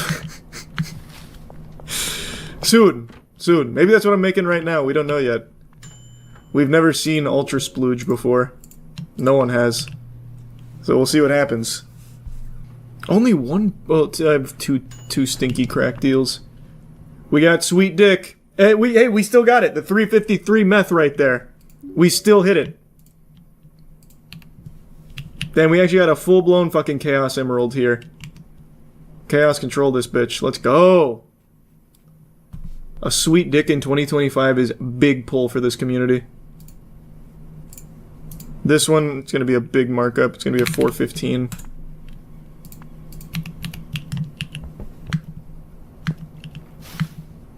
That took a long time. That was a lot of tender loving care I put into cooking this one up. Bro just made kryptonite. Yeah, I got that kryptonite pack for everyone out here. This is going to be big. Maybe I am doing myself a disservice putting Brad on all of the bougie people. And I keep all of the fucking lamos over here. Except Austin. I can't get rid of Austin. I might swap. I might do a big swap so that way they can afford my product. I'm gonna do that. Alright, I want Elizabeth, Lewis, Randy, and Eugene back. You can take... It needs to be people that are on this side. Like, close to him. Oh god, god, stop! Get away! I gotta keep Geraldine. But Geraldine hasn't hit me up today. I'm gonna give you Geraldine. Geraldine, I don't fuck with him right now. Kyle also didn't hit me up today. I'm gonna give you Kyle. I think I've started to price them out. Ludwig could afford... Oh, Geraldine did hit me up today, actually. I just noticed. That's fine, though. That's fine. You can only afford one. And I'm gonna give you Miss Ming. No, Miss Ming's been very consistent. I feel like I'm gonna have to give him Peter. And just trust that Brad knows to beat his ass. And I'll never abandon Austin. Even though Austin... notably absent from today's haul. Austin, we need a little time apart. Get your money up and then come see me again. So now, hopefully, since I've expanded my clientele to the rich people, they'll get more from me. For a lot of these customers, it's the last time they're going to interact with me. It's very sad. But, hey, you gotta do it sometimes. Austin deserves loyalty. Hey, we're still friends. We're still buds. He's just too poor for me. What? It's a business. It's not a charitable expense. What, you think I can do this for free? Absolutely fucking not. I take no pleasure in abandoning Austin. But it is, again, I can't stress this enough. He has no one to blame but himself.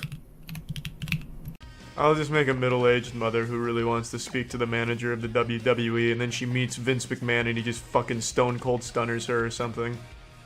Something poetic. Yeah, it's definitely gotta be blonde.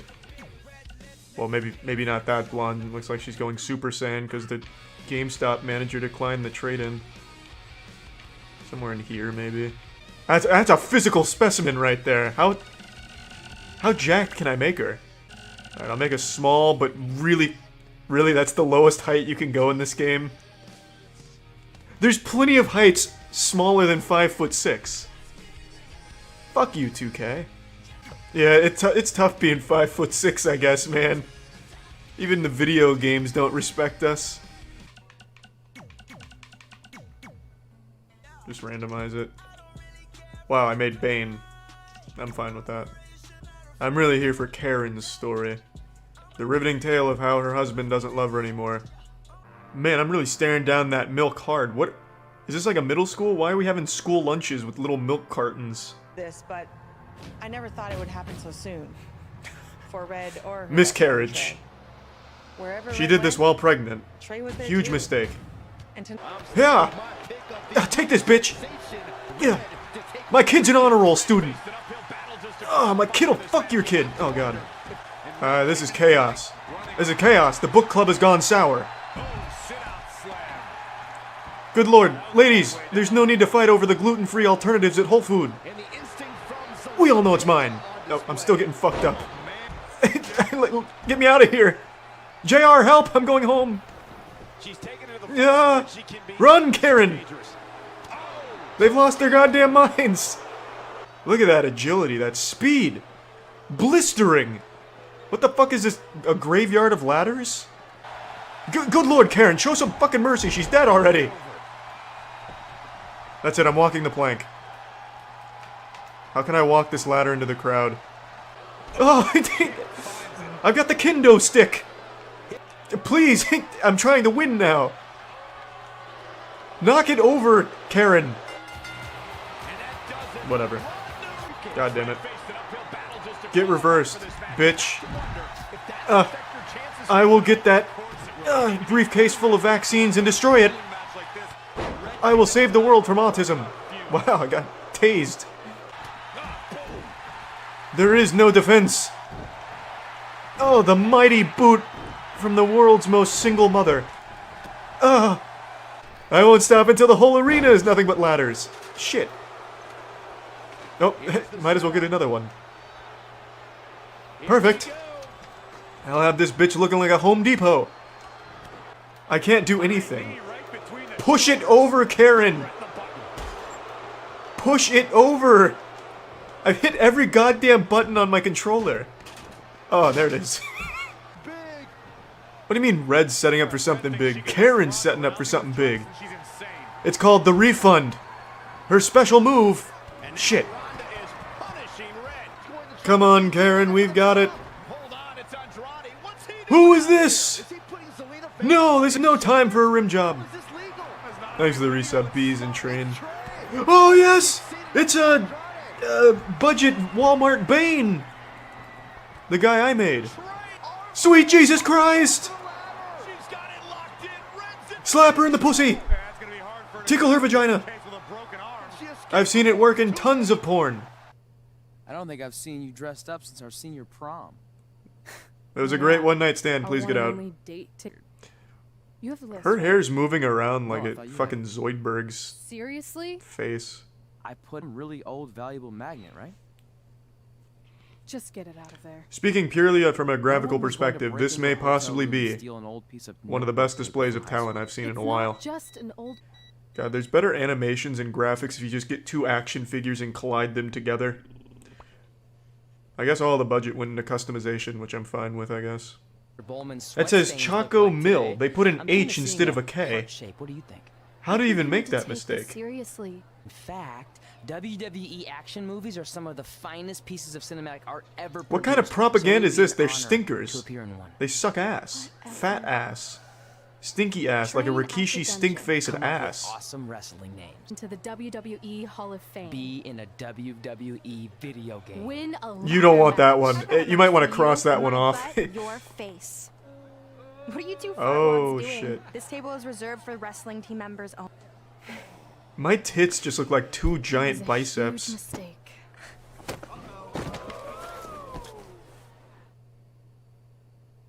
Where'd the sound go? Did my character eat it? Now I'm fucking getting it. This is what wrestling is all about. You have no answer to this. My offense is flawless. No, no, no, no! She stole my plan. I was gonna beat her ass out here and then run in. No! Does anyone know CPR in the crowd? For the love of God. Sweet Jesus, help! This isn't scripted. Take this! That's just gonna be the only move I use, and then get her with some of these. You guys like this? You like it?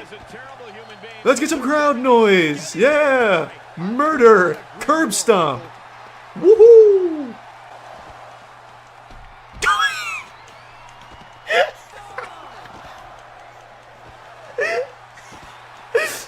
Yeah! Woohoo! I'm flattening those titties. Yeah, I look like Brienne of Tarth out here, just laying it down. Yeah, we're 3 months sober. And we're angry. Yeah! Don't move. I'm not done yet. I haven't had my pound of flesh. This one's for the spectators. For my city. Shit! Oh god, not a cookie tray. Whoa! The strategy! That's big. That's big. Backflip. Would gravity even allow us to backflip? Is it possible? No! Defying everything we know about physics. Get my own action figure. Become WWE Divas Champion. Is this some kind of WWE? She looks like she can't read. And there's nothing on that page. Semi-posable plastic is the great. What? Like this? That was a huge mistake. Oh no! I've unleashed Hothead Red! I'm gonna take that. Wait, that's an actual child in the background. Isn't this supposed to be high school? So when the nurse What is that, a goes to baby give her turnaround genius? Service, she won't know to flip her over. That's right. I'm gonna give your grandmother bed sores. What is wrong with you? These are all children. Deep breaths. These are the 5 oldest people here. Done talking.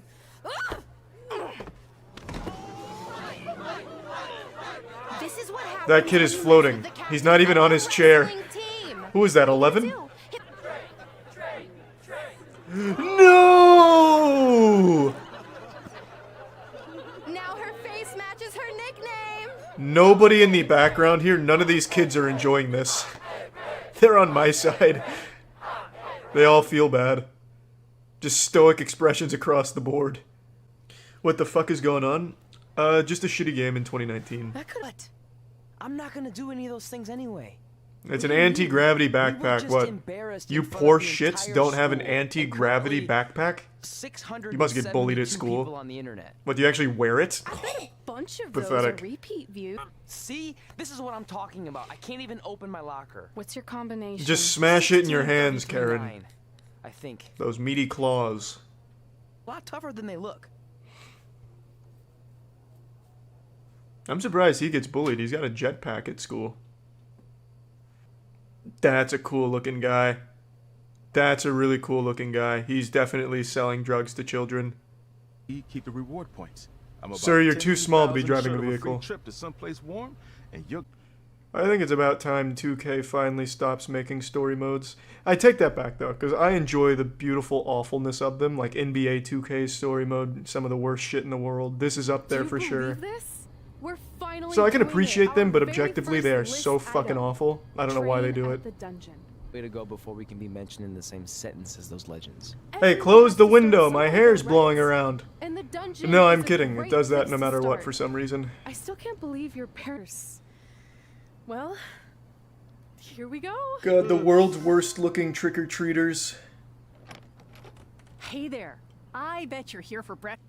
And who is this guy? Why does he keep showing up in the loading screen? Who is this retired porn star? Alright, I lost. Just call it. I don't want to be here. Oh, holy shit.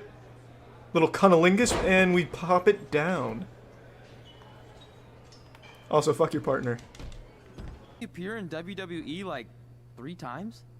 4, if you count the time I helped carry Macho Man to the ring on his fancy chair gimmick. Why is there so much dialogue? A chair, not a car. I can bring this out to the Christ. 0. But you should be. Oh, look, it's the old, happy holiday pedophile. Can't believe yeah, high five. Career was You'll actually be facing Jesus Red tonight Christ. in her first ever. What is that, an android? Wow. It's an honor. Jesus, she's We fucking actually watch coked you on out of her NXT all the mind. time. Those And eyes. when my friend Trey She's here seeing is the clapping her future. laptop and watching weird videos of who knows what. She's kidding. I told you to stay out of my browser history. Wait, did you say this is her first ever match? You're looking the wrong way. Red's only been training for about 3 months. Is she but don't blind? take her lightly, she's Are we really wrestling a good. blind woman? 3 months? It took me longer than that to get here. And what kind of stupid name is Red? If anything, with your lack of experience. God, what kind of ghost is pulling on my Karen's hair? Karen, there's a ghost pulling your hair. Quick, That run. accent is funny. Is all that pretty white snow out there? God, it's like an Stained antenna on a red with car's your hood. blood. And then gonna go stretch. Should I tell anyone with kids to leave? Nah, she'll be fine. I hope. Yeah, thank God he doesn't have to make the kids leave. Am I right? Fucking Riley the Flash. He didn't get that name for nothing. He's gonna be flashing some shit out there. Don't worry, I've got this one in the bag. Yeah! A fiery start. The moment is on my side. Yeah! This one's for Riley. Everyone hide your kids. Yeah! From the top turnbuckle. Oh, coming crashing down. From the top turnbuckle. Oh, what a brutalization. I kind of regret not making her hair longer now since the hair physics are so fucked up. Was injured. Is that who I think it is? Good lord, it's Wayne That's Gretzky. right. It's me, the King of Cuteville, Prince Pretty. Unfortunately, I slipped on some ice and stubbed my turning toe. I thought you said I wasn't ready. You're not, but I liked what I saw from you out there during Red's match, and also I don't have any other options. All right, I'll do it. First match. Bro, what if it turns out the writer of this game was like Louis C.K. or some other like big comedian? Man, how silly would we feel? I'll post. This guy looks more like Sonic the Hedgehog than the new movie coming out for it. Who am I fighting? We didn't... Oh my god, I'm fighting... Oh no. Introducing, not a sex offender. I'm getting on the turnbuckle again, baby. It's a big one. Woohoo! Thank God, yes, yes, yes, thank you, Riley. Please, just don't make me play the game anymore. I'm here for the story.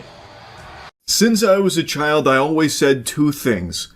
I want to be tall, and if I could choose any superpower for myself, I would choose teleportation to be blessed with. I failed on both fronts, but teleportation, I believe, is probably like the most useful superpower. The possibilities are endless. And can you imagine my surprise today when I found out that it's not just fiction and make-believe where you gotta play pretend and it only exists in comic books and anime? There is a real, living, breathing, sentient, flesh and blood human being in this country with the ability to teleport.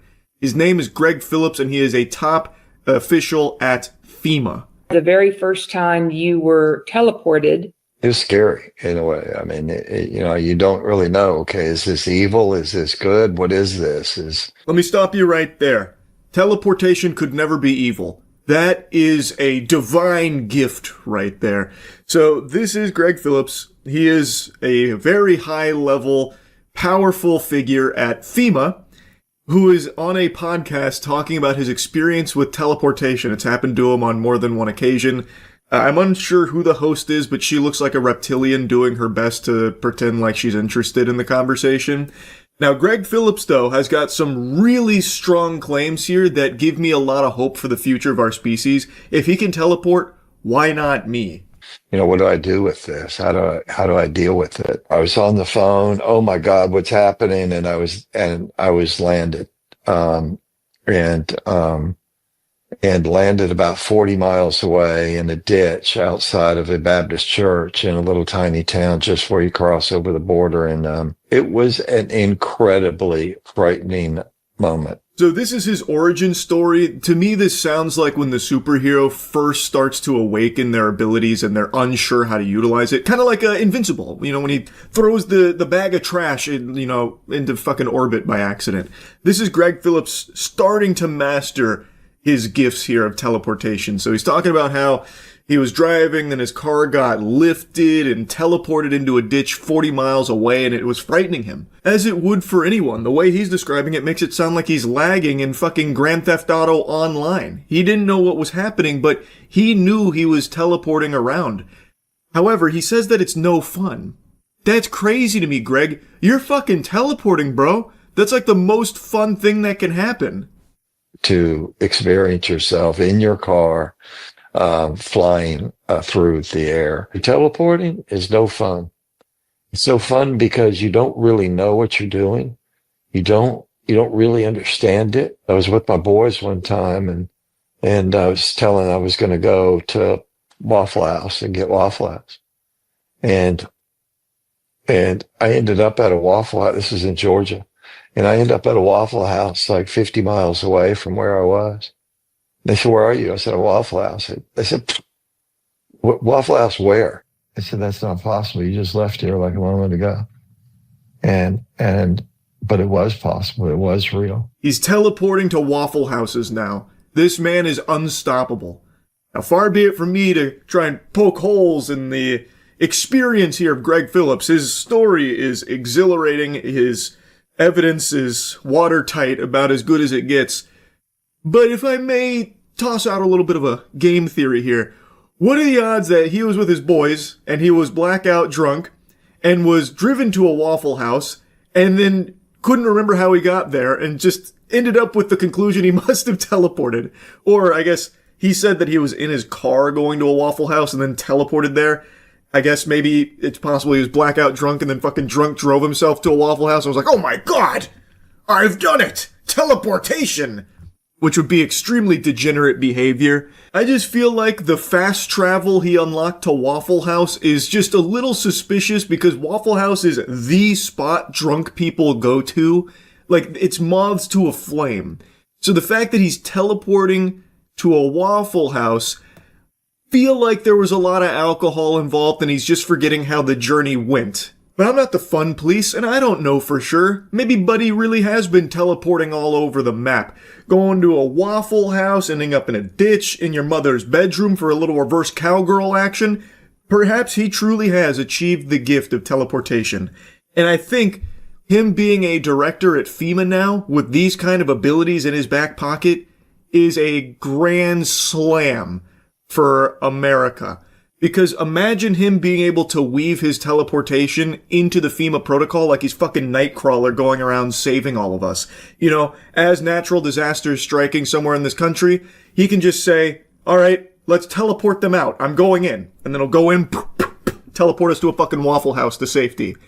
Or maybe it goes a little differently and he's like, okay, we don't need to send a lot of resources there. I'll just instruct everyone to teleport to a safer location. Because maybe he believes that this is something everyone else can do, not realizing that only he is the chosen one. Now, unsurprisingly, FEMA officials are trying to throw us all off the trail of the world's first X-Man, trying to put the toothpaste back in the tube.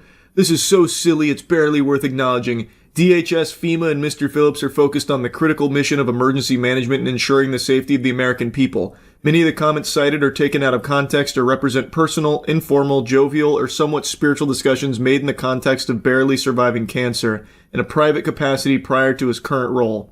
I'm a little confused on this statement here as it pertains to his teleportation conversation. Now, there were other things that he's been facing hot water for like other claims and stuff that they're probably referring to for like context and all that.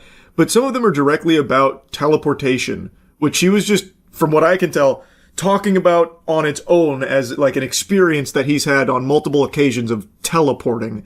From what I've seen from the podcast, it wasn't even like a spiritual discussion when it came to that topic. It's not that he was saying, you know, like the Lord was teleporting me to a Waffle House because he knew I needed some dense nutrients from those burnt hash browns or anything like that.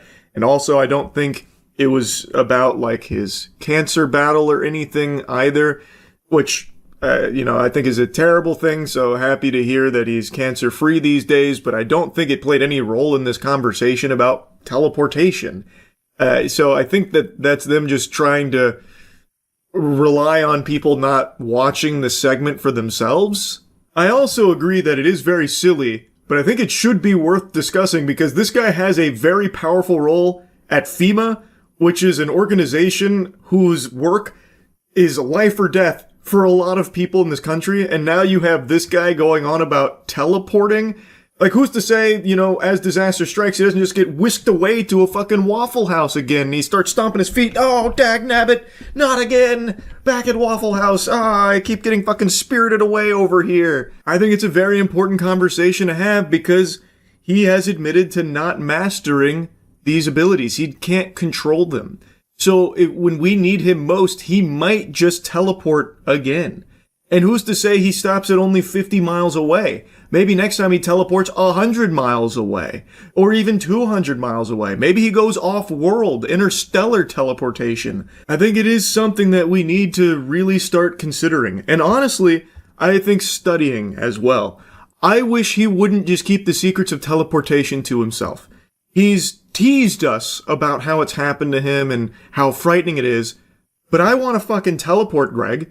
Why don't you just let the government study your abilities so that way we can all learn to teleport and be better for it? Think about how many lives can be positively impacted through the ability to teleport. Even if it is restricted to just being able to teleport to a Waffle House, that can do a lot of good. There are so many Waffle Houses in this country. If we can teleport to them willy-nilly, that'd be like fucking Mass Effect relays for us. That'd be so huge for travel and just so many good, positive things that could come from that. So Greg, please, stop being selfish. Please, divulge the secrets of teleportation to the rest of us. Anyway, that's really about it. See ya. Yeah.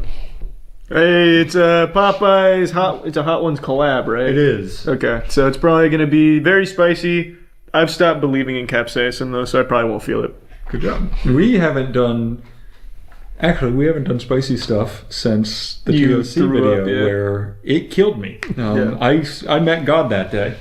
That was a TOC video where Matt. I don't even what caused it. Was it the habaneros? It wasn't even bad. It was like habaneros or a Reaper. Like I think it was a Reaper. It might have been a Reaper. Yeah. And I just remember I was sitting there, and I was like, That's a weird feeling like I've never felt before, and all of a sudden I turned into a fountain, like dripping. I've never seen I've seen your panic in your eyes when you eat hot stuff, and I've never seen it in his eyes. And it was like he was. I thought I was genuinely concerned. There was a second where I thought I just remember I ran in to puke in the bathroom, and Aaron was pooping in the stall next to me, and I'm projectile vomiting. There's a puddle around me of sweat.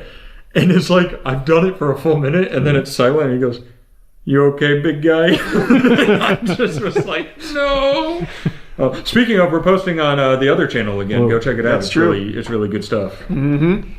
And now it's Popeye's Hot Ones. So there's a few things, like these are their chicken nugget. This is just normal chicken nuggets, but they have like sriracha hot sauce with hot ones. There are actual food items too. I mean, I guess, do you want to just start with that? Yeah. They are marinated in garlic sriracha. This is? Yeah, pickled garlic sriracha. I don't believe it.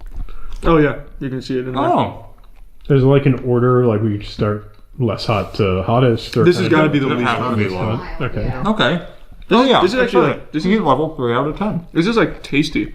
The pickle is really nice in there. Yeah. Wow. So here's the big thing. Rewind 3 years when we used to eat a bunch of hot stuff. Mm-hmm. No, they didn't perforate this. Oh yes, they did. No fast food restaurant could ever figure out how to do spice. Yeah, it was always so trivial. Like Burger King's not good at anything, but like when they do like their spicy collabs, it's like this will blow your fucking ass off. Get ready for your own risk. Get ready for the prolapse, and then you try it, and it's like maybe like a little bit of chili pepper flakes, and that's it. In their defense, Burger King probably does cause prolapse. Certainly possible. Still, you still have to be ready for it. It's just not because of the heat. Yeah, so that already, I would say, is to the heat level of like, what Burger King said their ghost pepper was. I would completely agree, actually. That is the exact same heat level as like the ghost There's pepper. a little tingle. That's nice. That's nice. What is this? Oh, I haven't. Oh, I did. I haven't. What are you? Scram? Is that a sandwich or? This is what I would call chicken nuggets. It just doesn't taste very good. With a dusting on them. Okay, those are probably the boneless. Where did it go?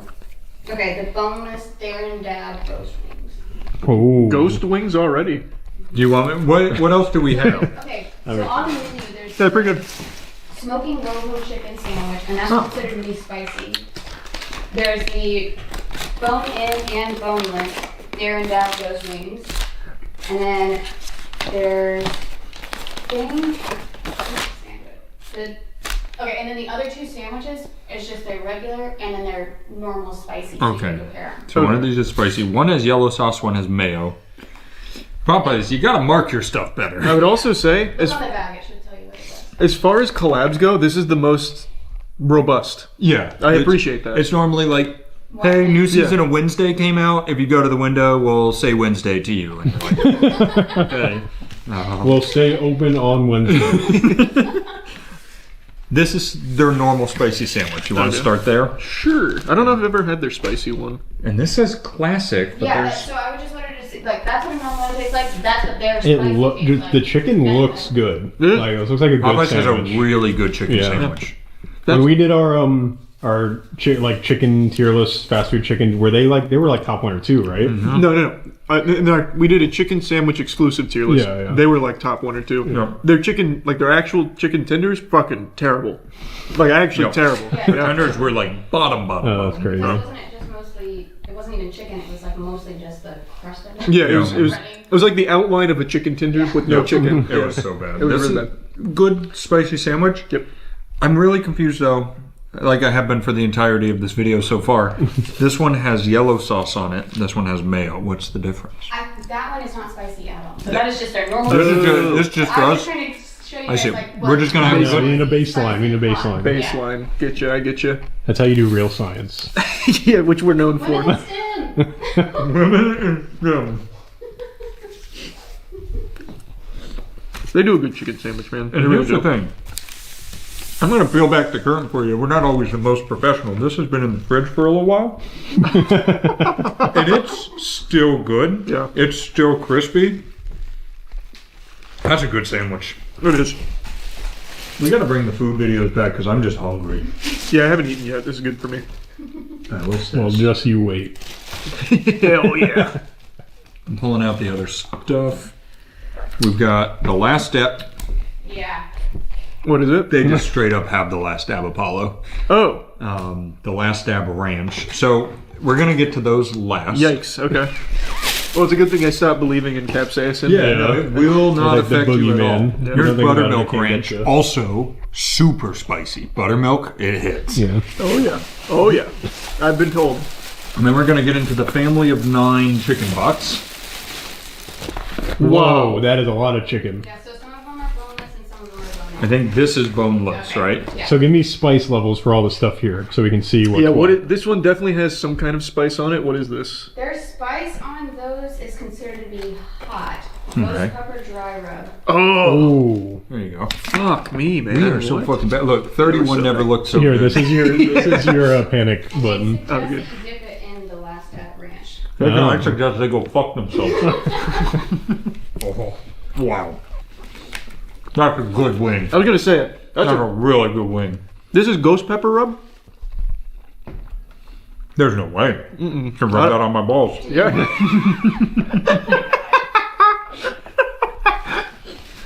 Wait, there's another sandwich. Oh god, we've lost the plot. Who are you?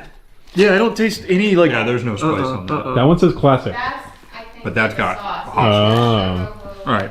Chicken sandwich. Yeah, I'm feeling it. Like it's trying to break through, just not effectively.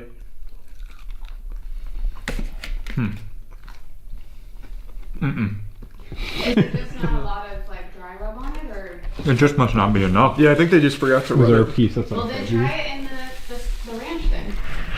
Oh, it looks like it's got a little stuff on it. Yeah, that's a lot. You wanna bite of that one? Do you want to like somehow split it? Because that's like the only one. Here, I'm gonna grab the bottom meat. Well, that split it pretty good. I'm really good at grabbing bottom meat. Oh, I love my wine.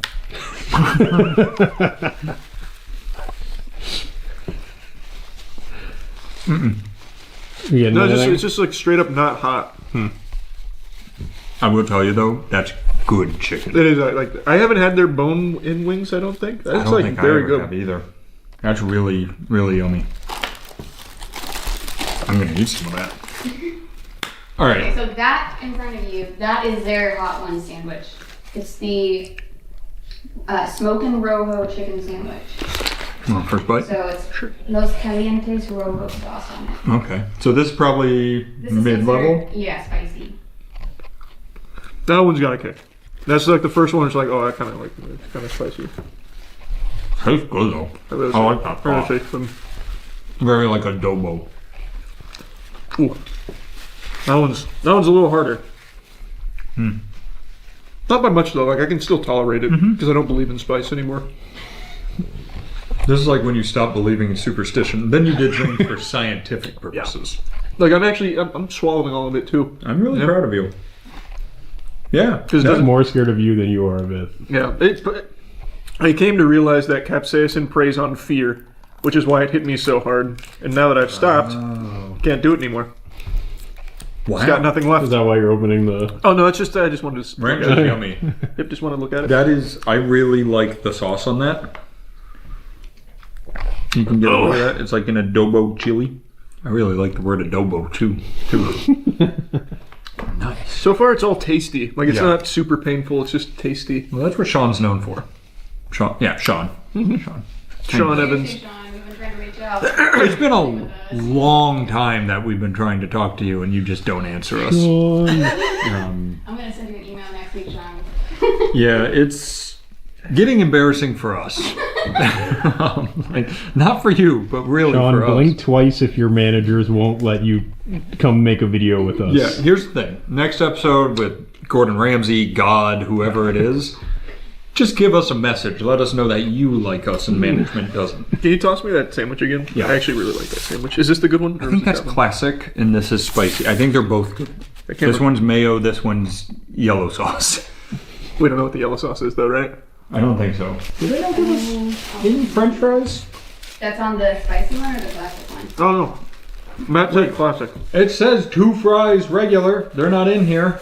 Boo. It also does list your biscuits with mash and gravy. Not in here. So the orange croissant is the spicy chicken sandwich, and it's spicy mayo. So I flipped them. That's all right. Once upon a time, that might have been spicy to me. But not this time. Not this time. All right, so now we have the Last Dab Ranch. Where do you think it was packaged? Oh, Kansas for sure. Miami. Oh! Mm-hmm. Oh! Mm-hmm. It's gonna be real spicy. There is Apollo hot sauce in this. What's the lore with Apollo hot sauce? It just fucking sucks. It's just Reaper. It's just the Reaper sauce, I'm pretty sure, right? I can't remember when they... Oh, it's the Apollo pepper. Oh, that's right. It's its own pepper. I forgot. This You're is right. when You're they upgraded from... Like it was Reaper and then Pepper fucking... X, What's his and name? then- Chili Klaus, a real man. You can look him up. Started being like... I can invent peppers. That's just a thing you can do. You can. Yeah, and you know what? I haven't watched a Chili Klaus video in a long time. We should have him down. I think that's where you're going. We have a little patch right here for a pepper patch. We actually should grow our own peppers. Chili Klaus. We should have Chili Klaus send us prototype peppers for you guys to try and rate how hot they are. All right, yo. Chili Klaus is what a man should aspire to be. Are these spicy in any way? I think they're ghost pepper rub as well. They're just boneless. When he eats a hot pepper, he does this thing where he goes... See? That's Chili Klaus. There's a guy. But he does this like forced hiccup and then just man modes through everything. All right. That's because he's also not afraid of capsaicin anymore. It's afraid of him. That's yummy. Okay. To get a comparison, let's try normal ranch. That's what I just did, yeah. Good ranch. No kick to it. Nothing. Now we'll try this ranch. Now we'll try that ranch. Take your pick. Choose your turn. Okay, here I come. This is the Last Dab Apollo sauce? This is the Last Dab Apollo Ranch. This is You're the not Last afraid Dab of it, Apollo Charlie. sauce. Mind Palace. We are so back. Oh god, okay. We're not back yet. Brief pause. Fear's broken through my barriers. No. No fear. I gotta re-expand my Your domain. anime protagonist Think moment. of all the alphas. No, you're right. Yummy. That is tasty. That's yummy. Is it hot for you yet? Not yet. It is ranch. It might not be. Yeah, it might be cut. It's Like kinda really hot. hard. Feel it on my tongue. Only on my tongue though. Like, and not very I much. feel like if you don't have to, when you're picking up your food, sign a waiver, it's not going to be that hot, like as hot as you guys are expecting. I remember we said that last time too. Because remember at Buffalo Wild Wings, you guys had to sign a paper saying, I understand how hot this is. That was a really good video. You should look that up. Charlie will hyperlink Charlie's going to right hyperlink it right here. Is it fighting back? No, I just played it safe just because I don't want to like swallow it and end up like you. Nothing bad can happen when you swallow it. Yeah. Trust me. Charlie will now play the clip of me puking into it. That's hot. It wasn't that bad though. I would say that is the level of hot that I want restaurants to do when they go super spicy thing. It's enough to go ooh ow, and kids will be like, oh wow, that's really hot. Ooh, bad piece of chicken. What the fuck? No, they're just real with it. They put everything in there. My god. So is that the hottest thing on their menu, or is there? You have something? You have the actual sauce. This is the hottest thing. There you go. Yeah. Danny really wanted some pain out of this video. I can feel him. No, I kind of expected, especially with kind of the lineup they have, that this was the one, the fast food one to be actually hot. So I was just This curious. is already better than anything we've ever had spice level. Yeah, and taste wise actually. Yeah, it tastes good. It does have a kick. I'm feeling it right now. I'm just really strong. So am I. Yeah, we're both super strong, so it's not bothering us. Yeah. I think most people will be very impressed with the way I've handled this. I've been a big, brave trooper. I agree. I am very impressed with the way you've handled it. And get this, I haven't even been training. Yep. As a reward, You can have some last name Apollo sauce. Whee! There's also normal nuggets over there if you want. Yeah, there's 6 ones. Sure. I forgot those. This is your final exam. Or is it, let me get a good nugget so I can have fun. Oh, they gave us a squint. I guess this will have to do. Oh my god. Okay. It's not scary. No. It's stupid looking. It's got a fucking ugly look to it. It's ugly. This, I'm having like fucking flashbacks to the kitchen table dunking PDQ nuggets and hot sauce. Oh yeah. I could cry right now. Oh, so nostalgic. Are we on 2 or 3 right now? We're on season 3. Season 3. They've been saying, look, Rolling Stone, Home Magazine, I don't know, things into the Vogue. They're all saying the boys are back and the boys are back. That's right. They said they're bringing it back to the classics from season 1. Bringing it back. Oh fuck. Oh wait. Oh. Whoa, they're out there. Oh, there are some boys, yeah. All right, here we go. All right. That's Apollo hot sauce. Oh! You can tell instantly by the gasoline taste. Yeah, that. Not as bad as I remember. No. Not as bad. Which scares me. I think it might be a builder. or it's neutered for this experience. Oh, okay, I'm still not gonna swallow it. I just did. Fuck. Oh. It's a cool string. I can't get it off. It won't leave me alone. I thought you were just gonna reach over and grab it. Here, I'll get it for you. Oh yeah, I'm gonna need ice cream. I'm gonna need ice cream. I'm gonna need it. We have I think there's 2 little Yeah. ice creams in there. How you doing? Not as hot as I remember. No, I am it's not. sweating. I can't hide that. I'm sweating. Maybe I can man mode it with chicken. We do have ice cream, so grab a couple. Oh, and the chicken's cold because we put it in the fridge. That's true. Oh! Oh! Ew. You have ranch. Stick your tongue in ranch. Ranch should be pretty good for it. I missed the water yellow, Charlie. The spice This is the panic I was talking about The before. spice is back. We're coming back. Wow. You can't stop us. We're here to stay. Oh, fuck. Our hero. Thank you. Thank you. No, you're not. Oh, allowed you should to- try that. You're not allowed to. Eat You know anything. why you walked in here. No, I do. He's not allowed to eat anything because here's where the fun ends. Chase goes, "That's yummy." It does nothing. You know what, Chase? I Yeah. lied. Here you go. Yeah. Here you go. This is. Oh, you're really. Oh, wow. Okay. No, I'm gonna get some. Oh, what the? Okay, it's pretty bad. better? It's pretty Yeah, bad. that's fine. It's just. Ugh. It's I mean, not that bad. My mouth water just looking at it. It's got the gasoline flavor. It's getting really bad now. Ooh, it made me a believer again. It's good chicken though. Ooh, that breading goes crazy. Yeah, it really does. And this is it's fridge chicken. You alright? Yeah. Can I have a tissue? I'm hurting my nose. Sure. Oh, yeah. Oh, yeah. Oh, you said you're hurting. I gotcha. Oh, thank you. Do you want an actual tissue too? That'd be cool too. If you can't find any, I know there's some in the communal bathroom. There. Wow. Are you feeling it? It's spicy. It's hot. Hit your tongue. It's hot. That is definitely last dab. Oh. I've tasted last dab before. Alright, guys.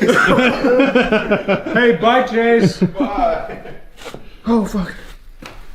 Wow, it got really bad really quick. Did yours ramp up? No. That's because you're not afraid of it. This makes me happy though because I have been scared. I did not play in Skillcheck's Spicy Commander game because I'm not kidding. I saw God last time. He came down and goes, "You have one more chance." I was like, "Okay," and I came back to life. But no, my scalp is sweating. You see that? That's Yeah, sweat. no, I can see that. I can see that. Or his sweat. Who's to say? Oh. You doing okay? No. This got so bad. You want me to? Wait, get him going to your ice cream. Oh, You want me to heat up? It's too this frozen. ice Yeah. Keep using the range. That'll help. Uh-oh. Oh, it's getting better. He's transferring it to you. Wow, that got crazy real quick. My favorite thing is we just kept going as you were imploding. It did. That one was like a real. That one is real. Ramp up. Oh, yeah, that one didn't play. Do you feel like you're back though? Like you want to take our foray back into spice now? Yeah. Like you're having fun? Yeah. Here, eat some ghost pepper chicken. It'll help. Wow, that didn't play around. Oh, here we go. That did not play a game. I love it. That was all business. So it was like a mullet without the back. Yeah, it was all party. Or not. Whatever. You already did your part. It's all business. Holy. Oh, it just fell right off.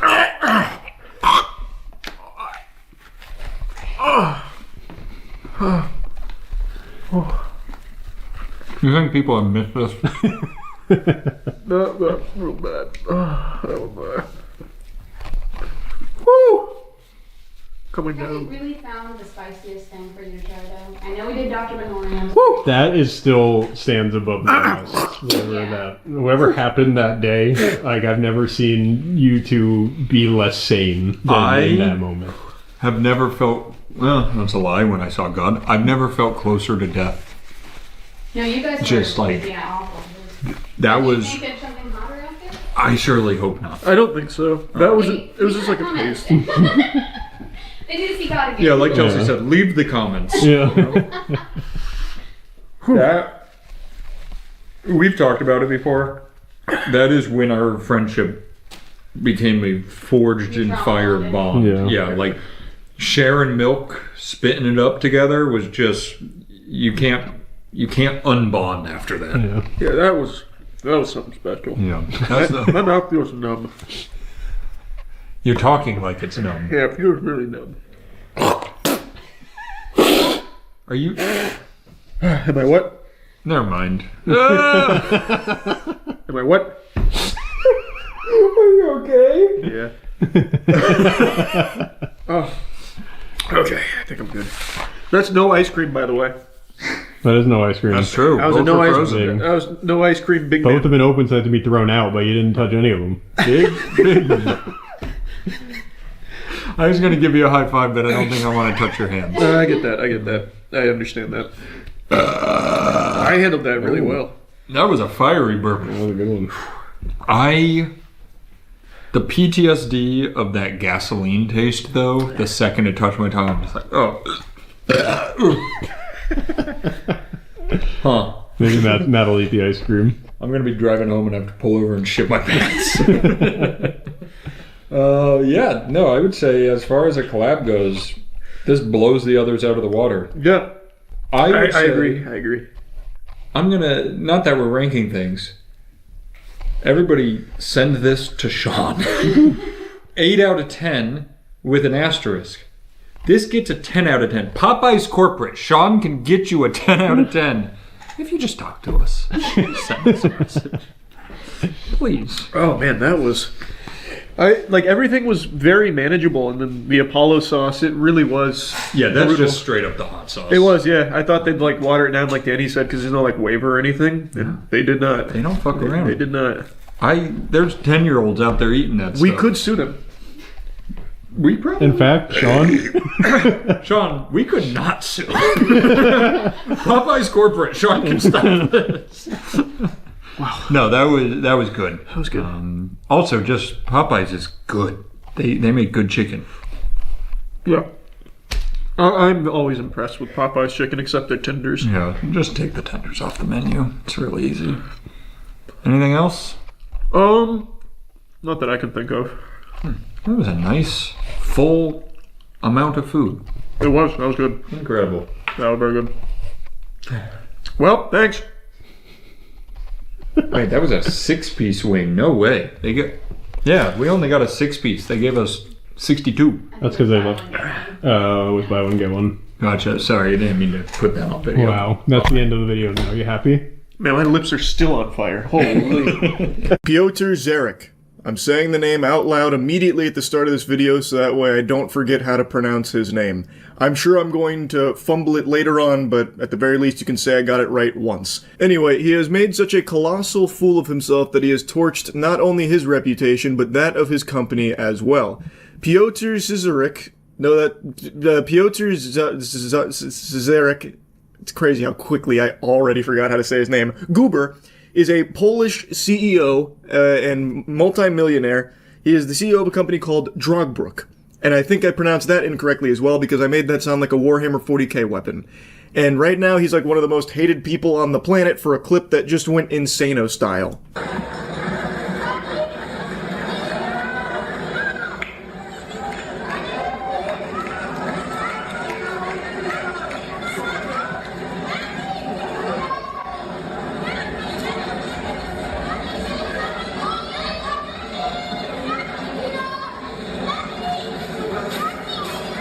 This is far from the first time something like this has happened, but I've mainly seen it in baseball, where some oily dude who looks like he sweats grease and is anamorphing into a hot dog ends up, like, catching a baseball that was intended for a kid next to him. And in those cases, they typically try and cope by saying, oh, I thought it was for me, I wasn't sure, we were all trying to catch the ball, something like that. This is probably one of the most blatant cases, though. So, this is a tennis player named Matsurzak. He was giving his hat to a kid, and the Polish CEO, Piotr, he had another idea right there. He fucking intercepts that, he snatches it out of the kid's hands, and then you can even hear the kid say, no, what are you doing? And the answer to that question is simple. He's looking out for number one. You don't get to be top of the food chain, big time CEO without taking a little candy from some babies. That's exactly what he's doing. He's giving this kid a life lesson. You thought you were getting a gift? Nope. Sometimes it's not Santa Claus that pays you a visit, it's Krampus. And right now he's coming in the form of a scrawny douchebag CEO named Piotr. And the story has a much worse ending for him than it does for the kid, because this blew up to such an incredible degree that Matsurzak was able to actually learn about it and then meet up with that kid later to give him another hat as well as an autograph. So the kid got to meet him and everything. Meanwhile, Piotr receives the ire and all of the tomatoes thrown by the entire world, and his company is now going up in flames because of his behavior here.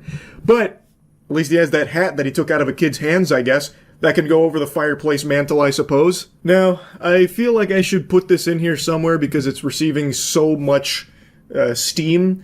There is allegedly a statement from Piotr himself. There are even some outlets reporting this as like an official response, but I can find no evidence that Piotr or anyone that represents him actually made this statement. This to me feels like that initial Coldplay CEO situation where after he was caught cheating, there was a statement put out on his behalf even though he had nothing to do with it and it ended up being completely fraudulent and false. That to me feels like what this is because it is so comically villainous that I just don't believe it, and I can't find like any actual evidence to support its authenticity, but I'm gonna put it here anyway because everyone seems to be talking about it. I would say take this with a grain of salt. I'm not convinced this actually comes from him. This is what people are claiming is the original, and then when you translate it, you get this. The recent incident at the tennis match has caused a disproportionate online uproar. It's all about the famous hat, of course. I love that statement. Like, even though I think this isn't real, I just love the famous hat.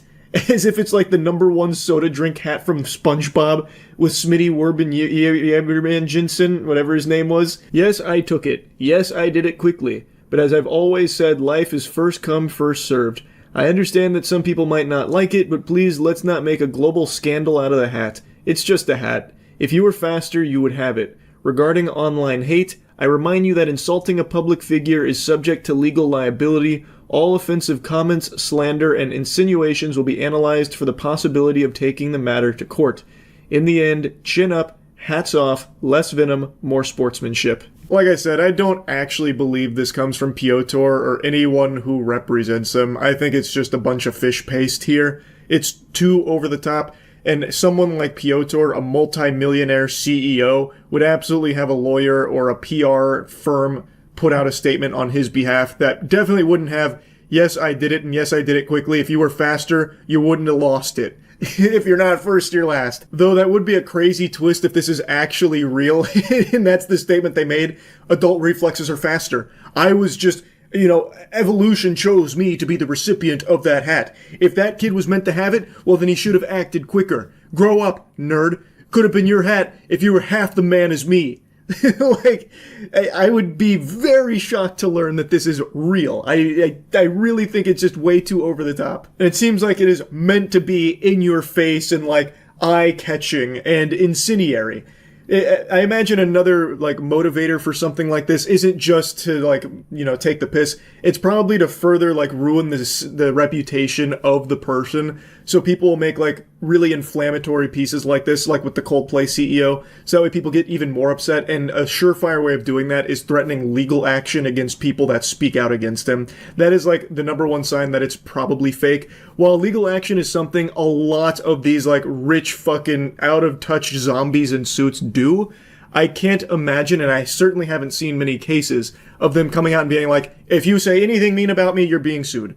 That, so far, has been mainly reserved for fake statements like this. That definitely wouldn't be in there, and it also wouldn't have, like, a sign-off with, like, like, fucking poetry. Chin up, less venom, hats off, that kind of thing. That's, like, almost like a Sonic the Hedgehog level thing there. That's just, it's not real. I don't think this is legitimate. There's also another statement, apparently from a law firm in Poland who is representing Piotr, who is making legal threats about people that are insulting him and slandering him online, which I can find no evidence to being true. I haven't seen that law firm make any statements about the, you know, actual case here that they're representing Piotr in or anything of the sort. It all just seems like a wild goose chase here. This seems to be the new common trend where anytime there's like a big drama story, a bunch of people will scramble to make up some fake shit around it so they can post it online for some immediate updates to try and get paid off of, like, Twitter engagement farming. That seems to be the goal of it, and it just creates a bunch of confusion and muddies the waters so then you don't know what's true and what's not with it. I did also want to drop this little nugget here in your lap that I learned about. So he is apparently an amateur competitive tennis player himself, whom I imagine is going to be the heel going forward in all of his matches. Most people are probably going to be booing him from this point forward when he competes. And he actually has a private tennis court at his home, and his wife was quoted saying, "It was the most wonderful gift of my life. Our employees came up with the idea and my husband helped them implement it." Now, far be it from me to question the workplace culture here. You're telling me the employees said that their boss deserves to have his own private tennis court? It was their idea? Really? I don't... Does that happen in Polish companies? Do the employees love their bosses so much that they get together and say, we want our boss to have his own private tennis court? Can we do that? Come on, guys, let's band together and let's try and pitch this idea to our boss that he should have his own private tennis court in his home. What do we say, huh? What do you say about that? He's a superstar. We love him. I'm just trying to imagine that perspective over here in America in the corporate world. Like, Bill Gates does an interview. It's like, yeah, I wasn't convinced that I needed a 4 billion mile yacht, but, well, all my Microsoft employees said, Bill, you deserve it. So I said, okay, I guess for you guys, I'll go ahead and try and find a way to get that made.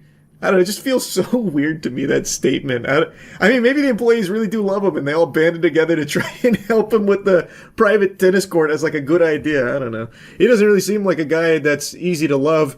He's literally taking a fucking hat meant for a kid at a tennis court in front of everybody. No shame at all. Even when the kid's like talking directly to him, he just ignores the kid, pretending he can't hear him. He doesn't seem like really a great guy that a lot of people would cheer for and be behind, but I guess maybe this is just one of his lower moments. Maybe he didn't even see the kid there. Maybe he thought the hat was meant for him. And the resistance from the kid, maybe he thought the kid was trying to steal the hat from him. Who knows? Maybe there's a perfectly reasonable explanation. I'm kidding. Obviously there's not. There's no way to justify blatantly just taking this hat from the kid. I don't know. The guy seems like he super sucks. Anyway, Piotr, big douchebag. That's about it. See ya.